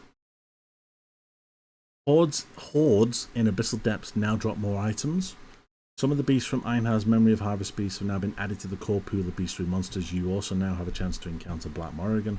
So you could potentially still get the 6th link, but it's just you'll have to beast farm to get it. Janus Fortification Safe House reward is now a chest of Domination Scarabs. This doesn't apply to Ruthless. You now have a chance to find a Gloom Shrine or a Charge Shrine in areas. Okay. Divine Shrines are now even rarer and have a duration of 20 seconds rather than 45. We have adjusted Valdo puller boxes, yeah. So many supporters wanted Mage Blood, so the box was hardly dropping. Thus, we have drastically increased the drop rate but reduced the probability of getting right. The following maps have been added back in. Yes, so let's go through. Alleyways, yes. Ancient City, boo. Arachnid Tomb, boo. Armory, yes. Beach, yes. Caldera, yes. Carcass, Chateau, yes. City Square, yes. Colonnade, yes. Colosseum, it's okay. Coral Ruins, yes. Coves, yes. Crater, yes. It's a bit of a pain in the ass, but yes. Dark Forest, yes. Desert, yes. Dig, yes. Geode, yes. Haunted Mansion, Mageblood map, yes. Infested Valley, love that map, yes. Leyline, yes. Leyline, love that map. Lighthouse, not seen Lighthouse for ages. Lighthouse, yes. Malformation, no. Marshes, yes. Mesa, yes. Racecourse, yes. Ramparts is amazing, yes. Relic Chambers, yes. Scriptorium, boo. Sepulture, boo. Spider Lair, boo. And Summit, yes. The following maps have been removed. The main one there is Crimson Temple. No more Crimson Temple for this league. That's the first time I think they've removed it in like leagues and leagues. Map tiers have been shuffled. Most maps are now initially found at a different tier. Some of the map bosses are required to defeat to upgrade the Pantheon have been changed, obviously, and crafting recipes. Previously found it. Okay. Wow. So, Delirium now. First 15 waves, yes. Usually, so it's just 15 waves now. Usually characters reaching this content are high enough. We've also added opportunities to get more unique, like voices, by defeating the bosses. Ritual, corpses that you can use, corpses that you could use to raise as spectres you can now be found as a reward in Ritual. These corpses have been rebalanced to be appropriate for the core game compared to their debut in Affliction. The lowest tier Ritual bases cannot be found in maps, and the highest tier can only be found in maps with an area of 83 or higher, so tier 16. The Crown Implicit now has -2 to the level of socketed support, +2 to the level of socketed skill gems, instead of socketed fire exposure. Okay. The Brimstone now has 50% increased stun and block, and replacing fortified block attack damage and 20% for blocked hits. The Debilitation Gauntlets have been renamed to the Thwarting Gauntlets. Now has +5% to block, and you take 10% of damage from blocked hits. This replaces the previous exerted to deal increased damage. Right, okay. The Dream Quest Slippers implicit modifier is now 10% reduced movement speed and increased cooldown recovery rate of movement skills, previously 30 to 40. Buffed that slightly. The Sinstral Gloves have now been renamed to Trap Setter Gloves. They provide 20% reduced attack damage from main hand, increased attack damage with offhand as an implicit modifier. Instead, they provide increased cooldown for throwing traps and cause trap skills to have increased skill effect duration. And the last one, Mask Implicit now provides 4% to maximum chaos instead of +2 to -3 to maximum duration. Atlas Tree passives. Back to Basics has been removed. Awesome. Back to Basics. That is big. So the 80%. The Unending Nightmare Keystone, where delirium in your maps was doubled, difficulty scaling with distance from the mirror. This change does not apply. Oh, now has delirium in your maps has doubled difficulty scaling with the distance from the mirror. Okay. The Pact with Energy notable now causes you to gain Sulfite Intoxication. Each stack of Sulfite causes 35% increased damage, increased movement speed, and 1% element res. Sulfite Intoxication lasts for 60 seconds. Permanent. Unrelenting Torment notable no longer provides 30% more quantity of items dropped by possessed monsters. Instead has tormented spirits in your maps are more likely to be less common varieties. Ruthless is not affected. The Pillage and Plunder notable that now uses League rarity instead of its multiplicative rarity stat. It now has 25% increased rarity of items from defeated syndicate members per equipment item have. The three small Atlas passives in the Seance cluster now provide your maps have a 10% chance to be haunted by an additional tormented spirit instead of 20% increased quant, okay, from tormented monsters. The small acid passive prior to Artifacts of the Vaal now provides incursions have a 5% increased pack size instead of 5% increased quant. They have literally removed every single element of quant. Crazy. The three small Beyond Demon item quant Atlas passives now cause Beyond Demons in your maps to have 20% increased chance to be followers of Gore, Bedat, and Kadash instead of being 5% increased quant dropped. Yeah. So, right, okay. Unique monster slain at rituals grant 100% more tribute. The Spores of the Wind, which is this provides blighting towers in your maps, can be salvaged after the blight encounter. Higher tier towers grant better salvage rewards, and salvage rewards are improved for each different tower type built during encounter. What? This provides blight towers can be salvaged after the blight encounter. Salvaged.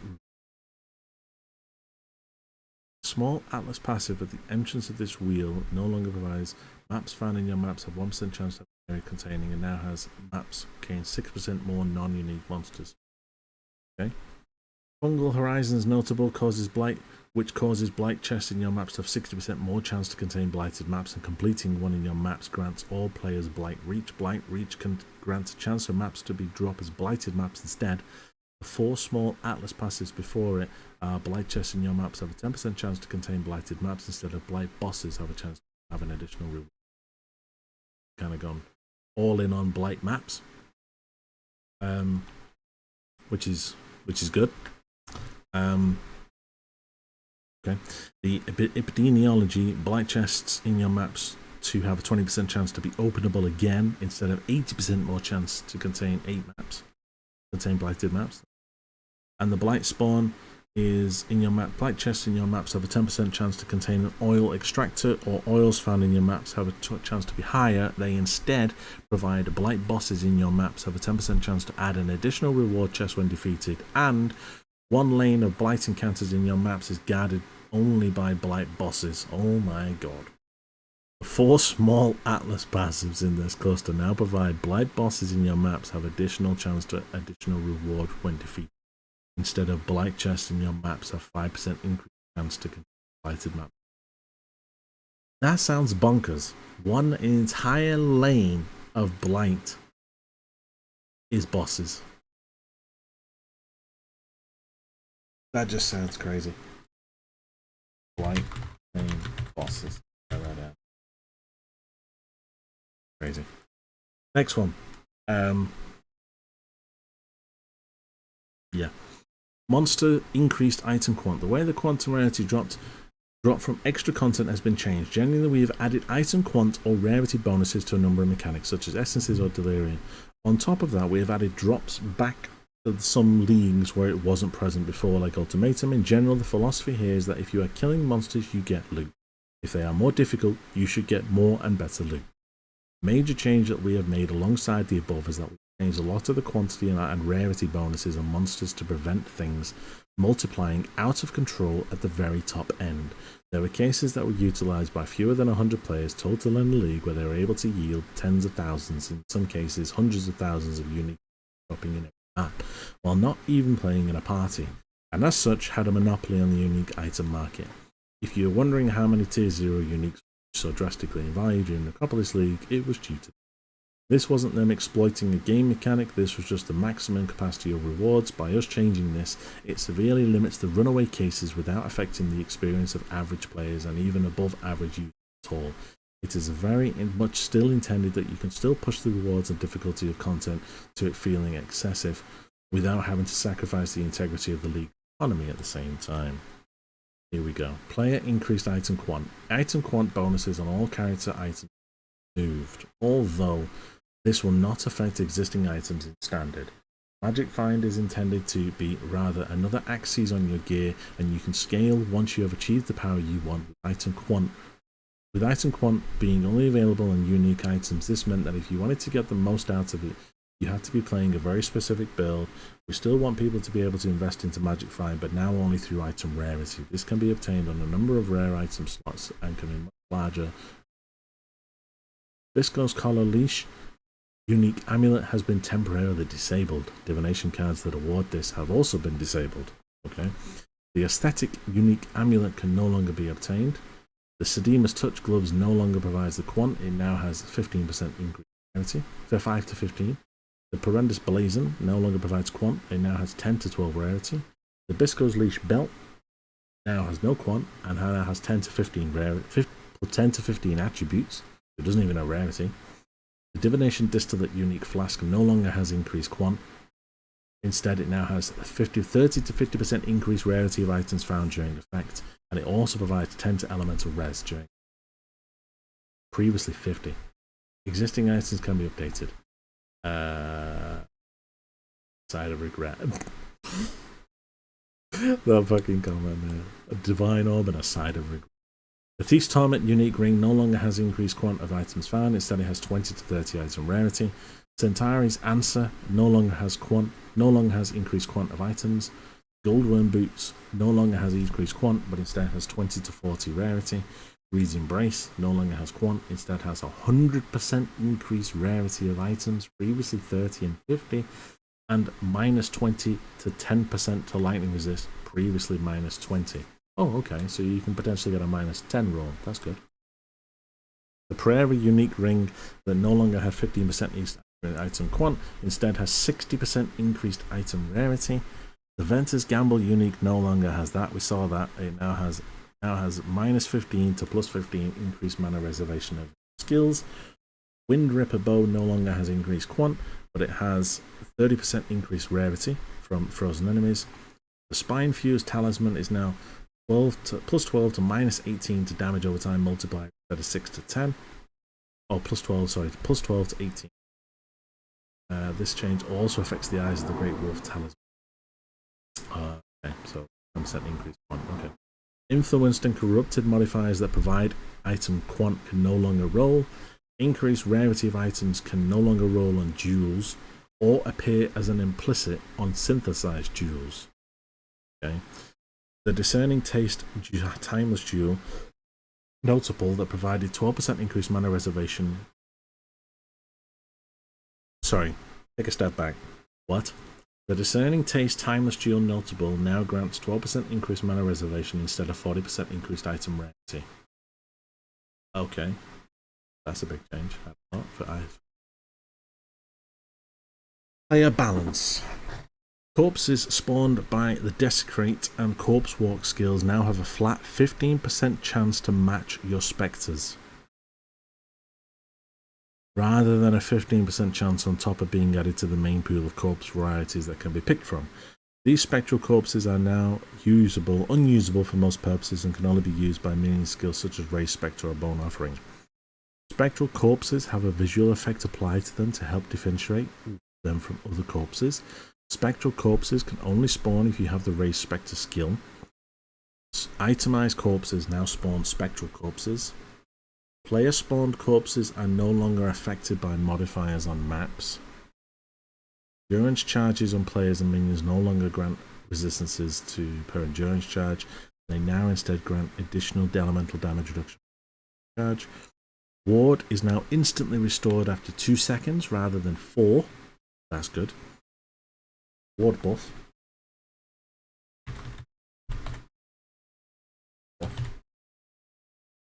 Get me a little buff box. That is a buff to ward bills. Yeah. Carrying on.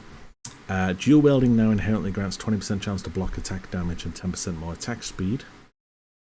Skills that use the basic melee strike animation now have a more consistent swing speed rather than the first swing being slower than the second swing.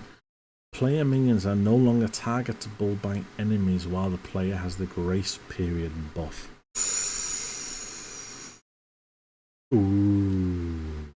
Yeah, a lot of people were using that to kind of collate all their monsters together. Kill them all. You can no longer be stunned while performing a Vaal skill before the contact point has been reached. Okay. You cannot be stunned while performing the spell animation of Vaal Smite. Cannot be stunned while performing Vaal Breach. Okay. Okay. Skill gems. Here we go, guys. Here we go. The Divine Blessing support has been removed. For fuck's sake. I think I needed that for my build. Fuck. I'll have to check.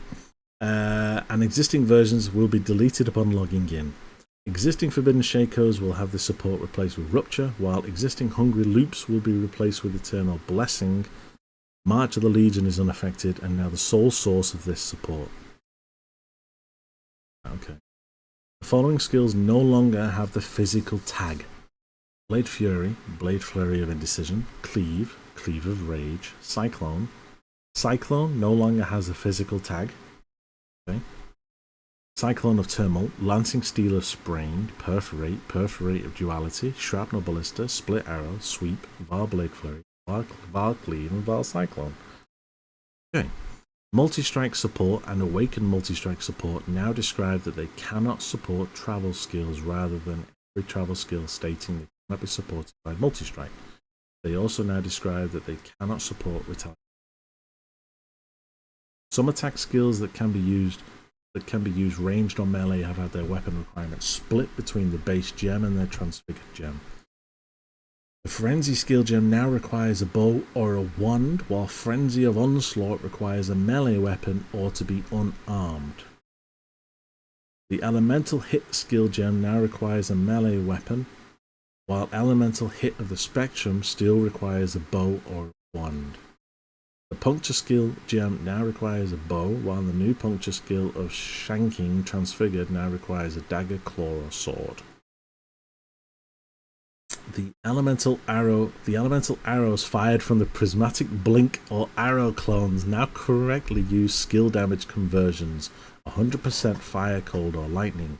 This means that with other sources of non-skill conversion such as Unholy Might, the elemental arrows deal entirely 100% elemental damage instead of 50% elemental plus 50% chaos damage, assuming using a physical bow and no other sources of flat damage. Can't tell whether that's I think that is a can't tell whether that's a buff to Banner. They now do 100% elemental damage rather than it being split 50-50. So all you need to do then is just proper focus into elemental. If you could do that. Yeah, possibly. The elemental arrows fired from prismatic blink or mirror arrow clones now only deal damage of the chosen element, similar to elemental hit. Okay? Right, here we go. Absolution now has a 100% 108 effectiveness of added damage at level 1, scaling up to 200 at level 20. Stays the same. Just been nerfed at lower levels. Absolution of Inspiring, same again. Same, no change. Just it's scaled instead of full whack at level 1. Ancestral Cry no longer grants a buff which gives you bonus armor and melee range. Instead, the user and nearby allies gain a buff that grants elemental resistances, and the buff grants 5% to all elemental resistances per 5 power and 1% to all maximum elemental resistances per 10 power. You can count a maximum of 30 power. Now has a base duration of 200 seconds, previously 4. Scaling up to 3.4, previously 4. That's been buff now grants. So you're getting more max elemental there. Buff grants 5 to all res per 5 power, and you can have 30 power, so that's 6. So you could have 6 times 5, so that's what? 30. So you get 30 elemental resistance, and then let's see, you can also get +1 to max per 10 power, so you can get a potential +3 to max elemental res whilst you're in this 3.4 seconds. So it's like a little elemental resist buff. Armageddon brand, same. They've scaled it. No nerf, no buff. They've literally just scaled it, so there's no change in the damage. Armageddon brand of Recall now has 270 effectiveness at 300, 300. Yep, same. They've just scaled it. Armageddon brand of Volatility, same, scaled. Artillery Ballista now has a mana cost of 9 at gem level 1, previously 7, so that's now been nerfed. Scaling up to 13 at gem level 20, previously 13, so that has... Nerf is the mana cost.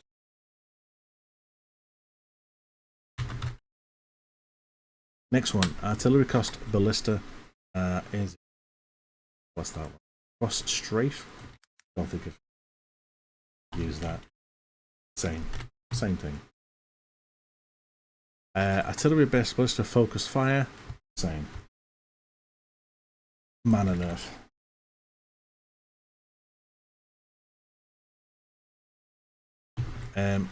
Bane now deals whoa. Bane now deals 59.3 base case chaos damage at level 1, previously 45. That is a big buff. That is a big buff. And goes up to 1000, I just saw then. Goes up to 1075 at gem level 20, previously 805. So that's gone from 895.6 up to 1075.5. So that's gone up by 179. Yeah, 175. 179 more damage. That's pretty big.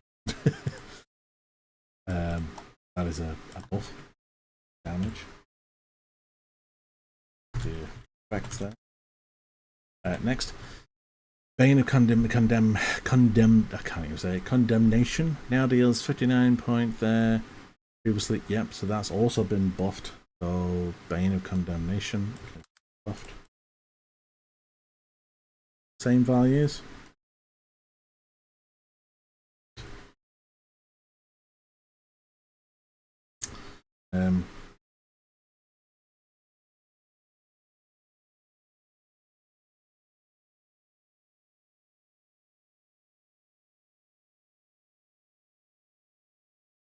Barrage now has a mana cost equal at 6, previously 7, scaling up to 10. So they've actually buffed Barrage. So the mana cost has actually gone down. Good. Mana cost. Buff the mana cost. And Barrage of Volley Fire now is the same. So good. Next, Battle Mage's Cry no longer grants a buff which would boost critical strike chance and allows attacks to benefit from increases to spell damage. Instead, the user and nearby allies gain a buff that boosts critical strike chance. The buff grants 0.5% to critical strike per 5 power, and you can get a maximum of 5 power, and now has a base duration of 2.5 seconds. I believe that is a nerf.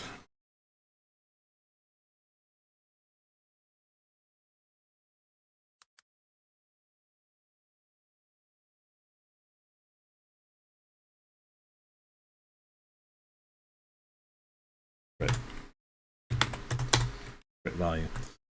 Berserk no longer provides more damage with attacks, more attack speed, and more movement speed, or less damage taken. It now provides increased rage effect, scaling at 59% at gem level 20, and it also no longer increases the size of your. Definitely big now. Everything. Blade Flurry no longer has added attack added attack physical damage to all levels. It now has 61% effectiveness of base and added damage at level 1, previously 32, scaling up to 111 at gem level 20, previously 49. It now has a mana cost of 5 at gem level 1, scaling up to 6 at level 4. That is the first of the melee buffs. So yes, the mana cost has obviously gone up, but it's gone from 61, 32, it's gone up to 61, and obviously at end game 49, 11. Blade Flurry of Indecision, I'm going to say, is the same. What have we got? So Blade Flurry of Indecision gone from 49 to 50%. Okay.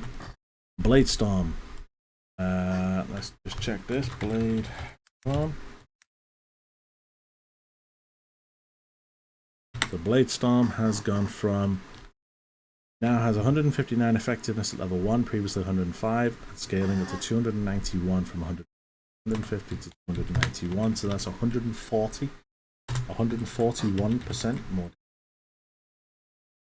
Blade Storm of Uncertainty gone from 180 to 347%. That's 167% more damage.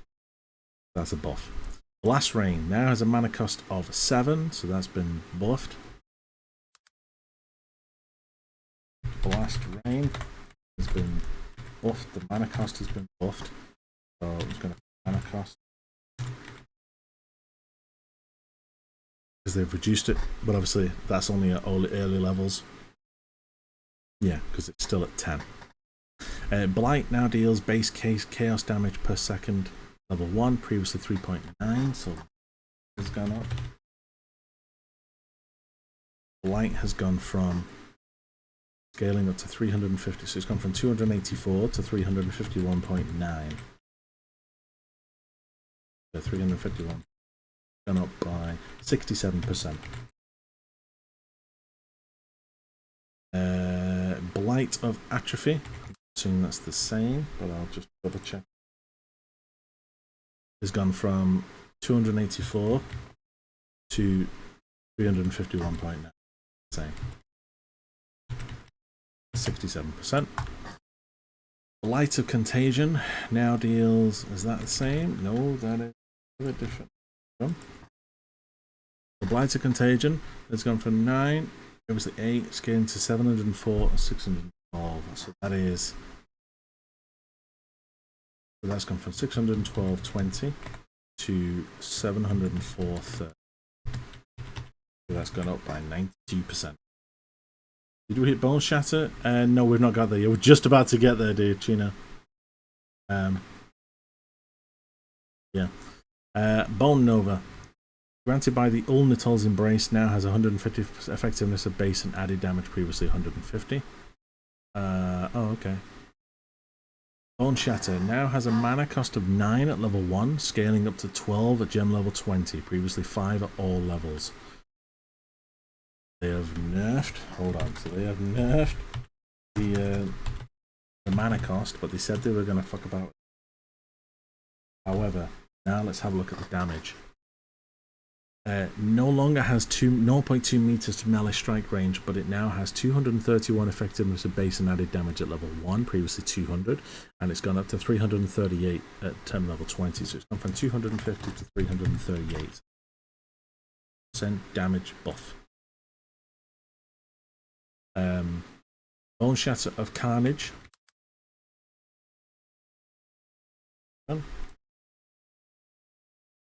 Of Carnage is gone from 275 scaling up to 620. That's gone up by 345%. Bone Shatter of Complex Trauma has gone from,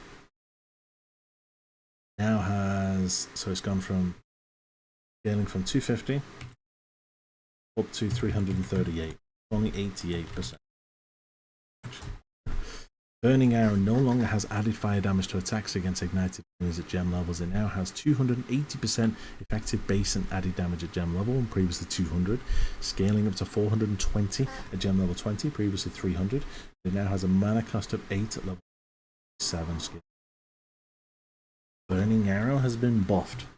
Would you believe it, guys? Burning Arrow. Burning Arrow has gone from 300 to 420. So that's 120% damage buff. Burning Arrow of Vigor now has a mana cost of 8, previously 7, scaling up to 14, previously 12. Mana cost.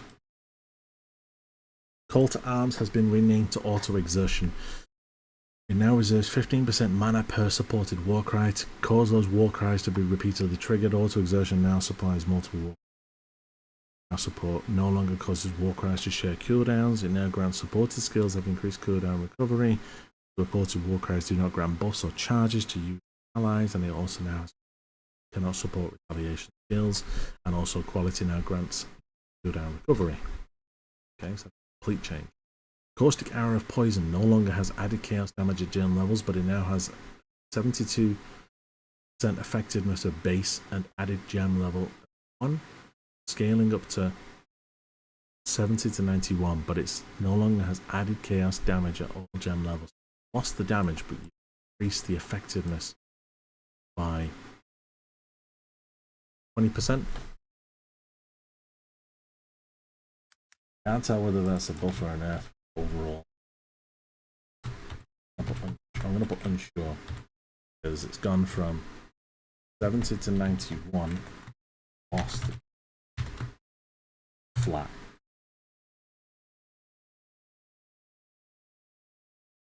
Can't tell.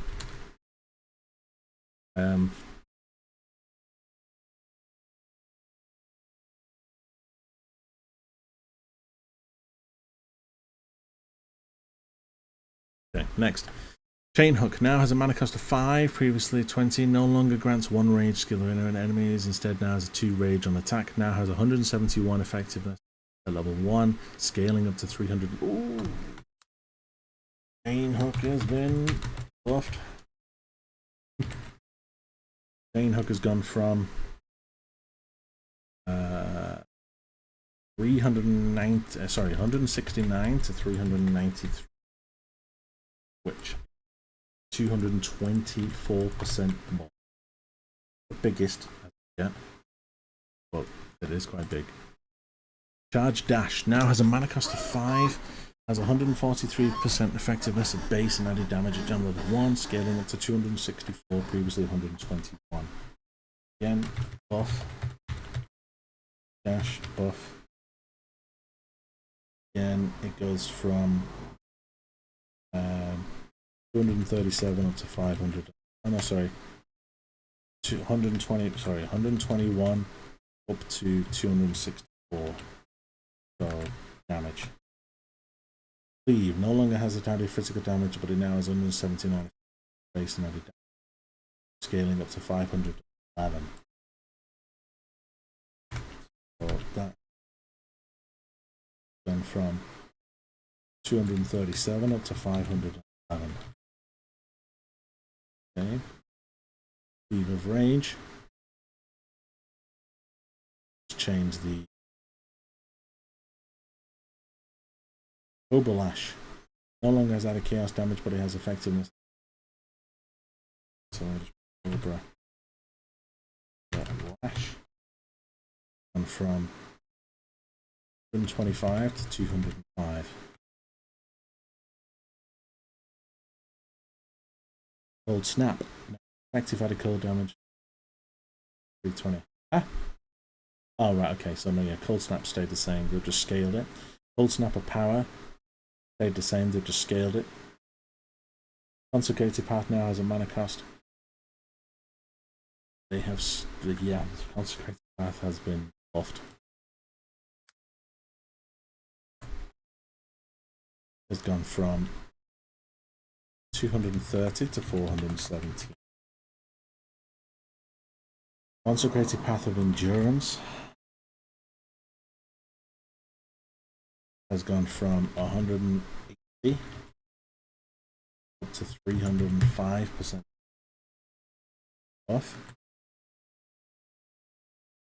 Crackling Lance stayed the same, they've just scaled it. Crackling Lance of Branching stayed the same, they've just scaled it. Crackling Lance of Disintegration, same. Creeping Frost, buffed. Yes, buffed. Creeping Frost has had a buff. So that went from 120 to 130. Cyclone no longer had physical damage, but it's gone from 61, 44, scaling to 111 from 59. For the buff. From Cyclone from 9 to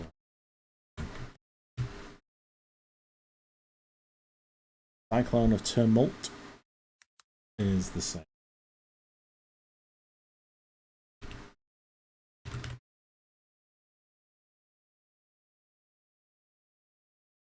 Defiance Banner.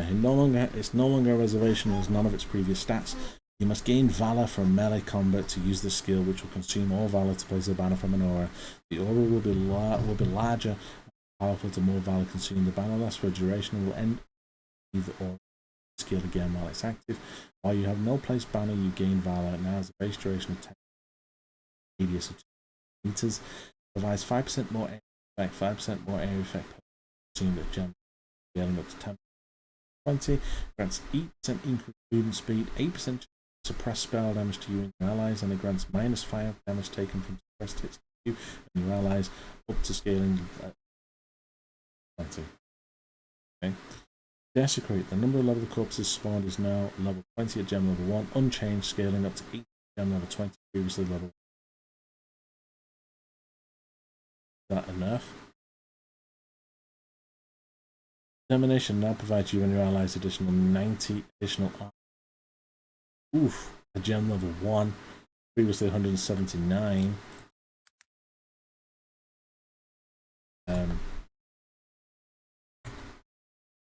It's gone from 2051 to 1026.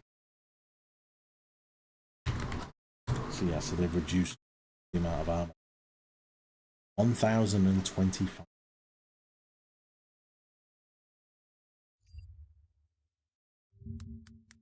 That is a lot. Dominating Blow now has a mana cost on Dominating Blow. Yeah, off the damage massively. Oh, sorry, just hold on. I just closed my.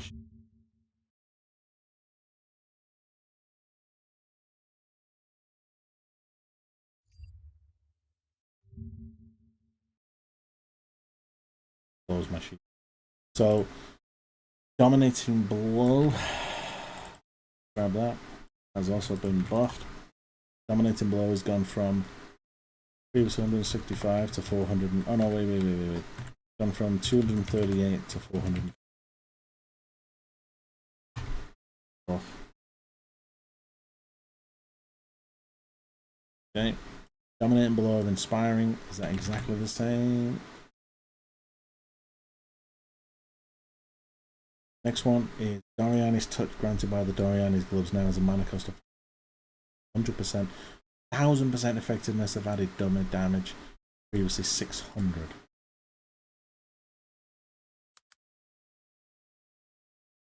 That is crazy.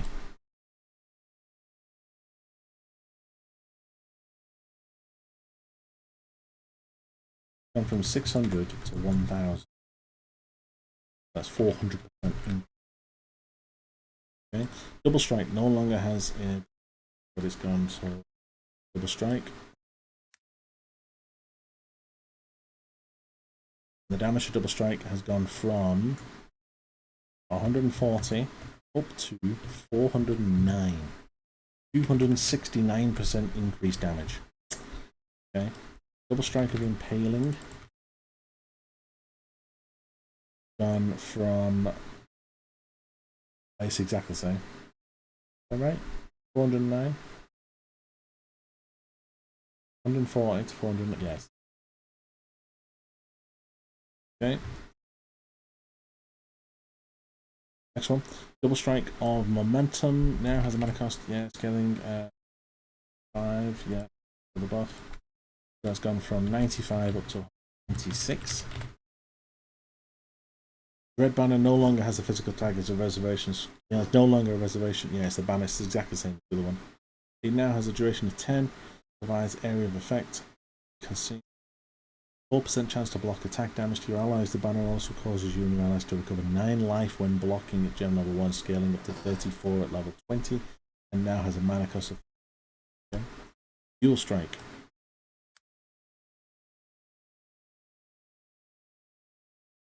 Dual Strike has gone from 244 to 442 damage.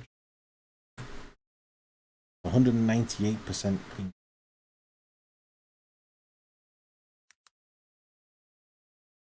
Dual Strike of Ambidexterity has gone from 244 up to 360. 116%. Earthquake. Earthquake has gone from 150 up to 209. That's only 79%. Earthquake of Amplification has gone from 150 up to 229 again. Earth Shatter has gone from 200 up to 393. Earth Shatter again.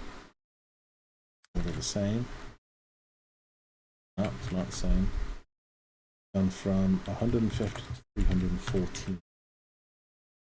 164. Earth Shatter of Prominence. I didn't even know there was this many bloody Earth Shatters. Jeez. Earth Shatter is 170, 346. Okay.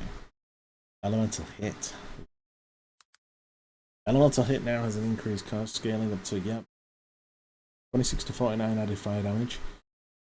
21 40 added cold damage. Previously 22 to 40. Buff. 18 to 33. Buff. 3 to 67. Buff.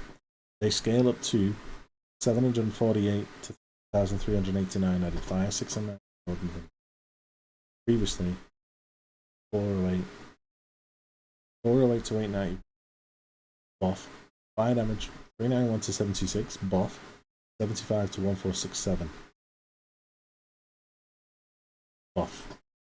Elemental Hit has had a amazing buff.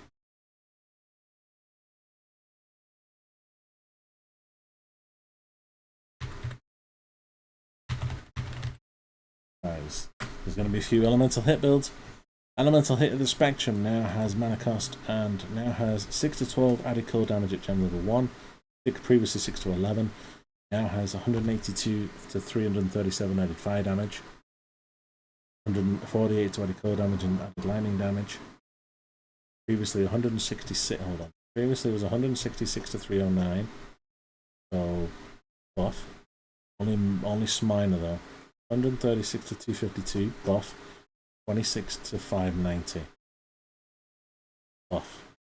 Elemental Hit of the Spectrum has also been buffed at top end. Small nerf at low end, but not much, like 3. Enduring Cry no longer provides a brief burst of life generation or a buff which grants resistances or physical damage reduction based on your, but instead, user and allies gain a buff that grants life regeneration. The buff grants 2% of life regenerated per second per 5 power, and you can grant a maximum of 25 power. Base duration is now 3.5 seconds. Now scaling. Additionally, now granting. Okay. That's just been completely changed. Snaring Arrow. Bone Mana has been buffed slightly by 1. It's not really worth it. Essence Drain now deals 12 to 8 gem level 1, previously 9 to 13, so that's buffed. Scaling up to 776, 1164, previously buffed. Now deals 42 case damage per second in gem level 1, buffed. Flies at 1, 8, 20, buffed. Now has an effective buffed. Essence Drain has been buffed, and buffed.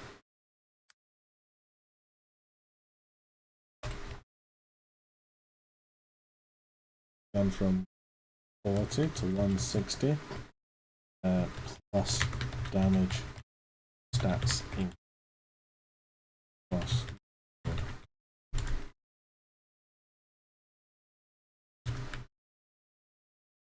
Essence Drain of Desperation. I'm going to assume that this is the same. Same. Same. Same. Same. Yeah. Same buff. So, Essence Drain builds looking pretty strong.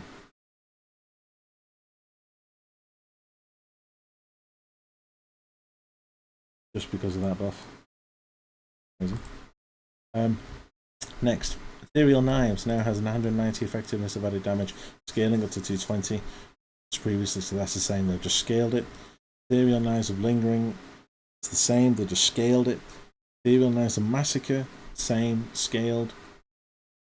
Explosive Arrow, 1 extra mana. They've buffed the mana cost by 1. But at higher levels it's the same, so it's not really worth it. It's good. Explosive Concoction now has a mana cost of 6. Now has increased fire damage at gen level 1. So buff. Scaling up to level 20, 1, 2, 3, 185. Buff. Now does added cold damage if you fire. Buff. Scaled fire. Okay, yeah, now do damage. Plus flash, which fires buff, yeah. So Explosive Concoction, all the values have been buffed. Pretty fair. Okay. Explosive Concoction of Destruction.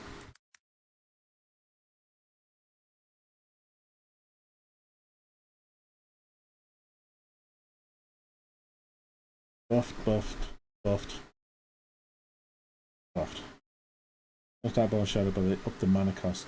Yeah, they said they were going to increase the mana cost, dude. So, Explosive Concoction, Destruction, buffed. Damage across all 3. It swings and roundabouts, pal. You got to take one with the other. You can't have more damage and it not have any benefit. Exsanguinate now has increased effect of damage. They have literally just scaled that. So there's no change. Fireball, no change. They've just scaled it. Firestorm, no change. Scaled. Firestorm of Meteors, no change. Firestorm of Pelting. Wow, that's a buff. Firestorm of Pelting has gone from 120 to 370. Increase, which is a 250% increased damage. Quite big. Flame Dash, scaled. Flame Dash of Return, scaled. Flamethrower Trap, scaled. Flesh and Stone no longer causes enemies to be. Yeah, I did this in the video. Nearby enemies take more increased damage, yep, and take up to less damage on standstands. Yep, he went through that on. These effects are strongest close to you. Like a Strike. Oh, here we go. Oh, what did I press? Press that. Like a Strike. Let's see what the value is. But where is it? Flicker Strike has gone from 210 up to 408. That's 198% damage in. Flicker Strike of Power. By the way, if you're wondering what I'm looking at here, if you look at this, look at this. So this is the before This is the after value, and this is how much of the increases. This is obviously increased. So we've got Flicker Strike of Power. So then I'm probably gonna put this spreadsheet on a video. Flicker Strike of Power off. It's gone from same values, same amounts. Freezing Pulse hasn't changed. It's just been scaled. Frenzy.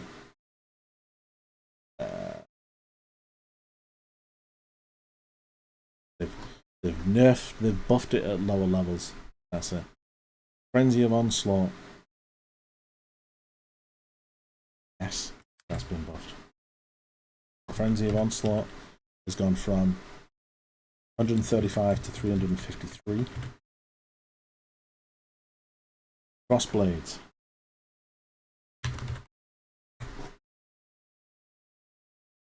Has gone from 225 to 400.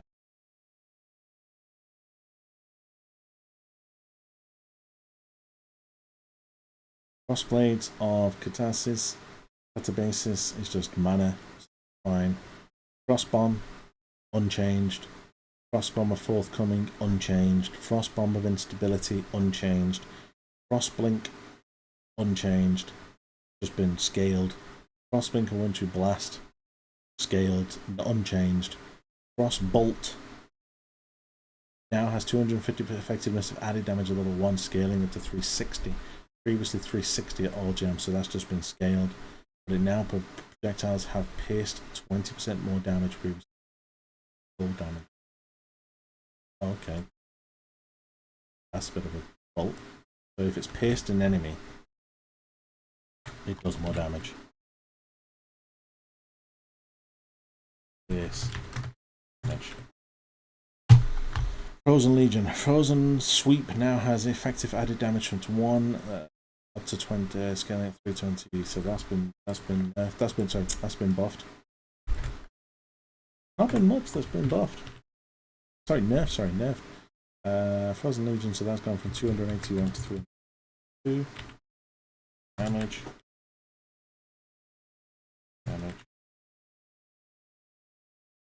Frozen Legion of the Rallying. From 135 up to 184 damage. Galvanic Arrow no longer has added damage, but previously Galvanic Arrow damage has been buffed, so it's gone from 9 to 13, but you have lost the base. But I think overall he said that no longer has lightning damage, but it's gone from 210 to 241, which is only 31%. It's not that much, but tough. Galvanic Arrow Surging, gone from 99 to 13. Gonna be, yeah, Doriani's prototype. I was thinking about that earlier. So the new Calandra minus negative ring. There potentially will be a few more builds of that appearing. So, okay, Galvanic Field. Galvanic Field has gone from, oh no, Galvanic Field is unchanged. Sorry, it's just scaled. Galvanic Field of Intensity, scaled. Looking for my second build. Scaled. General's Cry. General's Cry has been buffed. Supported skills now deal 60% less damage, previously 45, scaling to 51, previously 36. No, General's Cry has been nerfed. What? General's Cry has been nerfed. It was previously 36, now it's 51. No. Yeah.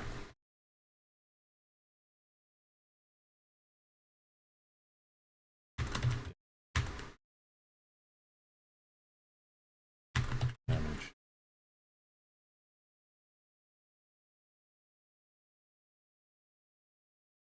Glacial Cascade of the Fissure has not changed. Glacial Hammer.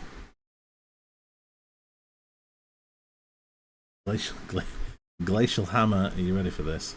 This is big. Glacial Hammer has gone from 269 to 622. That is an increase, 353% in damage. Is that the biggest one that we've had so far? Yes, it is. Second biggest was Bone Shatter of Carnage. An increase on that of 345%.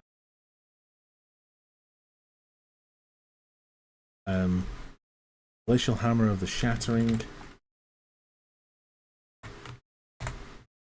Gone from exactly the same.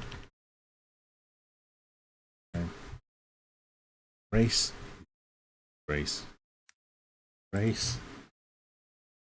Nerfed. Now provide you with. It's gone from 2,575 grace down to 1545.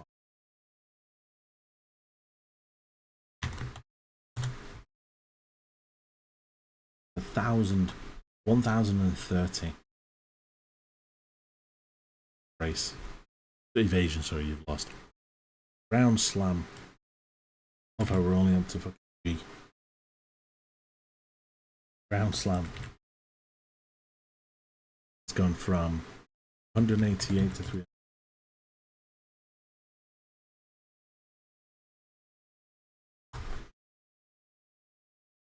Round Slam of the Earthquaking.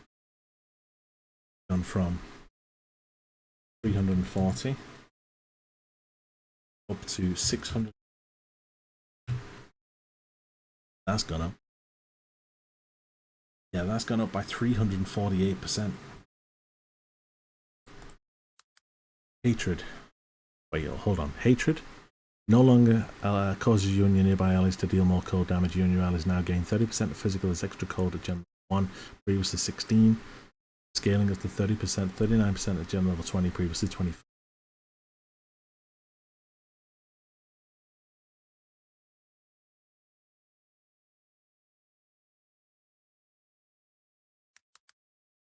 That sounds like a nerf. Good. He's increased increased the cold though from 25 to 39%. So yes, he's lost the flat damage, but he's increased the cold damage 14%.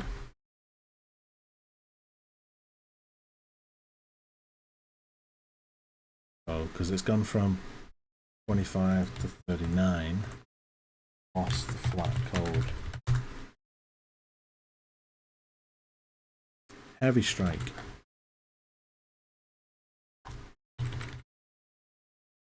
Heavy Strike has gone from 313 to 552. Buff. Herald of Ash no longer grants more spell fire damage to the buff now grants 15% of your physical's extra fire damage, scaling up to 20, previously 15. There's a 5% buff, but we lost the spell fire.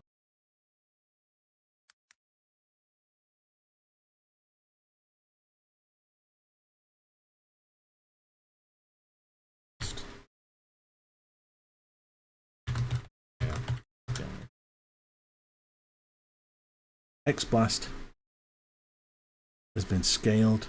Hydrosphere scaled. Ice Crash has been buffed.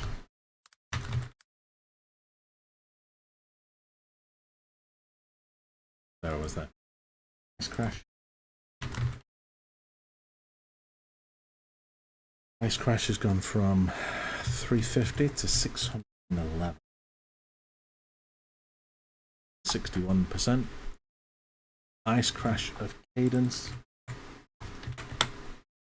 has gone from 250 to 458. Ice Nova has been scaled. Ice Shot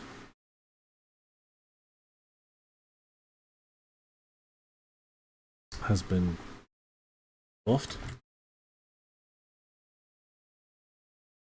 Gone from 174 to 200%. Ice Shot of Penetration. Mana cost. Ice Trap. Scaled it. Ice Trap of Hollowness. They've just scaled. Icicle Burst. Icicle Burst granted by Community. Unique Mace. Now has a 50% base and added damage rather than 1%. I don't think anybody's using that, so I'm not comment on that one. Infernal Blow has gone from 166 to 307, so that's buffed. Infernal Blow Elation gone from 166 to 3.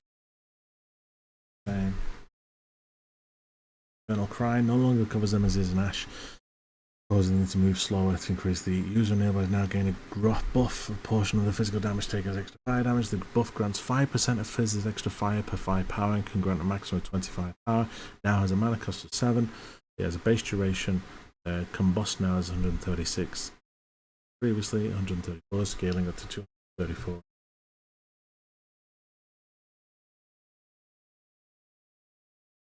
Intimidating Cry no longer grants a buff that effect of a physical damage reduction. Your user nearby allies now gain a buff that movement speed. Buff 3% movement speed, ski per high power. It can counter max. Okay. Kinetic Blast now has a mana cost of 6. Previously 15.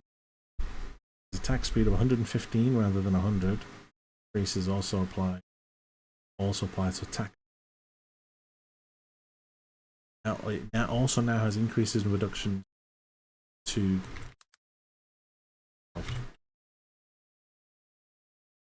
so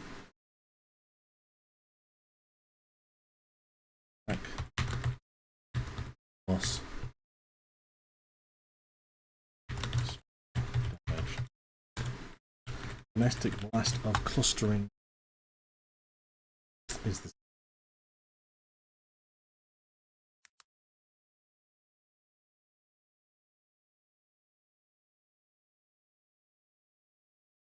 Kinetic Bolt has been buffed. Gone from 175 to 220. That's a 45%. Kinetic Bolt of Fragmentation. Gone from 70 to 85. Not much, but slight buff. Lacerate. I was talking about this earlier. Lacerate has now gone from 310 to 629%. That's an increase of 319%. Fucking Lacerate builds? Anybody? Lacerate of the Butching is exactly the same. Lacerate is pretty strong. Lacerate of Hemorrhage has gone from 120 to 46. Lancing Steel.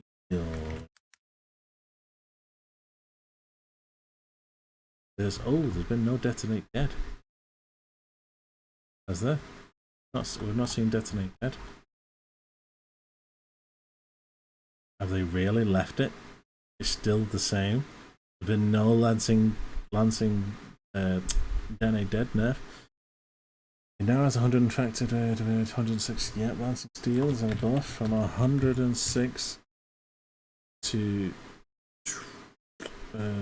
hold on.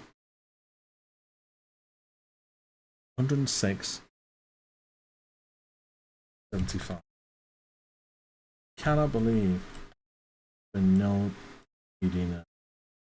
That is ludicrous. Landing Steel of Spraying no longer has now has 260 effectiveness of base added damage from previous 160, scaling up to So it's gone from 220 to 3. They actually fucking buffed it. They actually buffed fucking damage. Fucking cock DD. Lancing Steel spraying now does more damage. Okay. Leap Slam.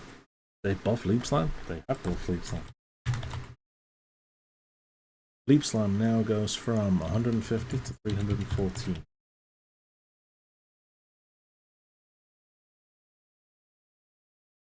Leap Slammer Groundbreaking.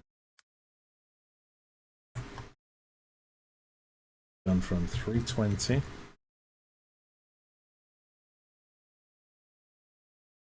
Yeah, true. You're using the DD.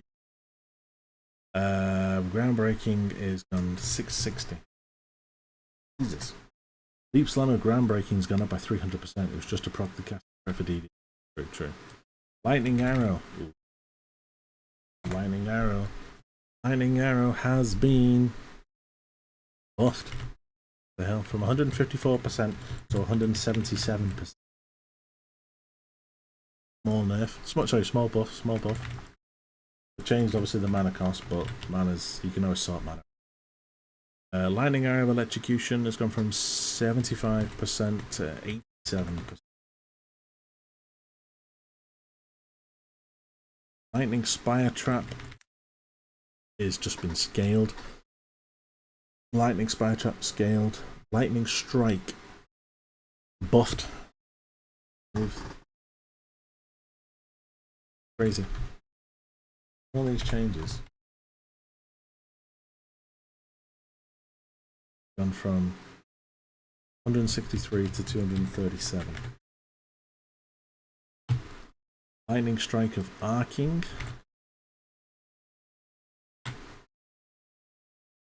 Um, 200 to 377%. Lightning Tendrils. Unchanged, they've just scaled it. Lightning Trails. Unchanged. Molten Burst. Had a Molten Burst granted by Nakamamu's Flame. Has been buffed from 150 to 70. Molten Shell. Here's the big one. Ready for this. Molten Shell now has a level requirement of 16 rather than 4. Ow. And a strength requirement of 41, previously 16. At gem level 1, it is unchanged, and is unchanged at gem level 20. As a result, the level requirement, the buff now grants 115 armor at gem level 1, previously 50, is unchanged at gem level 20. Right, okay. So it's buffed early game. So that's had a bit of a nerf and a buff.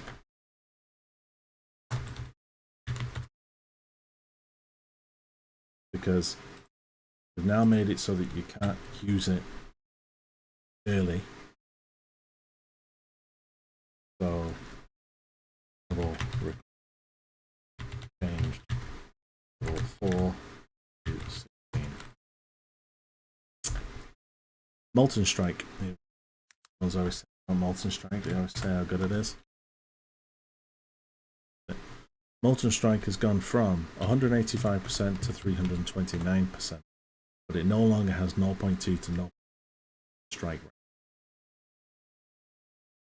But yeah, it's been buffed by 144. Molten Strike of the has gone from 130 to 239, which is 109%. Orb of Storms is unchanged, they've just scaled it. Penance Brand, they've just scaled it. Penance Brand, they've just scaled it. Yes. However, they have done a very small... Oh no, they haven't. No, it's the same, they've just scaled it. So no change. So it's scaled, so that's good. So I've lost 5% at early levels there and 10%. That's it. Perforate. So I will be starting grand. Perforate is gone from 265 to 622. That's 357% increase damage. Perforate of bloodshed gone from 85 to 245. Perforate of duality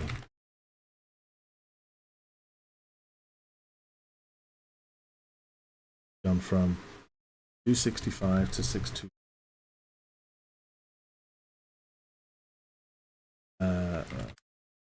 Whatever that said. I'll say that right. Pestilent Strike has gone from 160 to 472. That's a 312% increase. Poisonous Concoction. Did nerf or have they buffed it? Poison Concoction. It's gone from now has 30 to 44, previously 26 to 30. Buffed slightly with a value of 716 to 73. Yeah, they buffed it. Buff, so it's gone up from 933 to 1000 damage. Cool. So poisonous concoction buffed. Poison concoction of bouncing. This been buffed. Yes, exactly this. Cool. Power Siphon. Let's see if Empyrean's going to be happy. It's gone from attack speed has gone from 100% to 115, and it now spell damage. Same as Kinetic Blast, basically. Attack speed and the Power Siphon of Archmage. Same.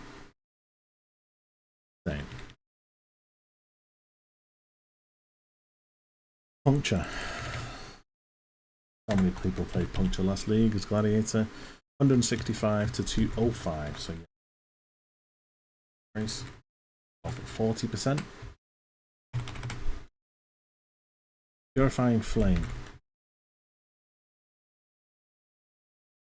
Purifying Flame has gone no change. Why I put that in? That's just been scaled. Purifying Flame of Revelations gone up by 10%. Not really worth it. Rage Vortex has gone up by 12%. Not that. Gone from 62 to 70%. So 8% increase. Rage Vortex of the Berserking has gone up exactly the same, hasn't it?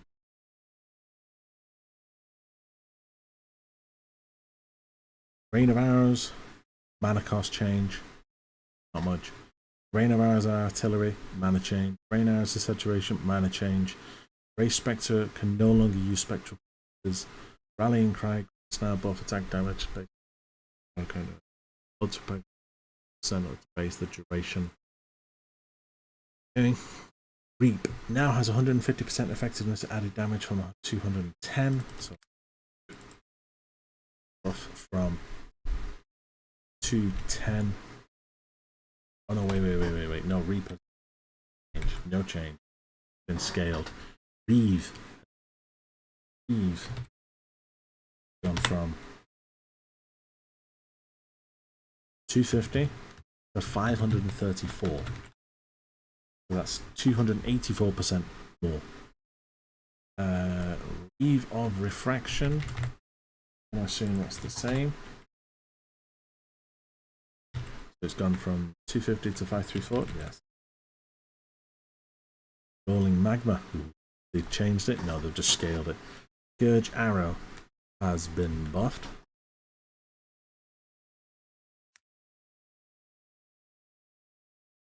Scourge Arrow has gone from 125 to 102. Scourge Arrow of Menace.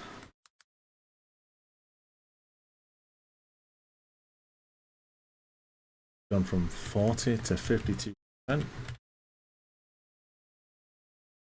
Seismic Cry no longer grants a buff, which makes it easier to stun enemies. They now have a star threshold. Buff grants 5% more armor per firepower. Increased stun threshold per firepower, granting 25 power. Exerted attacks now 50% more area effect, previously 30. And it has a 2%. Or 34. Okay. Seismic Trap of the Swells is unchanged. They've just scaled it. Shattering Steel. Confusing the physical attack for Cyclone. Does that mean physical damage no longer scales damage? I don't know. They have. Hold on. Drag this across. Cyclone. The Cyclone bat there. The Cyclone damage buff was 52%. So overall 52%, but they removed the physical tag. Don't ask me why. I have no idea. A bit weird that, but yeah. I'm up to Shatter. Where am I up to? Scourge Arrow of the Menace. There, says done that. Shattering Steel. Shattering Steel. Is Shattering Steel still a people were doing? Gone from 159% to 265%. So yes, it's gone for 106%. Shattering Steel of Ammunition. Gone from 159 to 265 again. Same. Really turn the game upside down. Shrapnel Ballista. They have buffed a hell of a lot though. They've removed a lot of damage tags, but then they've increased the effectiveness by like 300%. So this is from 44 to 53, so that's a 9% damage buff. Shrapnel Ballista of Steel.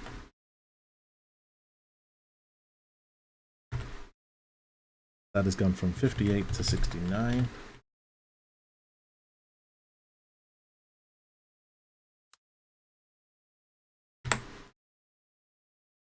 Shield charge, hold on.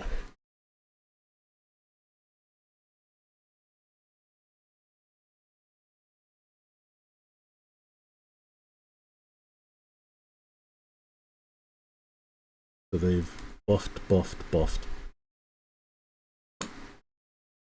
Nerfed. Physical damage. Or buffed it late game. Slightly. No, have they? Yes, they have. Feeling at 8, previously 12. Yeah, they buffed it. Yeah, so it's gone from just damage values.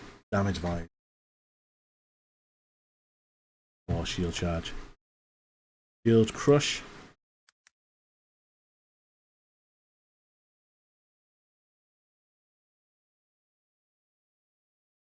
Six. Why is it 352 previous winners? So they buffed that massively. That's 3 to 5, 8 to 12. Yeah, and they buffed that as well.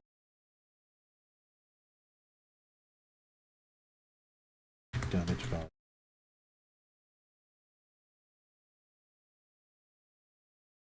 Field Crush of the Chieftain. I'm going to assume it's the same.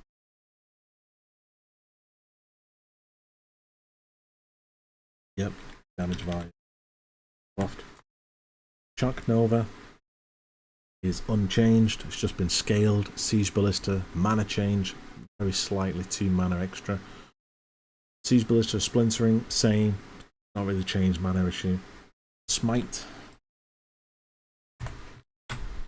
Smite gone from 273 to 488. That is 215% increased damage. Smite of Divine Judgment has gone from 250 to 360.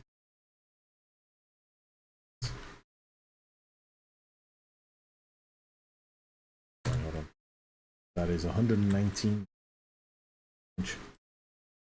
Snipe, change the mana cost slightly. Spectral Helix. Spectral Helix has gone from 150 to 108. How much? 30% damage. Spectral Shield Throw. Favorite builds from a few leagues ago.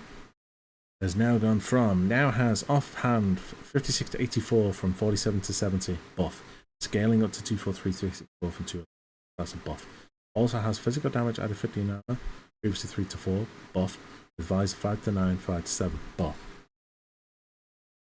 Buff. All the values. Spectral shield throw of the shattering is going to be the same. I don't think we're going to nerf one above the other. Let me just read it though. 15 to auto 3, fit your buff, 200 fit your buff, and 20 your buff. Crazy. Spectral throw. Spectral throw has gone from 125 to 150. That has just gone up by 25%. Not that much. Spectral throw of the materializer. Gone from 280 to 340. 60%. Split arrow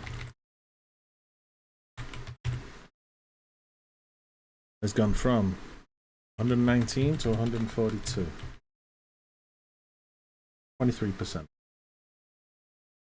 Mana cost change on split arrow. The splitting steel has gone from 210 to 330. Splitting steel of ammunition, I'm gonna assume is the same. 210, 330, yep.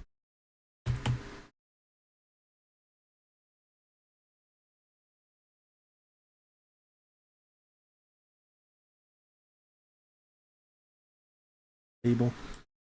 Already running boxes. Static strike. 18346. Storm call. It's gone from scaled, no change. Storm rain, mana change. Storm rain of the conduit, mana change. Storm rain of the fence, mana change. Storm blast mine, scaled. Sonder, off. Sonder has gone from 325 to 629. Sonder of the Earthbreaking gone from 250 to 503. 53% increased damage. Sweep has gone from 281 to 664. That is the biggest one so far, guys. Sweep, 383% increased damage. That is a bit. Tectonic Slam. Gone from 275 to 542. Tectonic Slam of the Capitalism.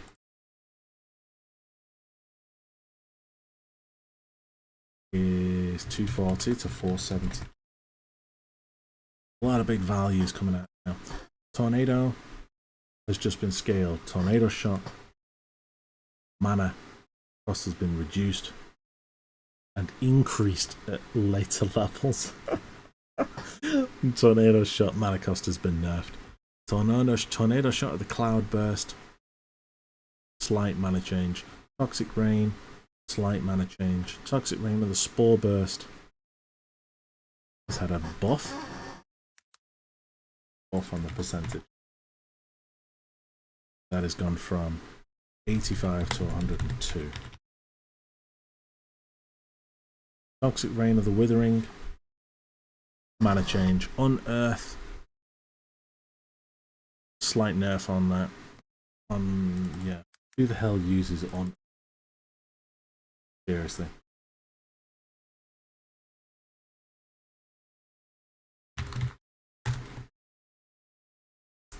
Venom Jaya, mana cost, Vigilant Strike,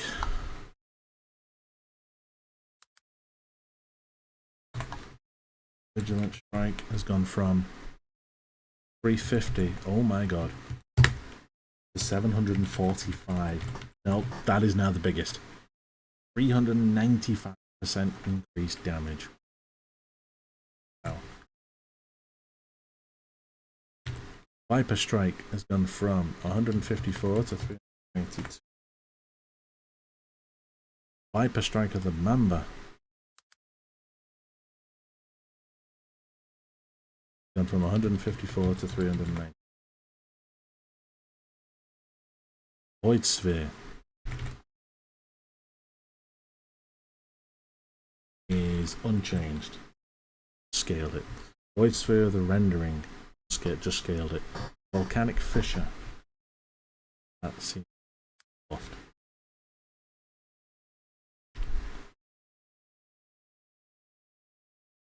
Volcanic Fissure's gone from 185 to 300.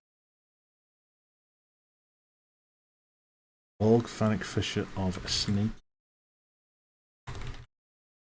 has gone from 185 to 300. That's a bot. 133%. Voltaxic Burst has been scaled. Vortex. I'm sorry. What? Oof. Oof. Vortex has been nerfed.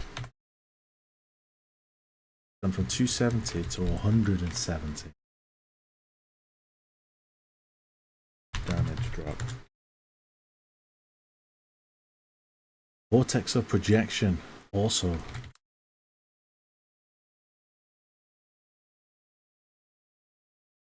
Vulnerability. Quality now provides attack hits against cursed enemies of a 10% aggravate. Previously it was increased. War Banner, we did this. Not long as a reservation skill, yep. Count's Valor. More physical damage with yep. Warlord's Mark, cursed enemies, yep. Wave of Conviction, scaled. Whirling Blades, increased.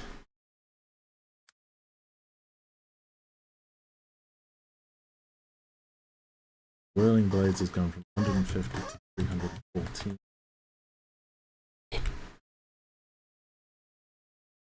Wild Strike gone from 231 to 400. Wild Strike of the Kings gone from 240 8. And then we got all the Vaal skills. Oh my god. Okay, Vaal skills, Vaal Blade Flurry. Let's have a look. Has gone from 343 to 690.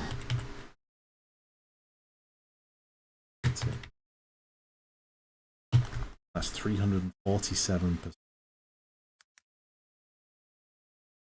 Vaal Blight now has a damage buff. Damage value. Vaal Burning Arrow gone from 400 to 560. Vaal Cleave gone from 400 to 720. Vaal Cyclone has gone from 109 to 100. Not that much. 75% increase. Vaal Double Strike gone from 41 to 101. Vaal Earthquake 106 to 170. Vaal Firestorm gone from Vaal Earthquake, sorry.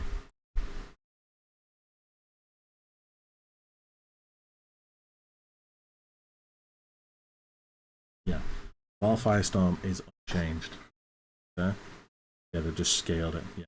Vaal Flicker Strike. Oft. Vaal Flicker Strike. Vaal Flicker Strike has gone from 210 to 362. So they've had a 152% increase. Vaal Glacial Hammer. Gone from 250, 552. 302% increase. Vaal Ground Slam. Gone from 375 to 500. Vaal Ice Shot has gone from 87 to 100%. That's a whole 13% damage. Our Lightning Arrow has gone from 78 to 90. 12% increase. Our Lightning Strike gone from 163 to 2. Our Molten Shell gone from, oh, that's just the method and net. Oh no, was it? Unchanged. No, it's unchanged. Vaal Molten Strike gone from 110 to 109.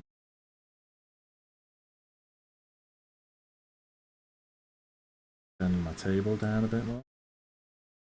Space. Vaal Power Siphon. Speed. 100 to 150.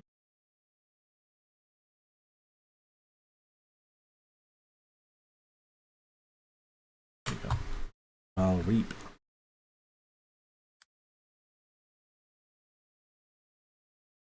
Is just been scaled. No.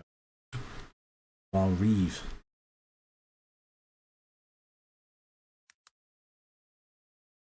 has been buffed. Pretty big from what I can see.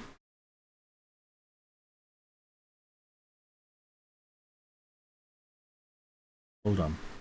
350 to 613. That's a big jump.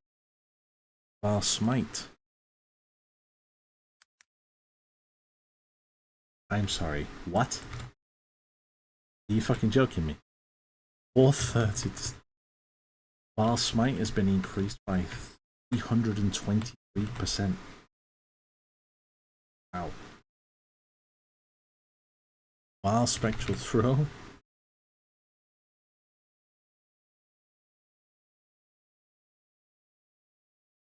And from 110 to 100. Vaal Venom Jaya. 165 to 200. And then finally, Vaal Volcanic Fisher. 220 to 2. Right, let's grab this information. So this is all the information here now. Let's grab all this. Put it in a sheet on it. This is a lot of data.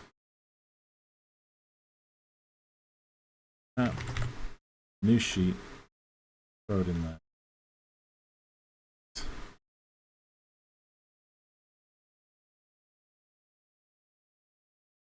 So, previous new value things.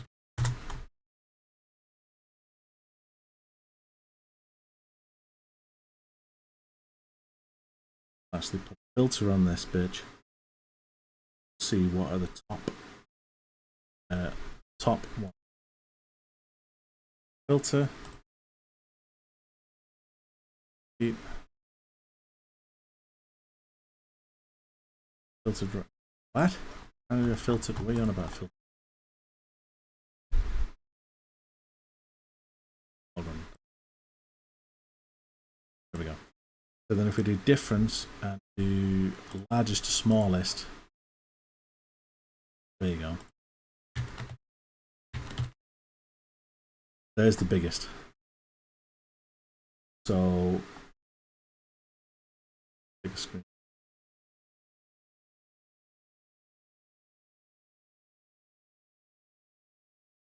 That is cool.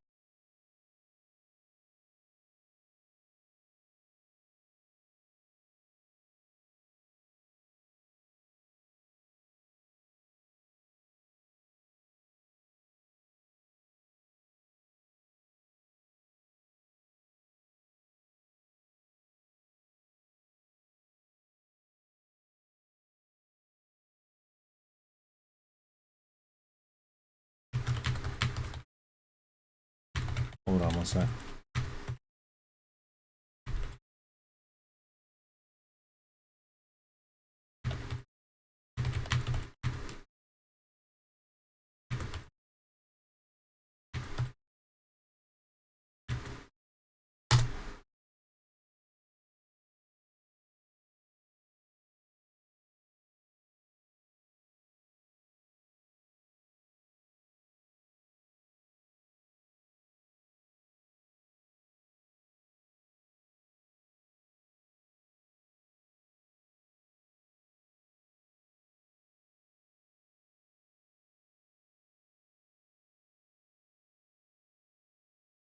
Yeah, that is pretty crazy.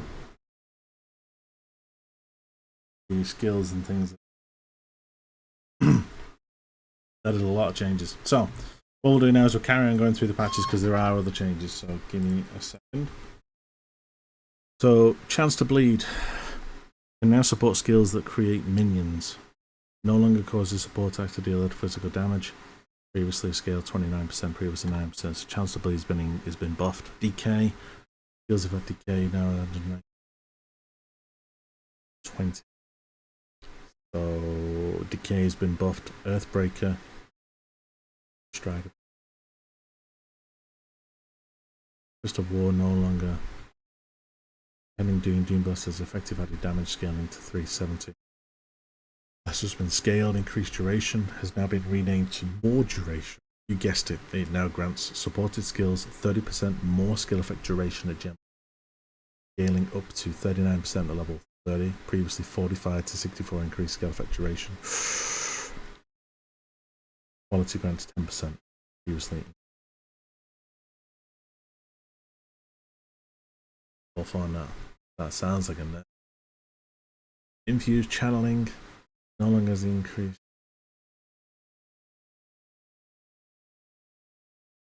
Text while channeling support skill 8%.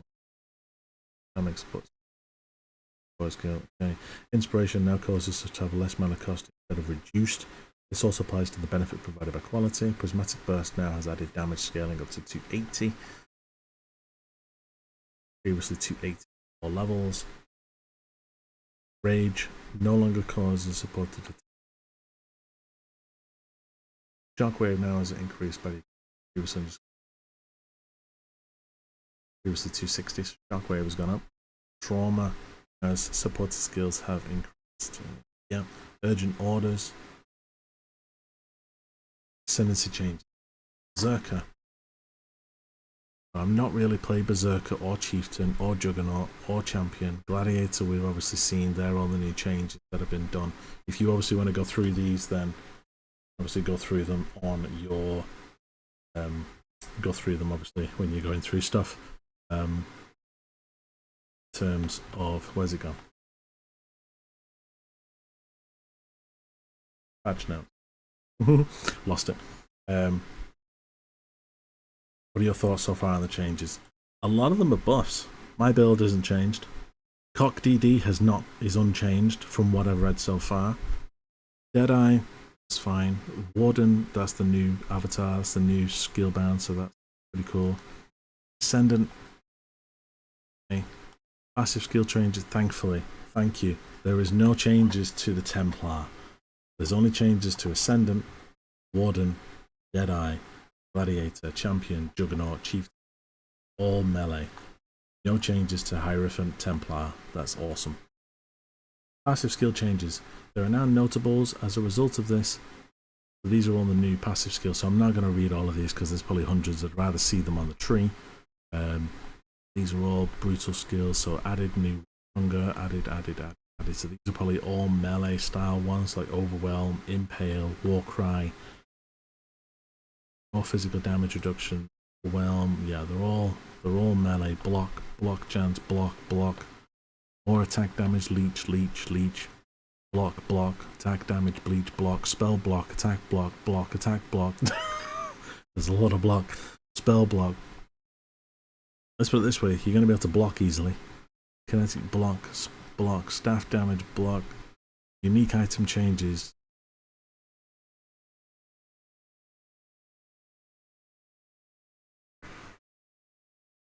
Has anybody seen the Adorned change? Uh-oh. Uh-oh.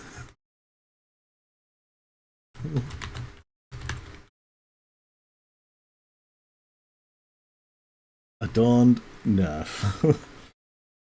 That's quite big.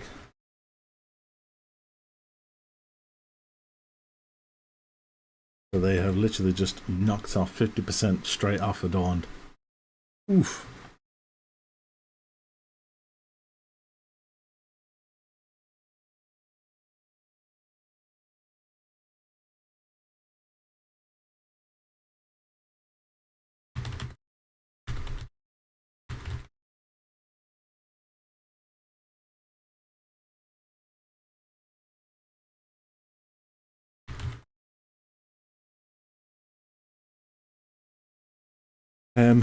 That is pretty big, the Adorned change. The Dancing Dervish no longer has manifested, okay. The Defiance of Destiny unique amulet now causes you to gain 10 to 20% of missing unreserved life before being hit by previously 25 to 35. Existing versions can be made worse with the Divine. Oof, they nerfed Defiance of Destiny. The Elixir of the Unbroken cannot gain endurance charge, gain power. What? You bastards. Okay. The Hand of the Fervent Gloves. Your Comb's Heart has now got increased fire damage, once has 1000% life. Yep. The Lethal Pride unique jewels that added physical damage to the firebird, one rage on hit. Yes, Martyr of Innocence, no longer skill. Okay, all the rest resolve. 85% less war, previously 70. Oof.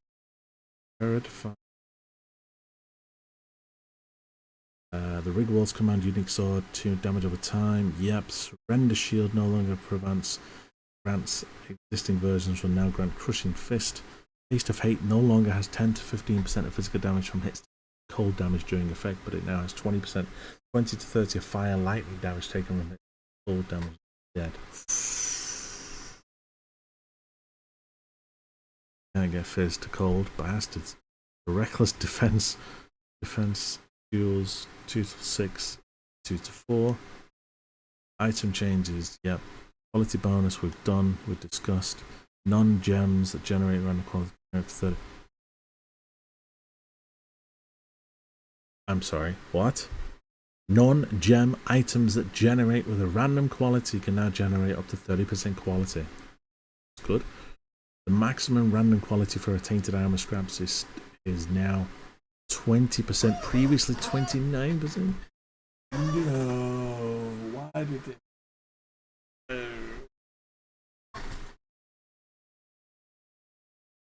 Why did they?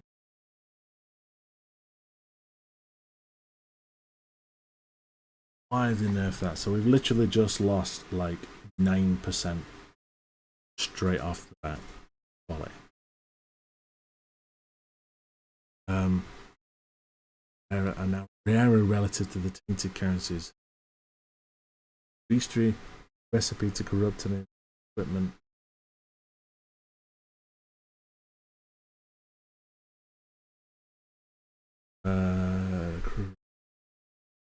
Corrupts a map to. NPCs will no longer have items that can be purchased with quality currency.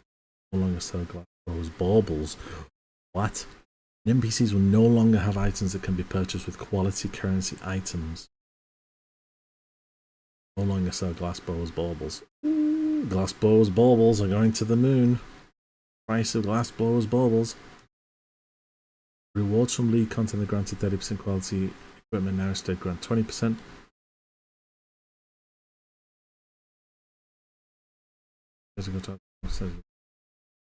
Yep. Corrupted and mirrored items are available to be unveiled once again. Master commanded cluster dual notable causes banner skills. Banner. So cluster. Suffix burning damage. The perfect fossil is renamed to opulent fossil and no longer grants improved quality, instead now more drop modifier. Tagless. No more perfect fossils. Ouch.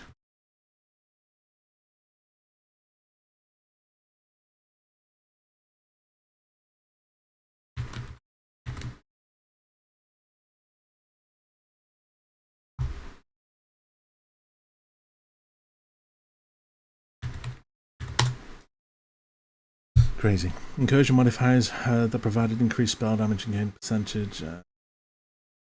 Okay.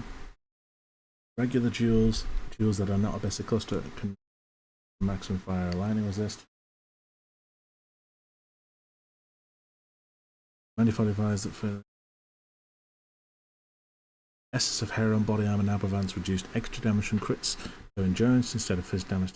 Hold. Added a new set of modifiers for purity or as it can size. Roll watch, so replace the physical damage taken as element above. Ooh.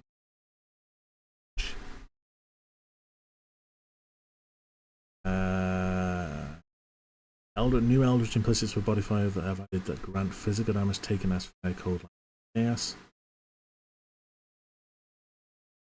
Vicious field modifier. Also have a series of implicit provided gravity. Iron Flask now grants 4 rather than 5. Lives for the block attack. Hunter inflict fires overwhelm. Overwhelm. A lot of overwhelm there. A lot of overwhelm. Don't really do many melee builds, so I'll skip all that. These are all the ones, have now base crit of 8. They have a lot of base crit changes. Base crit of 9. Scepters are now 7 instead of 6. 7.3 instead of 6.2. 7.6 instead of, yeah. I'm thinking. Crystal Scepter, Opal Scepter. Oh, yeah, 8. Primitive is 7. All changed. Critical strike chance. Suffix modifiers and shields. You gain life when you block can no longer roll. Ouch. Staff.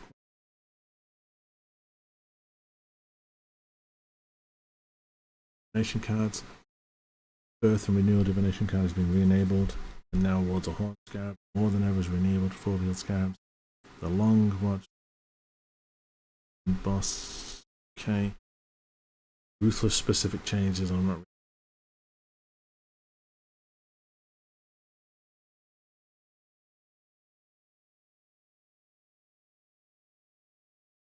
I don't know whether that is just ruthless. Monster balances. Players targeted by a meteor now with 2 seconds cooldown. Essences. Trigger bosses now done 30%.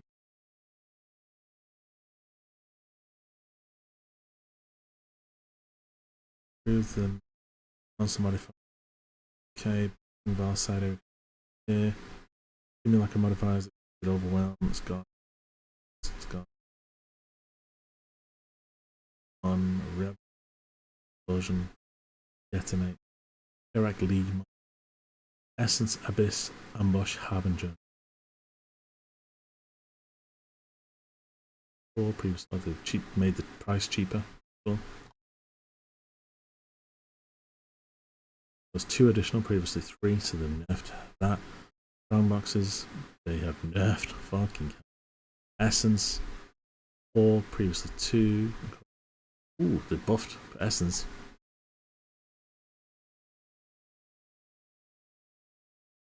Yeah. What for going through? Yeah. See. Pushing first, skill skin, multi-shot, glacial pull. There are all the new skill gems when they're offered.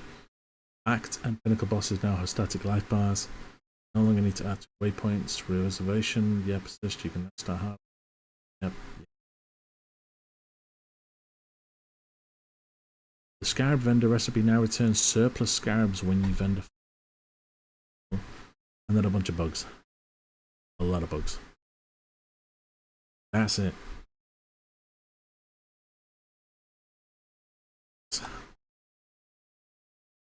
That's a lot.